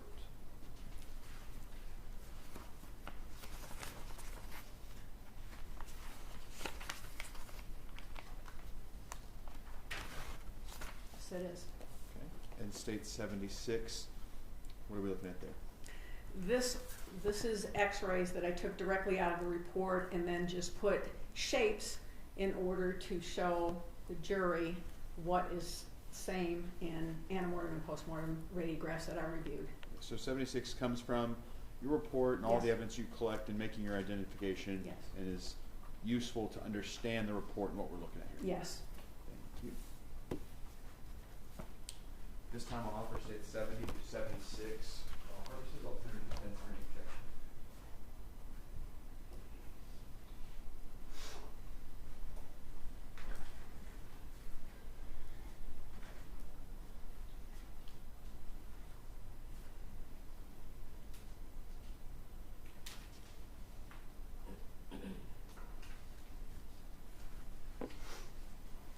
No objection, Judge, it was previously attended. All right, State's Exhibit 70. Oh, was there anything else, Mr. No, Chairman? ma'am. State's Exhibit 70 through 76 are admitted for all purposes. Thank you, Your Honor. Permission to publish. You may. So we start here with state 70. You begin with some photos that take around the jaw and the teeth that we're looking at. Is that correct? That's correct. I always start my process with taking photos of the decedent. And the majority of the time, it's just the head, teeth area. State 71, we see the side profile. Look at the teeth. Is that correct? Yeah. And 72, the other side. Which is the left side. Okay, so the left side, we can see here, for example, a missing tooth. Is that Mhm. correct? And state 73, we can see kind of this undershot almost, but it's an overshot here of the top teeth. Is that correct? Yeah, a top view of the upper teeth. And a few teeth are missing. Yes. Correct. Mhm. You document that as you're kind of going through your report as well. And in state 74, it looks like we have all the bottom teeth present. Well, not the wisdom teeth, but Not yes. Mhm. So then,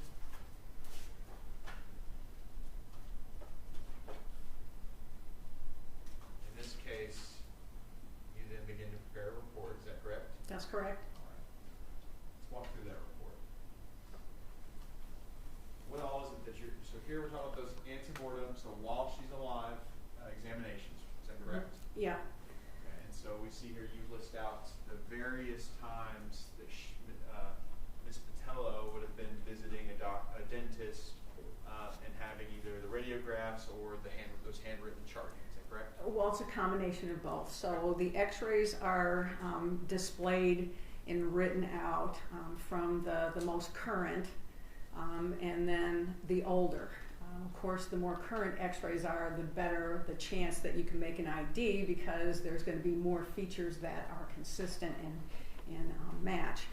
And the last document is the written records. Don't always get written records because the radiographs are the main way to make a dental identification. So in this case, there are radiographs from November 15th, 2019 and March 28th, 2018. So records from two previous dental evaluations from March 2019, November 2019. And then we get into the next section of your report. And this is where you talk about your post-mortem examination. Right. Okay, so what are we looking at here? Right now, I looked at a human maxilla and mandal. Obviously, you saw that just a little while ago. I always get the investigation narrative because I like to know where they recovered the body and a little bit of the story behind the individual. I took 29 individual x-rays that would show the top and the bottom part of the tooth, which is the whole tooth, okay? The crown and the root. And then I took bite wing x-rays because most everyone who's gone to a dentist bites on those little cards, or with digital, it's a whole setup that you bite into. But I like to get bite wings because that's the most common anteworm x-ray there is. And sometimes it's not always easy to take those on the remains that were given, but I like to get those because they're very common. And in this case, there were bite wings taken in 2018 and 2019, and also a panoramic x-ray, which every medical examiner that I work with do not have that. And So it goes all the way around the individual's head, so shows all of the teeth and the jaws. So I had one of those, and that was from 2018. So that was helpful to tell me if wisdom teeth were there, or any other special feature, or growth, or cyst, or something like that that would have been in the jaw. So this is all of my, and of course, the photos that I take. The next page, page 2 of the report, this is where we just see where you start to chart the comparison between antemortem, alive, and postmortem remains. Each tooth, is that correct? Each tooth has to be accounted for, and so that's 32 teeth in most adults. Whether they're there or not, they have to be accounted for. And we can see over here on the side the correlation. We see several that say consistent, but we do see a couple that say inconsistent. Explainable inconsistency. Okay. Explainable inconsistency. So why is it that those become explainable inconsistencies? So just because something isn't there antemortem doesn't mean it can't happen postmortem. And so I can explain exactly why these 4 teeth are explainable. This individual was referred to an oral surgeon to have their wisdom teeth taken out, and I could confirm on the antemortem x-rays I received that the only 2 that I confirmed were taken out were the lower 2. The upper 2 I could not see in the antemortem radiographs that were given, that were the more current ones. I can assume that all 4 were taken out, but I can't prove it with the records I was given. So that explains the tooth number 1, which is the upper right wisdom tooth, and tooth number 16, which is the upper left wisdom tooth. It's an explainable inconsistency. They were likely taken out, but I can't prove that because I don't have I don't have enough information. If I pressed it far enough, I probably could have gotten the oral surgeon who took them out to get us the records that we needed to prove that. But in this case, I don't need it because there are so many other features that were obvious that this was a positive identification. And tooth number 11, which is the upper left canine or eye tooth, it's hard to see some tooth-colored fillings on x-rays depending on their location. And although we had some good x-rays antemortem of tooth number 11, the upper left canine, I could not see any filling in it. So again, dentistry is unilateral in its direction. Things get larger. So if the tooth didn't have a filling in it at the time the x-rays were taken, this individual might have gotten a filling done, and likely did, obviously did, somewhere down the road, and there was no documentation of it, or no x-ray to show me that, or it could have been on the x-ray all along, it's just not visible. And the inverse of that, it would become unexplainable if, say, you had the filling, and all of a sudden that's no longer there, and there's no evidence that there's ever... That there ever was a filling, that's absolutely correct. That can't happen. That cannot happen. And so we keep moving, and I'll kind of, you have the radiographs here, but we're going to discuss those in State 76 in just a minute. So I'll kind of, but those are in your report as well, is that correct? Yes. And then you just have here down the discussion in your report, and then you have the ultimate conclusion. You were able to make a conclusion in this case? The conclusion is that the antemortem and postmortem evidence matched in sufficient detail to say that it's from the same individual. So you're able to say the records you received from Marisela Botello Valadez match what was recovered by the MD's office. That's correct.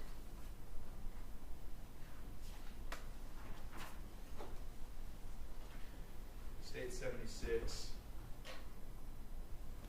We're looking here, kind of your chart to kind of help us understand what it is you're looking at and how you're making these identifications. So on the left, we have those radiographs from when she's alive, Marisela Botello Valadez, and then on the right, we have those radiographs that you took post-mortem. That's correct. Okay, so walk us through what we're looking at here. Okay. So the very top, do I have a pointer or anything up here that I can? May work for you. Allow it to work. But I don't think you were in here earlier to hear that our air conditioner's not working, so we'll see if this works.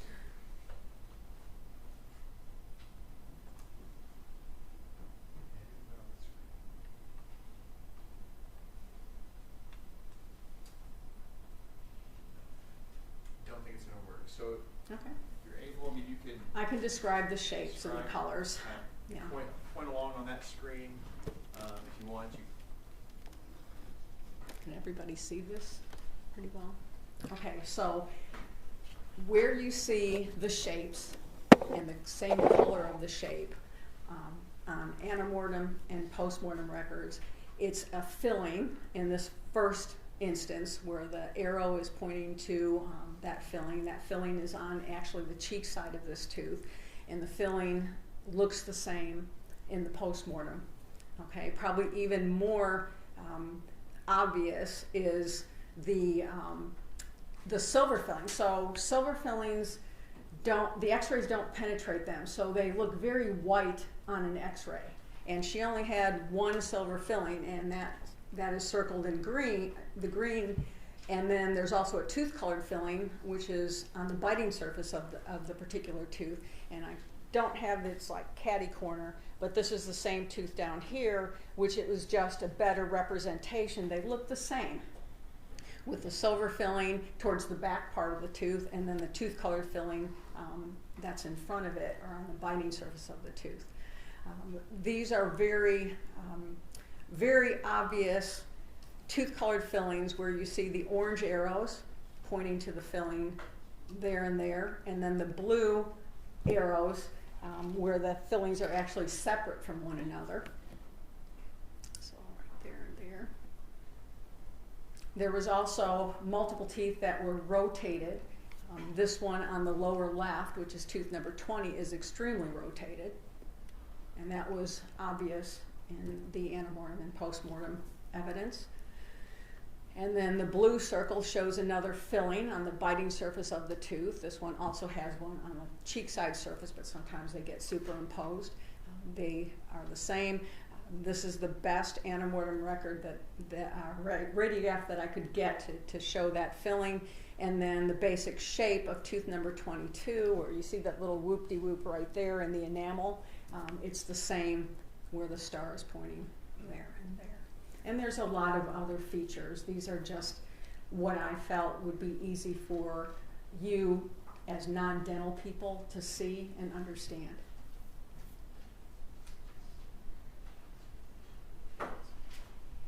Pass the witness. Cross-examination. One more, Sean. Sure. Approach. You may.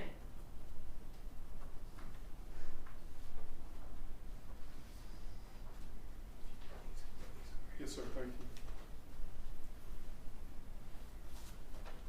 And Doc, I'm just trying to make sure I understand, this is the bottom jaw, right? Yes. The bottom teeth? Yes. This is the top? Yes. Okay, and you have, these are missing teeth? Those are missing postmortem, which means they weren't recovered from the scene. And there's 5 altogether. Who said they were at the scene? This is, these are, I guess let me rephrase. okay. Do you have any evidence of whether these two could have been knocked out? No, I can't tell you they've been knocked out, just that they're missing and that they're a non-healed socket, which means they weren't extracted. So meaning they weren't extracted at the dentist, correct? Correct. So you can't tell me they weren't knocked out, correct? Correct. When I say knocked out, I mean like somebody punched you and knocked those teeth out. No, I can't say that. And if you get punched and get your teeth knocked out, does that create an extreme amount of blood?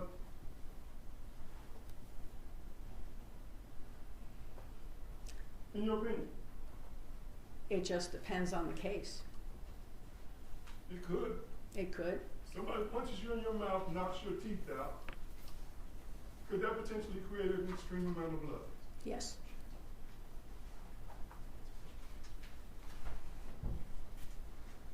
again, you know that these weren't professionally extracted, correct? All I can say is they were missing post-mortem. That's all I can say. They were not recovered. That's all I can say. And they're a non-healed socket, so it means that they hadn't, you know, they weren't extracted, at least, you know, a long time ago.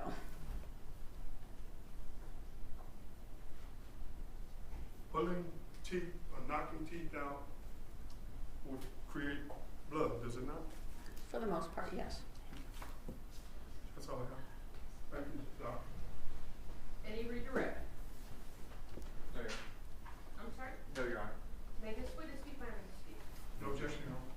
All right, thank you, Dr. Casper, for being here Okay, today. You're all right, free thank to you. go back to business. Thank you. Please watch your step. All right, thank you. Thank you. All right, call your next witness. The state calls Rosa Martinez.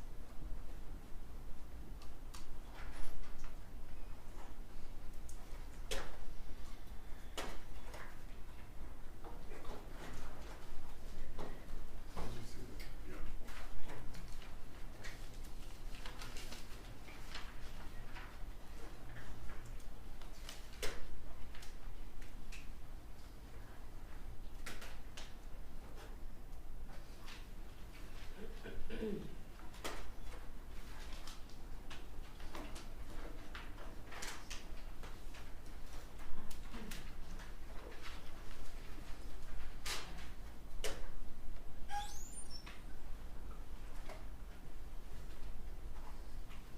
All right, ma'am, if you would please stop and raise your right hand. Do you solemnly swear or affirm that the testimony you're about to give will be the truth, the whole truth, and nothing but the truth, so help you God? I do.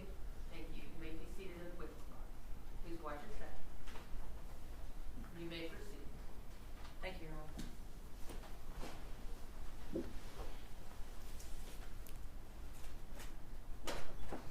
Good afternoon, Ms. Martinez. Can you state your name and spell your full name for the court reporter, please? Rosa Maria Martinez. Rosa Maria is R-O-S-A-M-A-R-I-A. Martinez, M-A-R-T-I-N-E-Z. And you go by Olivia, is that correct? I do. I apologize. Olivia's my middle name. Oh, no, that's okay. I just wanted to verify that. Ms. Martinez, you and I have spoken over the phone a couple of times. Can you tell the jury how it is that you know Miss Lisa Dykes? Lisa and I were co-workers at a law firm. And can you tell the jury kind of when that was, timeline-wise?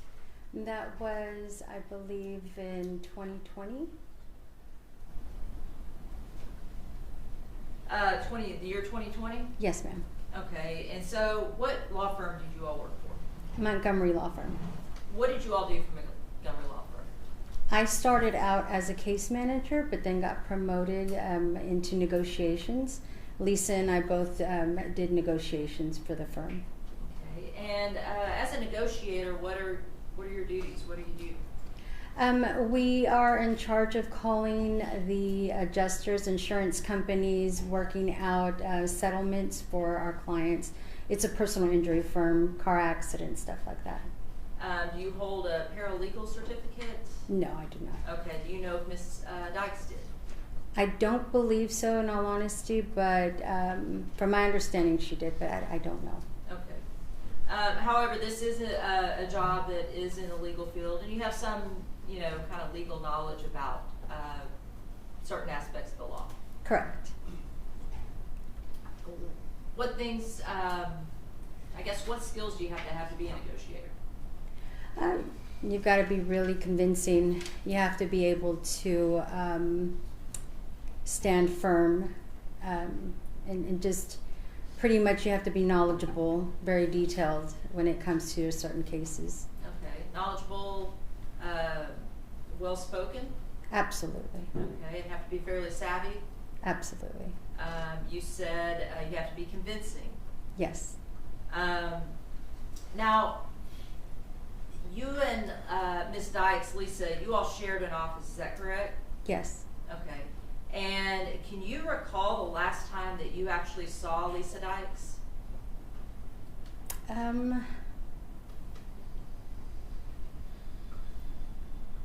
It was a Friday. We said our goodbyes at work, and then that following Monday is the day she tendered her resignation.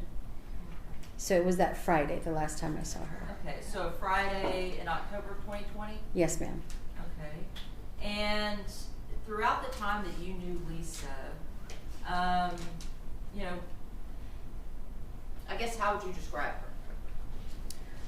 She was, she commanded, her presence was very commanding. She was definitely very convincing. She can persuade anyone to do anything, to be honest. She had very good verbal skills. Did she seem to have a pretty good legal knowledge? Oh, yes, absolutely.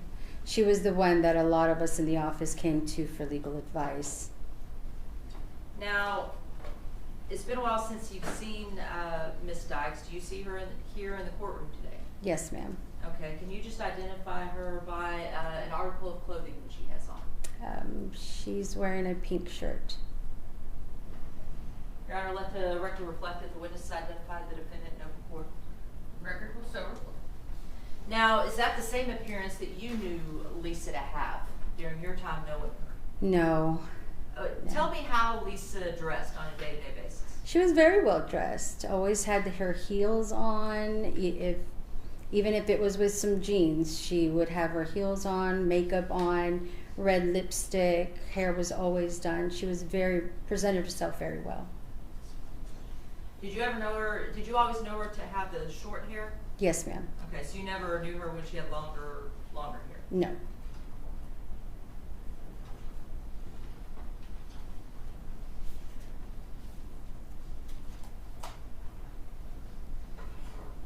Your Honor, may I approach the witness? You may. Ms. Martinez, I'm handing you what's been marked State's Exhibit 77. Do you recognize that picture? I do. Okay, and is that a fair and accurate representation of Lisa Dykes when you knew her? Yes. Okay. Now, permission to publish, Your Honor? Well, it hasn't been. Oh, I'm sorry. Sorry. I skipped a step. Your Honor, State offers State 77 for all purposes. Any objection? No objection, Your Honor. All right, State's Exhibit 77 is admitted for all purposes. Now may I publish, Your Honor? Thank you, Judge. Just so the jury can kind of see, this is kind of how you knew her. Was this a more subdued look than she would normally have? Yes, ma'am. Okay. Describe, compared to this photograph, what you would expect to see her like on a day-to-day basis. She would, like previously stated, she would have red lipstick on, earrings. That dress or her blouse that she's wearing in the picture may be a little conservative than what she would, from what I knew her. Okay. And conservative how? It's not hip, if you will. I don't know. Okay. I don't know the word to use. I apologize. So, would you describe her as somebody that dressed as hip? Yeah. And did she always dress that way when you knew her? Yes. Okay. Now, let's talk about, you guys shared an office, and as people that share offices know, did you all get into some personal conversations? We did. Did you all share kind of some details about your personal lives? We did. And did Lisa ever talk about a man by the name of Charles Beltran? She did. And what did you I guess, understand that their relationship initially to be? They were a couple, from what Okay. I understood. From what you understood? And describe to us, what kind of couple? It was more of an open relationship type of couple. She was the financial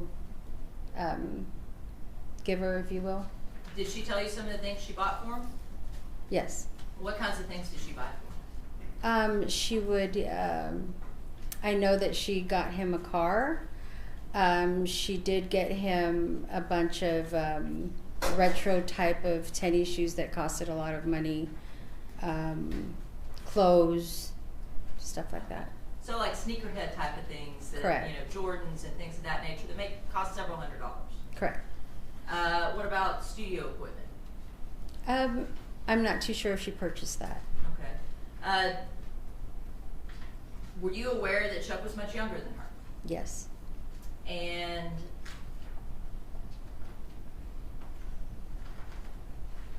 when she described Chuck, did it appear that she just really was attached to him? Absolutely. And what made you think that?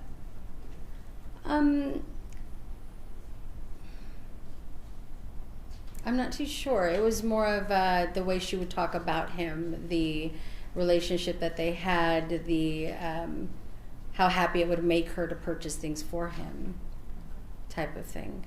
And did she talk about him all the time?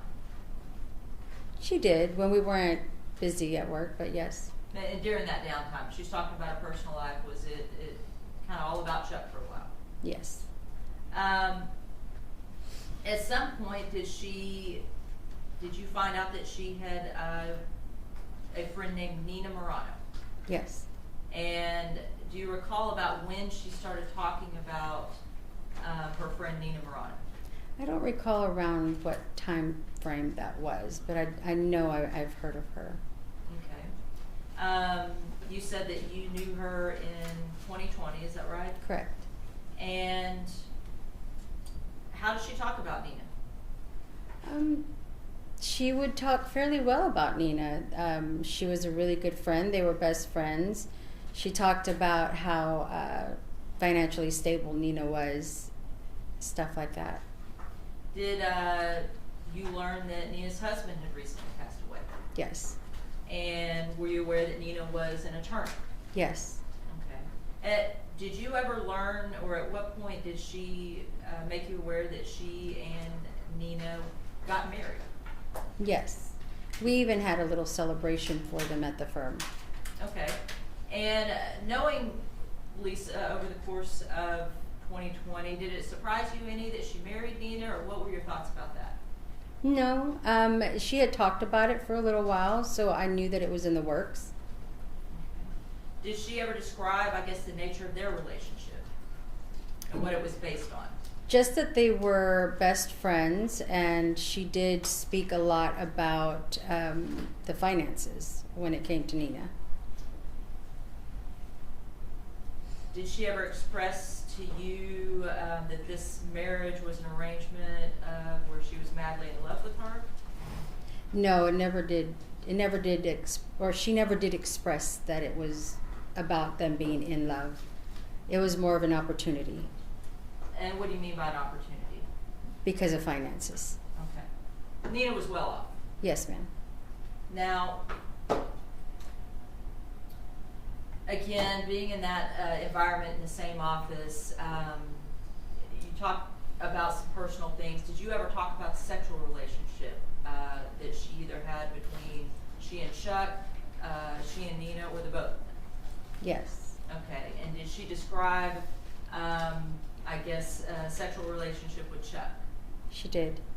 And did she tell you details about it, or how did she describe that? Not extreme details, just that they had an open relationship, and she knew about other females that he would bring home.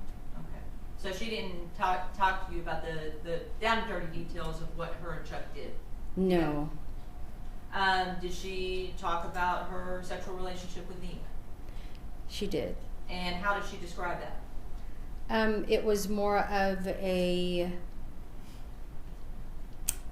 she wasn't really sexually interested in Nina. It was more of Nina being sexually interested in her, and wanting to have, if you will, threesomes with her, and not really Lisa wanting to do so. Okay. So you talked about before that the relationship seemed to be described as an opportunity, a financial opportunity, if you will. Is that fair assessment? Yes, ma'am. And she, I guess, described this as Nina wanting to be intimate with her, but she didn't really have that same desire. Correct.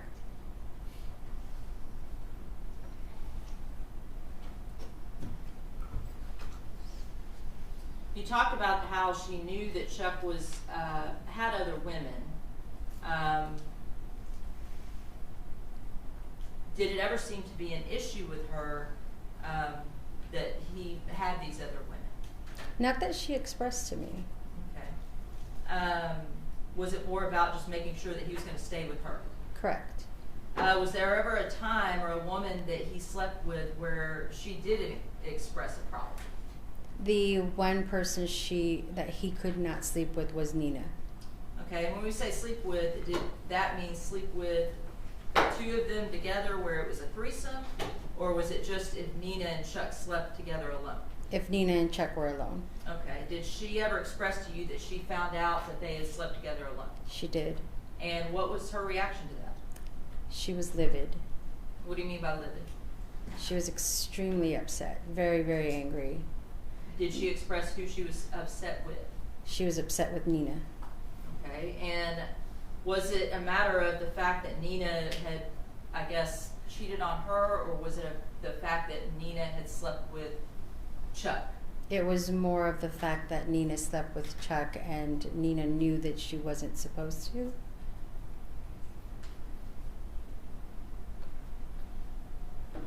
Was it an issue that Nina just wasn't supposed to without her involved? I don't think so. Okay. Now, when you said she was livid, what things did she say about it? Oh gosh. She was going to make Nina her bitch. Excuse my language. That's okay. So that's a direct quote from Ms. Dykes. When she found out about this, she said she was going to make Nina her bitch. Yes. What else did she say? She was going to make sure that Nina did whatever she wanted her to do. Do you remember, in terms of how long before Lisa resigned did this occurrence happen, if you recall? I don't recall. I apologize. That's okay.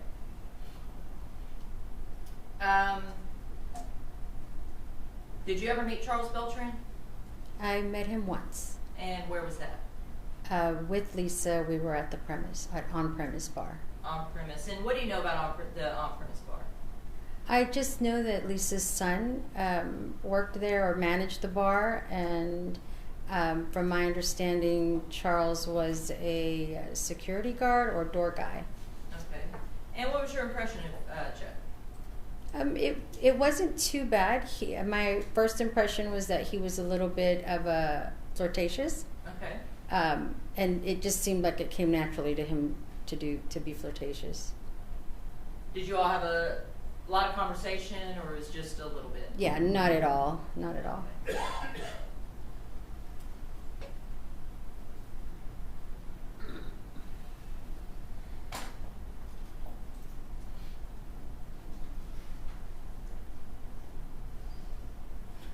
Is he a handsome man? Yeah. Okay. Young? Yes, young. You can tell he was young. And we kind of talked about the fact that, for Lisa, what did that make her feel like to have this young, handsome, flirtatious man pay attention to her? I think he kept her young. Okay, Your Honor, I'm going to object. This calls for speculation. This is to the form of the question. Okay. Do you know how that made Lisa feel being with this young, attractive man? From what I was used to, how she would react to him, he would make her happy. She was always really joyful to be around him. He made her feel young. And is that the same way she dressed? Absolutely. Now, Lisa had some plastic surgery maybe about a month before she resigned. Is that correct? Yes. Okay. You actually referred her to the surgeon. Is that correct? Yes. Now, I believe, do you recall when she had that surgery? I don't recall exact dates. I apologize. That's okay. Do you recall that she was working in the office at the end of September of 2020? Yes. And was she complaining, I guess, about some of the after effects of the surgery? She had a thigh surgery. Correct. She had a thigh lift and a facelift. The thigh lift was giving her issues. The swelling. I'm sorry. Go ahead. The swelling was giving her issues. The swelling. In September, did she come back almost immediately from that surgery? She did. Yes. And over the course of the time that she was there, did she get better? Her face got better, but her thighs just were giving her a really, really big issue. They weren't healing well. Okay. Was she still walking around? She was walking just very slowly. Walking slowly? Yes, ma'am. Now, do you recall a time at the 1st of October that she talked about going to Camden, Arkansas? Yes. And what was that for? A rap concert that Charles was a part of. And do you have any idea who all went? I knew it was her. I know Charles went because he was involved, but I don't know anyone else. Okay, and did she take off that Friday, October 2nd to go to that? She did. And was she scheduled to come back to work on October 5th? She was.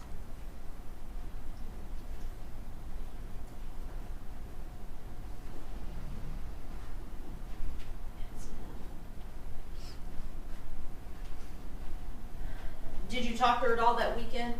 No. Okay, and that's not abnormal. You wouldn't talk to her over the weekends? Yeah. It wasn't an every weekend thing.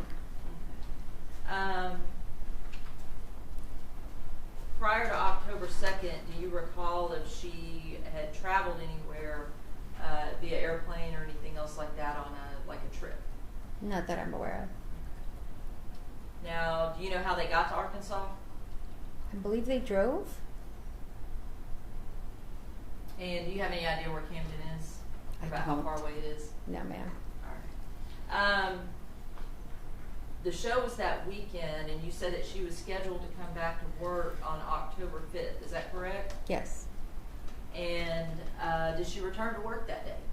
That Monday she called in. She called in. Did she give any indication why she was missing work? No. Ms. Martinez, putting up here, it's been marked States Exhibit 5 for demonstrative purposes. And you had mentioned that Lisa took off work to go to Arkansas on October 2nd, correct? Correct.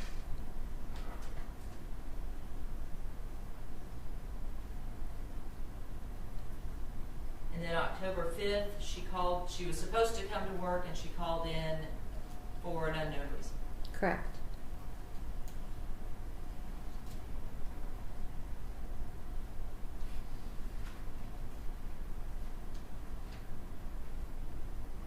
Do you recall she returned back to work on the 6th? She did. Okay. And we'll just go ahead and put that on there. When she returned back to work, was her demeanor any different? No. Okay.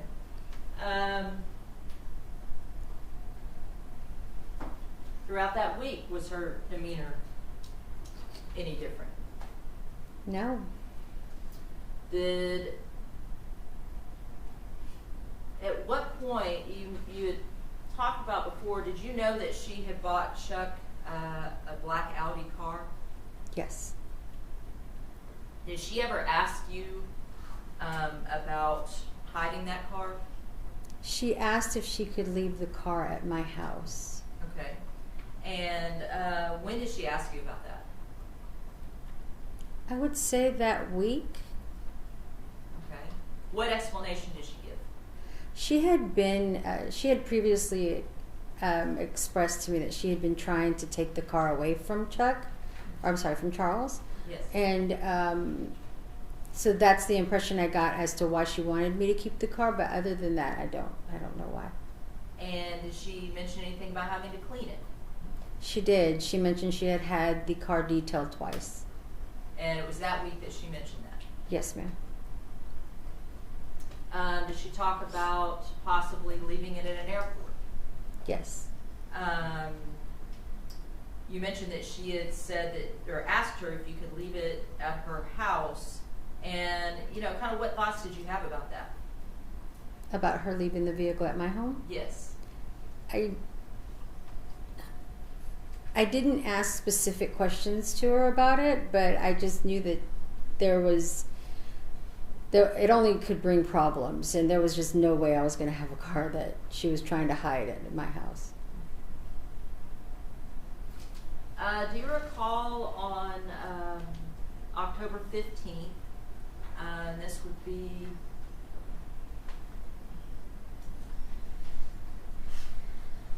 this Thursday after this week right here, if she got a phone call that caused her to become, I guess, upset or concerned?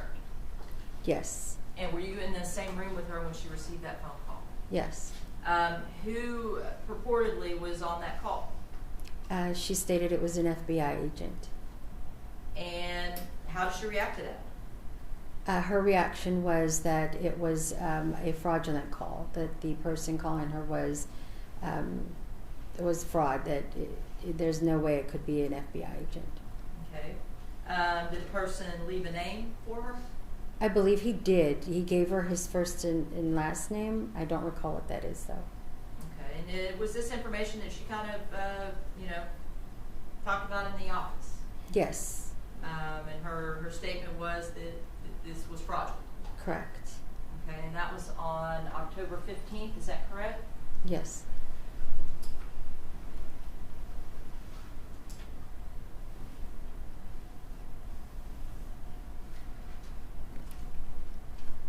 Prior to that, had you had any indication at all that Lisa was unhappy at her job?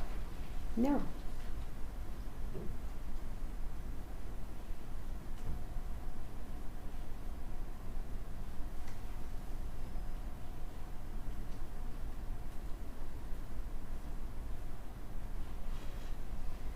And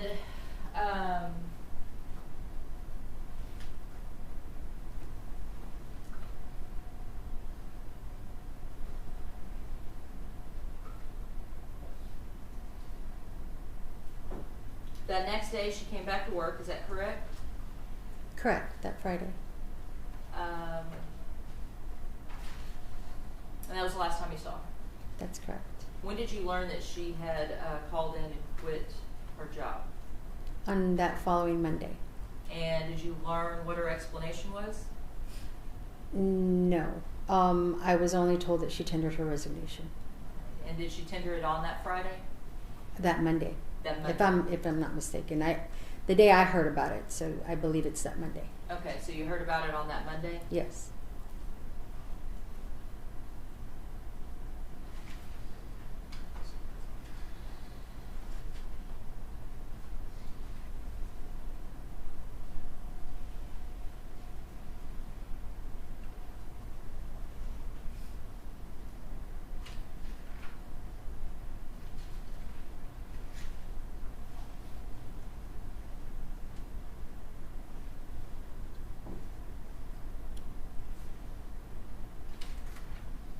Did she ever try to call you or contact you after that? No, ma'am. Do you know if she tried to contact anyone else from your workplace? I believe someone did get a phone Objection, call. speculation. I believe she has no concrete knowledge. Sustained. Do you know if she tried to contact someone else from work? She did. Okay. and who was- Objection, Your Honor, this would be hearsay. Sustained as the hearsay.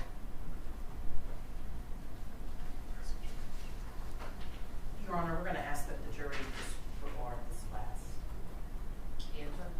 answer. All right, ladies and gentlemen of the jury, you are instructed to disregard the last answer made by this witness and not consider it as for any purpose whatsoever.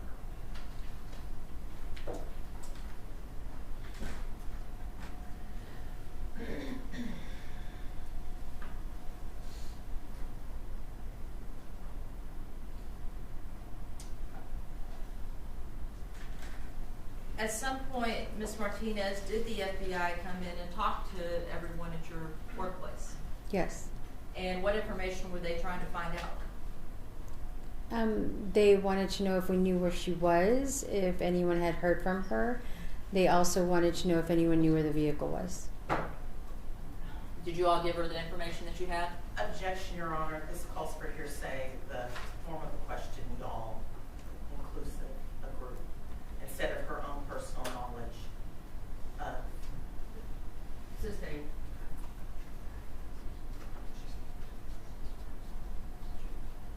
Did you give them any information that they asked for? Everything they asked for.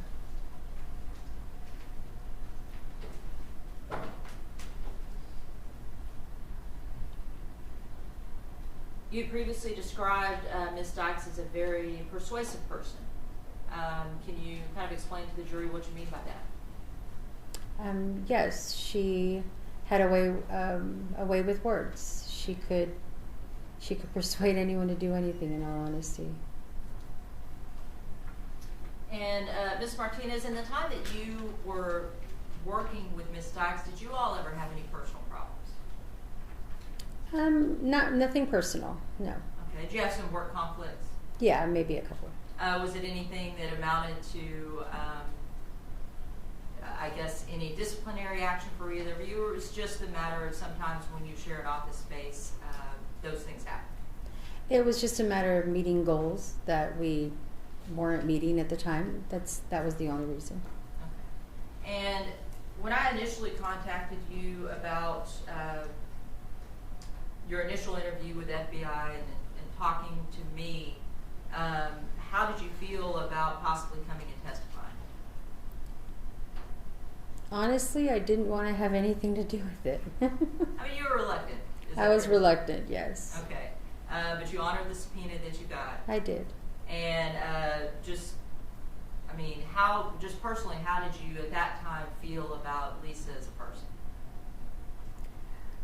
I was conflicted. She was my friend, but is being charged with something horrible, and it's nothing that feels good. It's hard to deal with.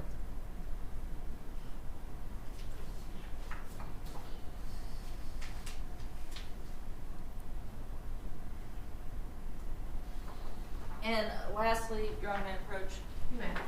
I'm painting what's been marked State 78. Is that just a picture of you? Yes. Okay, and that's kind of an older picture, correct? Yeah.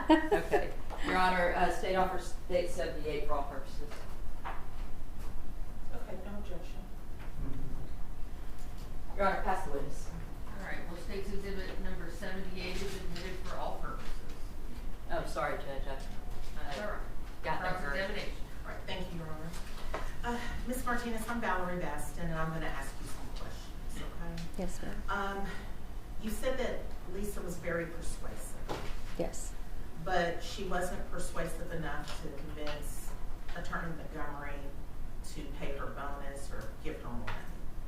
Is that correct? Yes or no? Your Honor, objection calls for hearsay. Sustained. Ms. Martinez, there were issues with the pay that negotiators were receiving at Montgomery Law Firm. Is that correct? Yes or no? No. So no issue with any bonus that you would have received or that Lisa would have received? At one point there was, yes. Okay. Yes.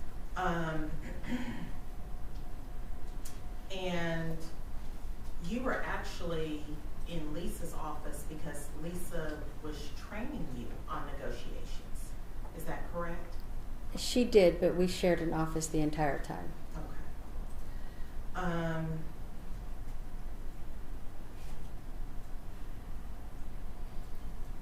Now, the conversations that Lisa did have with you about her relationship with Chuck, she never mentioned being jealous of any of the other women that he was seeing, the younger women that he was seeing. Yes or no? No.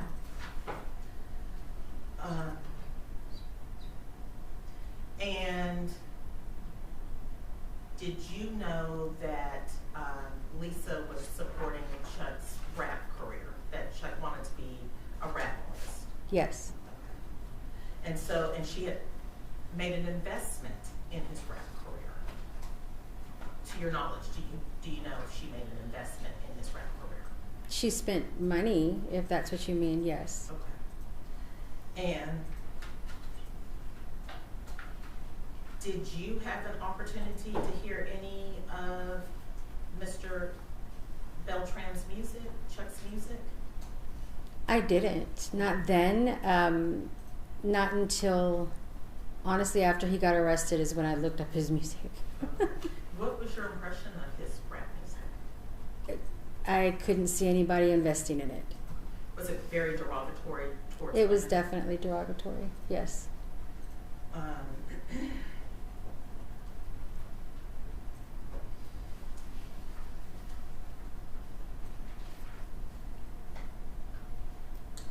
Now,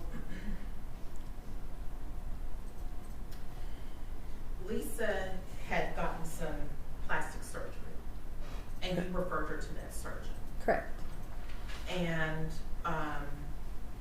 you stated earlier that Lisa came back almost immediately after the plastic surgery. Correct. Did that surprise you that she came back so quickly? It did. She, the day she came back, she ended up leaving early because she wasn't feeling very well.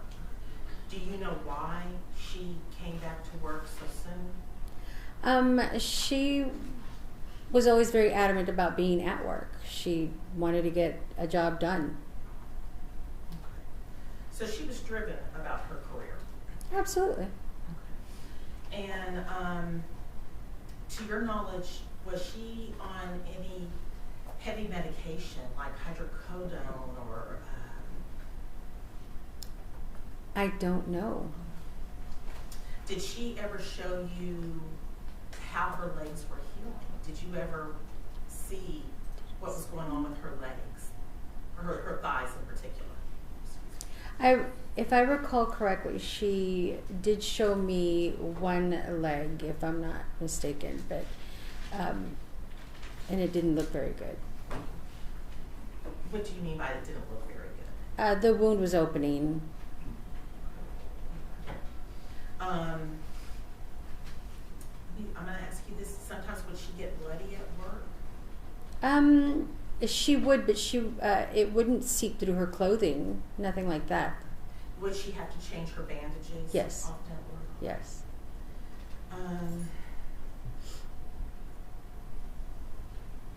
Now, the statement that she said about she was going to make Nina her bitch after she found out that Nina and Chuck slept together without her knowledge. You don't remember when she said that? I don't recall exactly when. I remember the conversation 100%, but I don't recall exactly what date or any of that sort. Was it like in the summer, maybe? No, it would have been before her plastic surgery, but I apologize, I don't remember exactly when. Okay, and she had her plastic surgery in September. Mm-hmm. Okay. So you have to answer yes or no. Oh, I apologize, yes. Now, you said that she took off on October 2nd of 2020. Did she call into you to request time off, or? No, she would let the office manager know. Okay. The office manager, myself, and Lisa were part of management, so when the office manager knew that someone would be out, she let me know as well. So if she really just worked half a day and took off to go to a doctor's appointment, would you have been aware of it? Absolutely. And that's not what she did on October 2nd, just take half a day, like work from home or go to a deposition? No, that Friday she took the entire day off.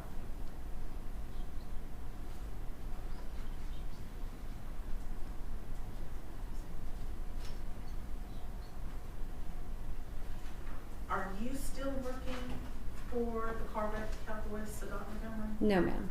When did you leave? Oh, It would have been 2021 January. Now,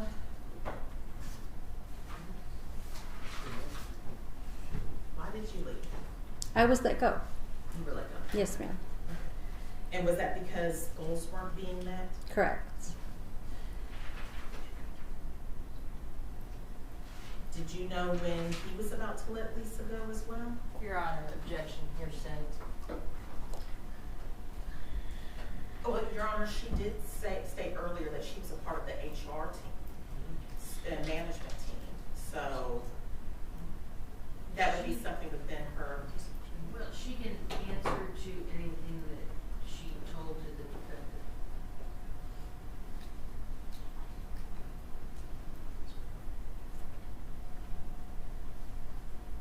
Oh, I apologize. What was the question? I'm sorry.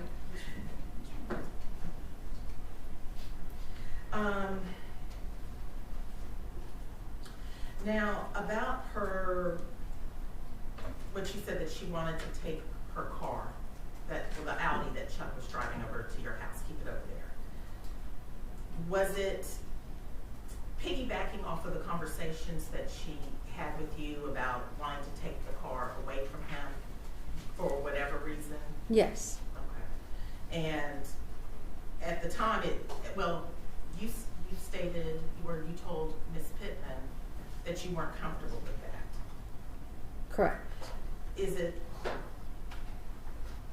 because you didn't want to be caught in between a couple's rift?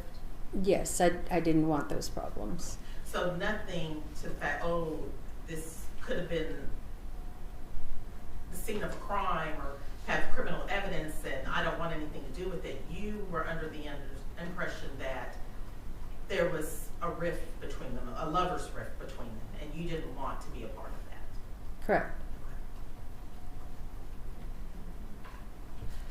Pass the witness, Your Honor. Any redirect? Just a couple of questions, Your Honor. Concerning the car, were you ever around when Lisa talked to other employees about getting rid of this car? No. Okay.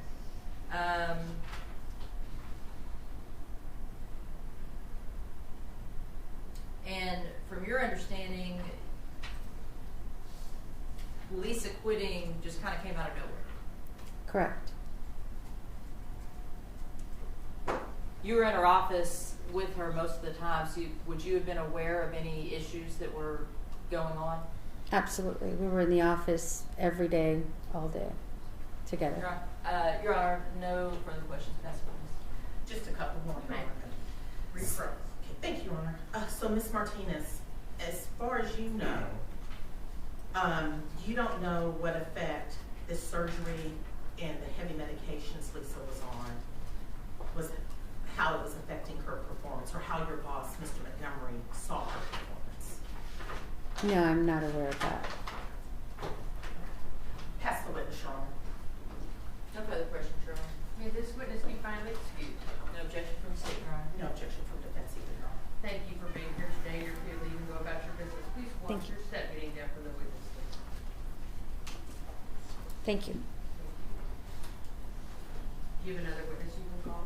We do, Your Honor. You may do so. The state would call Dr. Elizabeth Ventura.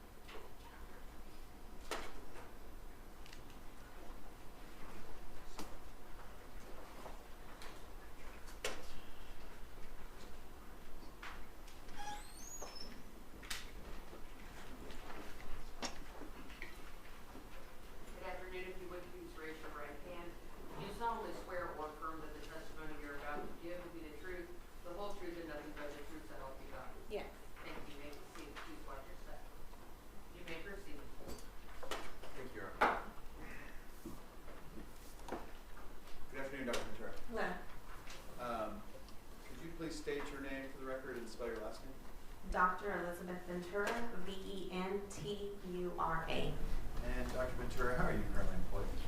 I'm employed at SWIFT, which is the Southwestern Institute of Forensic Sciences by Dallas County. And what is the Southwest Institute of Forensic Sciences? So it's our main scientific building here for the county. We do autopsies. There's medical examiners that work there. We also have a DNA analysis department, a trace firearms analysis department, toxicology department. They're all within this one building. And is it a place where just the state can send evidence to, or is anyone can send evidence to be tested there? Yes, for a fee.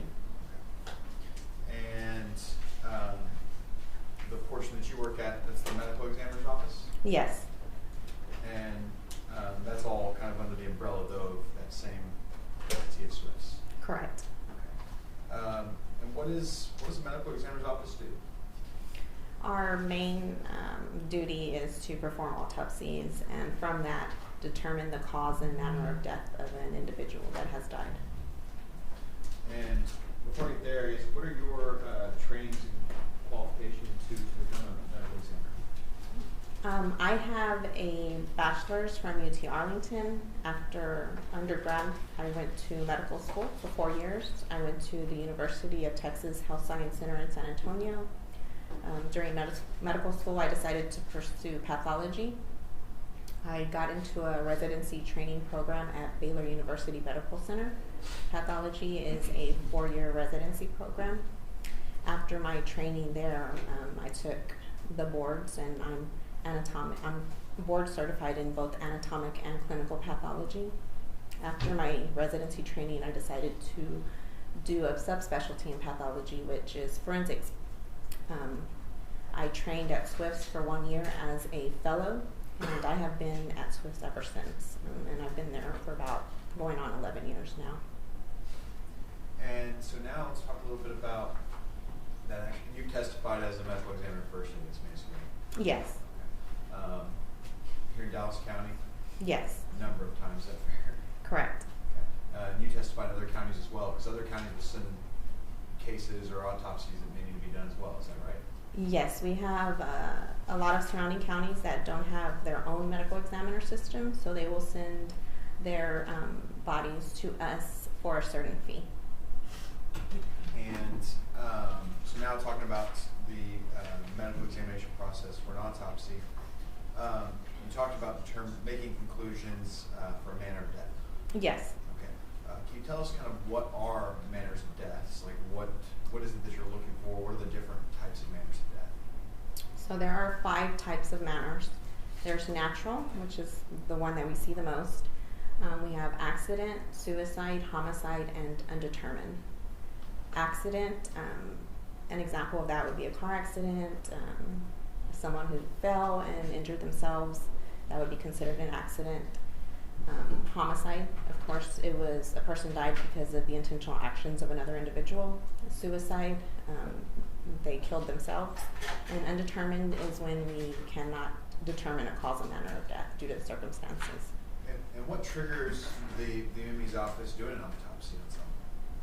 So if it falls under our jurisdiction for Dallas County, if the death is a non-witness natural death, or it could be a natural death and they just don't know why they died. Accidents, homicides, suicides, those all fall under our jurisdiction, and we will perform an autopsy. And in this case, you performed an autopsy?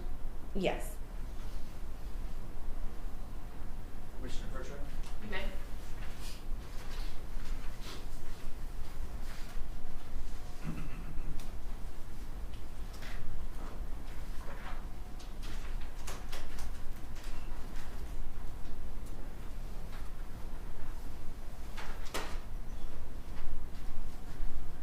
I'm going to show you what I have marked here. States 79 and 80. Is State 79 a copy of your report? Yes. Okay. And States 80, is this a copy of the diagram that you would do along with your report? Yes, these were part of my notes. This time I'll offer States 79 and 80. Alternative tests for any objections.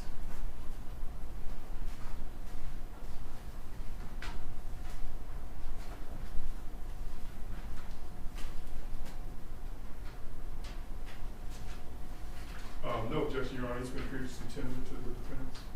All right, state exhibit number 80 is admitted for all purposes. And 79, Your Honor. And 70, both. Thank you.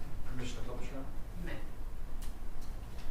So let's start here with the report. I guess first, how does an autopsy work whenever you get assigned to do one? What's kind of the process? When a body arrives at the morgue, we will give it a unique identification number, and this number is used to identify the body, and any specimens, any photographs, any reports that are made will have this unique number. That's what we see up here in the top left. Yes. And then what else happens? We will begin with the external examination of the body, typically. This case is different.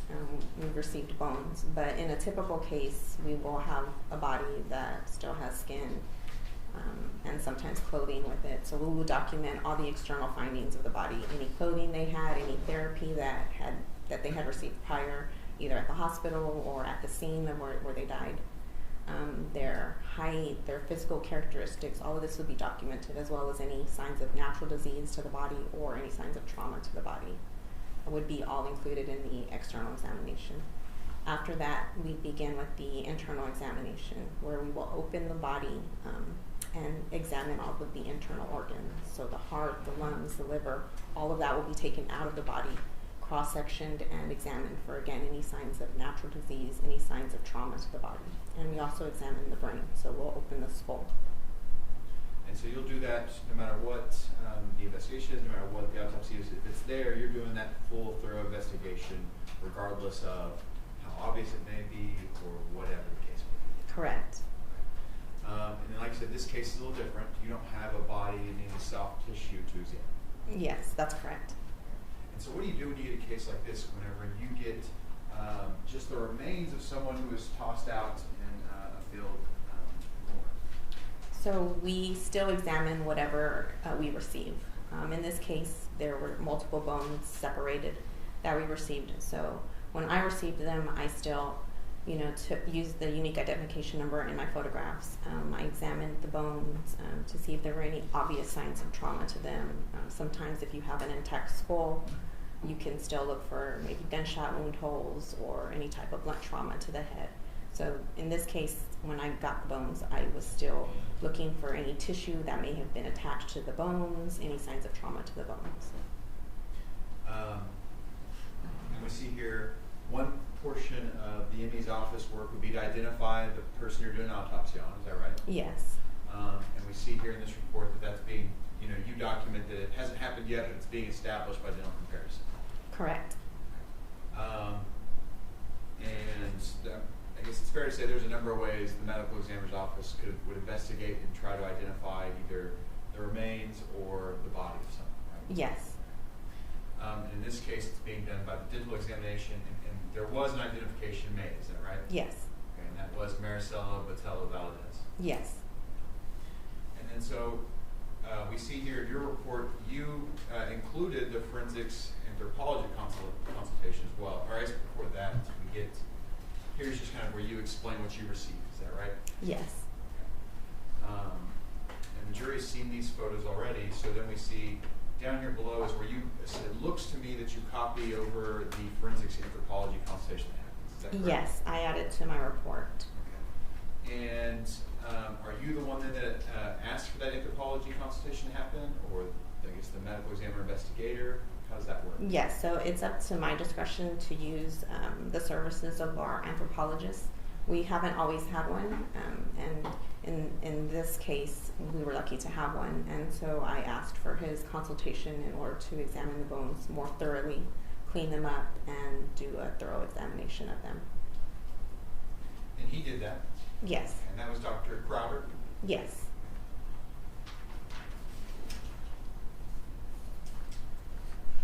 So then when we continue on to the next page, these are still his findings from the skeletal remains, is that right? Yes. But then you still go on after reviewing just the remains, looking at the anthropology report, the dental comparison. What else do you then begin to look at to make your findings? So my findings include a lot of things. They may include include part of what I found at the autopsy, any consultations that I asked for, also any investigative history that I obtained. And I incorporate this into my findings in order to determine the cause and manner of death. And the manner of death, you ruled this as what? The manner of death was homicide. Okay. And so what was your conclusion then was what in this case? The cause of death was due to homicidal violence. And we see there where you're basing that off of the footage where she's seen, Maricella's seen, and the investigative history. You list out some key points there, is that right? Yes. And the remains that were found, is that correct? Yes. And the identification by dental records. Yes. Okay. Now, the anthropology report says that there's no findings of trauma to the bones. Yes. Right? Yes. But you still are confident saying that you ruled the manner of death based on everything that you had to review as a homicide? Yes. Nothing further. I'll pass the witness. Cross-examination. Yeah, one more, Chairman. Sure.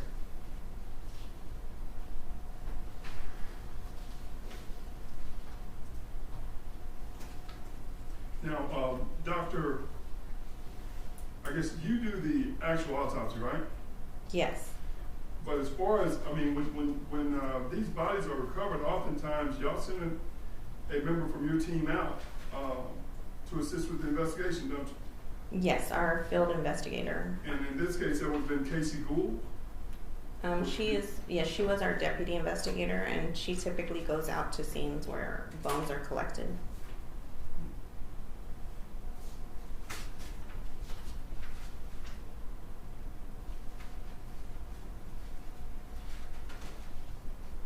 May I approach the judge? You may.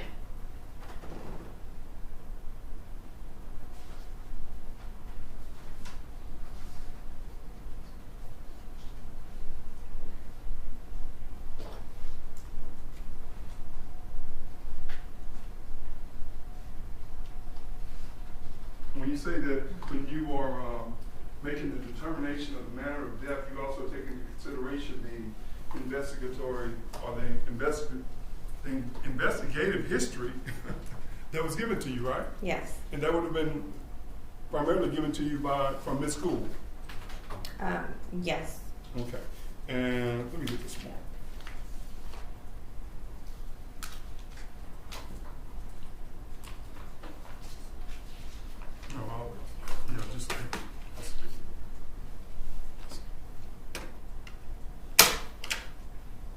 I'm sorry, Judge Manfrost. Let me show you what's marked as defense exhibit. Is this 2 or 3? 2. 2? Let me show you what's marked as defense exhibit number 2. Is that, I guess, an investigative narrative from your office as well regarding this case, this decedent? Yes. From Ms. Gould? Yes.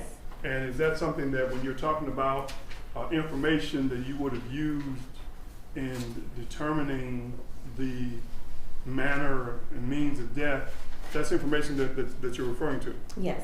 All right. Judge, I'll offer, and this is from your office, right? Yes. I'll offer what's marked as defense too. Sure, you do.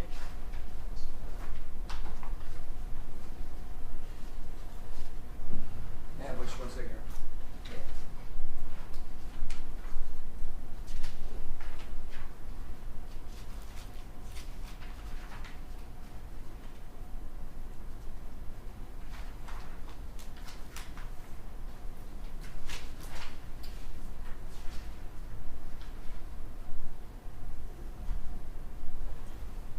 The only objection I have, Your Honor, is that this document has, looks like defense markings on it.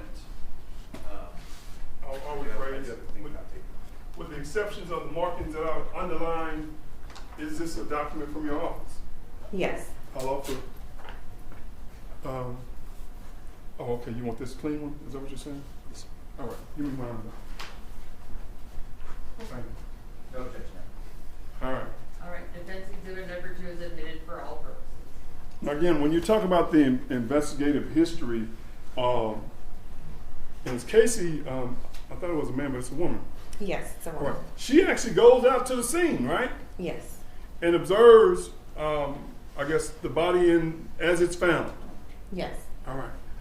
In reference to the information that she received in this investigation, there's actually a narrative, correct? Yes. And that's something that you would have considered, what was it? I think the narrative.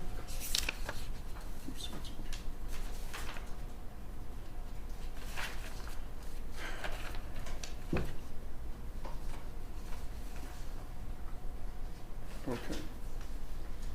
And specifically, I'm referring to the narrative that was done, that it was included in her report. It says, per Detective Ramirez, correct? Yes. The decedent was visiting a friend and went out by herself in Deep Ellum area, correct? Yes. On the video, she's seen leaving with a black male suspect on October the 5th of 2020, correct? Yes. Per phone records, they traveled to the suspect's residence, correct? Yes. The suspect lived with a female couple who were also romantically involved with the suspect, correct? Yes. Per the male suspect, the females were jealous of the decedent and stabbed her in the back, supposedly more than once, at the residence, correct? Yes. Blood evidence was located in the residence. Blood evidence that was located in the residence was DNA tested and found to be the decedent's, correct? Yes. Hair was also found in the trunk of the vehicle, but there was no follicles to test DNA. Right? Yes. At least one of the two women suspects' phone records showed them around the area where the decedent was located on the early morning hours of 10/6/20. Correct? Yes. In the early morning hours, is that correct? Is that what this is? Early morning. Yes. Okay. At one of the scene's recoveries, there was also a white, what is this? Acrylic nail recovered under some of the decedent's remains, right? Yes. Then it also states that a self-portrait taken by the decedent on the night she went missing showed her having red nails, right? Yes. But underneath her, and again, I'm just going back to this part, it says that at the scene of the recovery, that there was a white acrylic nail recovered under the decedent's remains. Is that correct? Yes. All right. And again, this will be a part of the investigative history that you use to determine that the manner of death was a homicide, right? Yes. But nothing about the body itself. Well, let me rephrase. In regards to your autopsy, can you tell us whether this person was poisoned? No. Can you tell us whether this person had a gunshot wound? No. Can you tell us whether this person was stabbed? No. Can you tell us whether this person died of a drug overdose? No. Was there even hair follicles where you could determine whether or not they used any controlled substances? In the investigator report, it says they found a matted hair, but I didn't receive that. So, but if there was follicles on that, they could have tested that. If it was her hair. Mm-hmm. Correct. Okay, but that was never determined, right? No.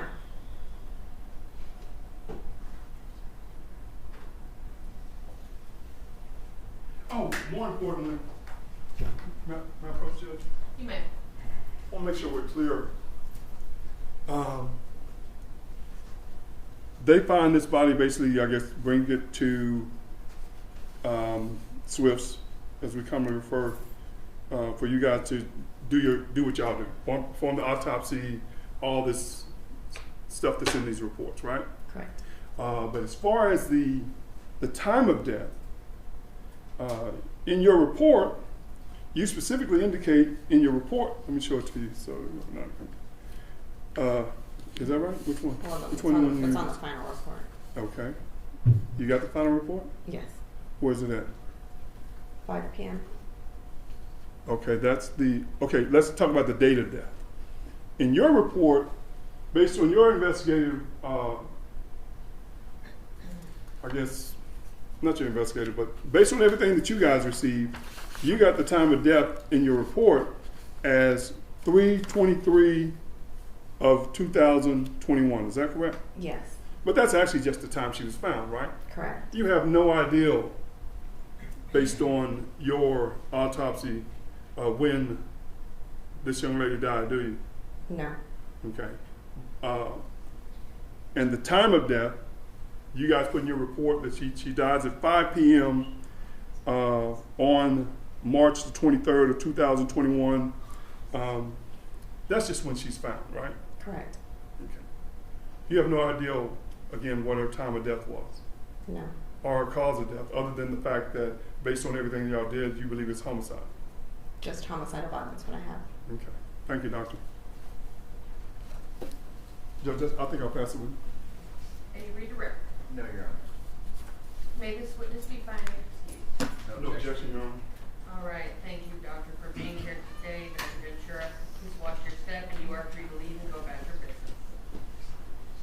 All right, ladies and gentlemen of the jury, well, were there any other witnesses we needed to get on today? No, Your Honor. All right, ladies and gentlemen of the jury. Well, the good news is you can tell I've been kind of messing around. They're going to bring us a portable AC unit and set it up this evening. So hopefully it will be cooler tomorrow. Although they tell me, or that they've been messaging me that it's loud, but we will just have to deal with that. Okay, we are going to recess for the day. Remember your instructions. You cannot watch any local news on TV, online, or in any manner. You cannot discuss any facts of this case with anyone or even tell them which particular case you are hearing this week. I expect you back in the juror's room no later than 9:30 tomorrow morning. All right, we are in recess. Thank you. All right.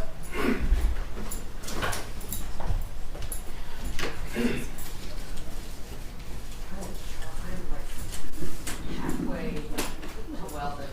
Yeah, I'm serious.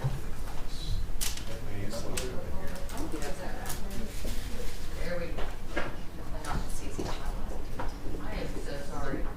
They didn't tell us they were doing this or anything. Not surprised. So we'll see. We'll see how loud it is tomorrow.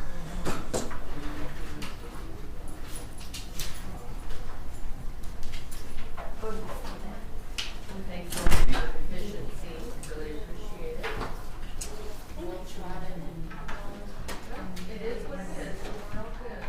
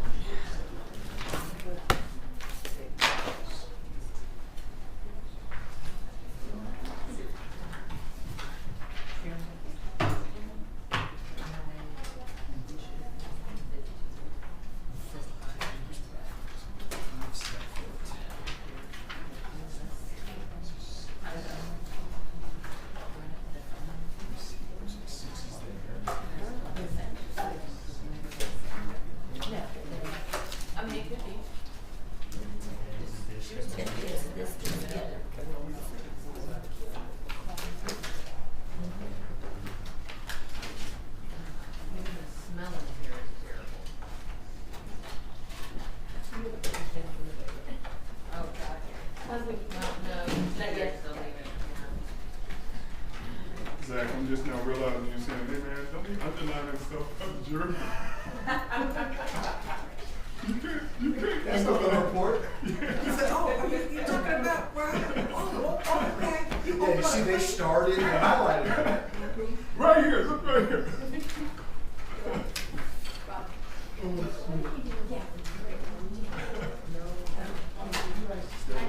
Puts it right back in this stuff. Where's your one? Oh, Heath, give her exhibit one. Give me my exhibit, Heath. Thank you, Judge. It'll be Channel 8 tomorrow. Channel 4. So I'll be here every fourth day. Oh, you guys rotate like that? Yeah. I'm so sorry about the heat. Hopefully it'll be I cooler don't know. tomorrow. That wasn't too bad. Actually, I thought it got a little cooler. It started to cool off. I feel like Yeah, I thought. the last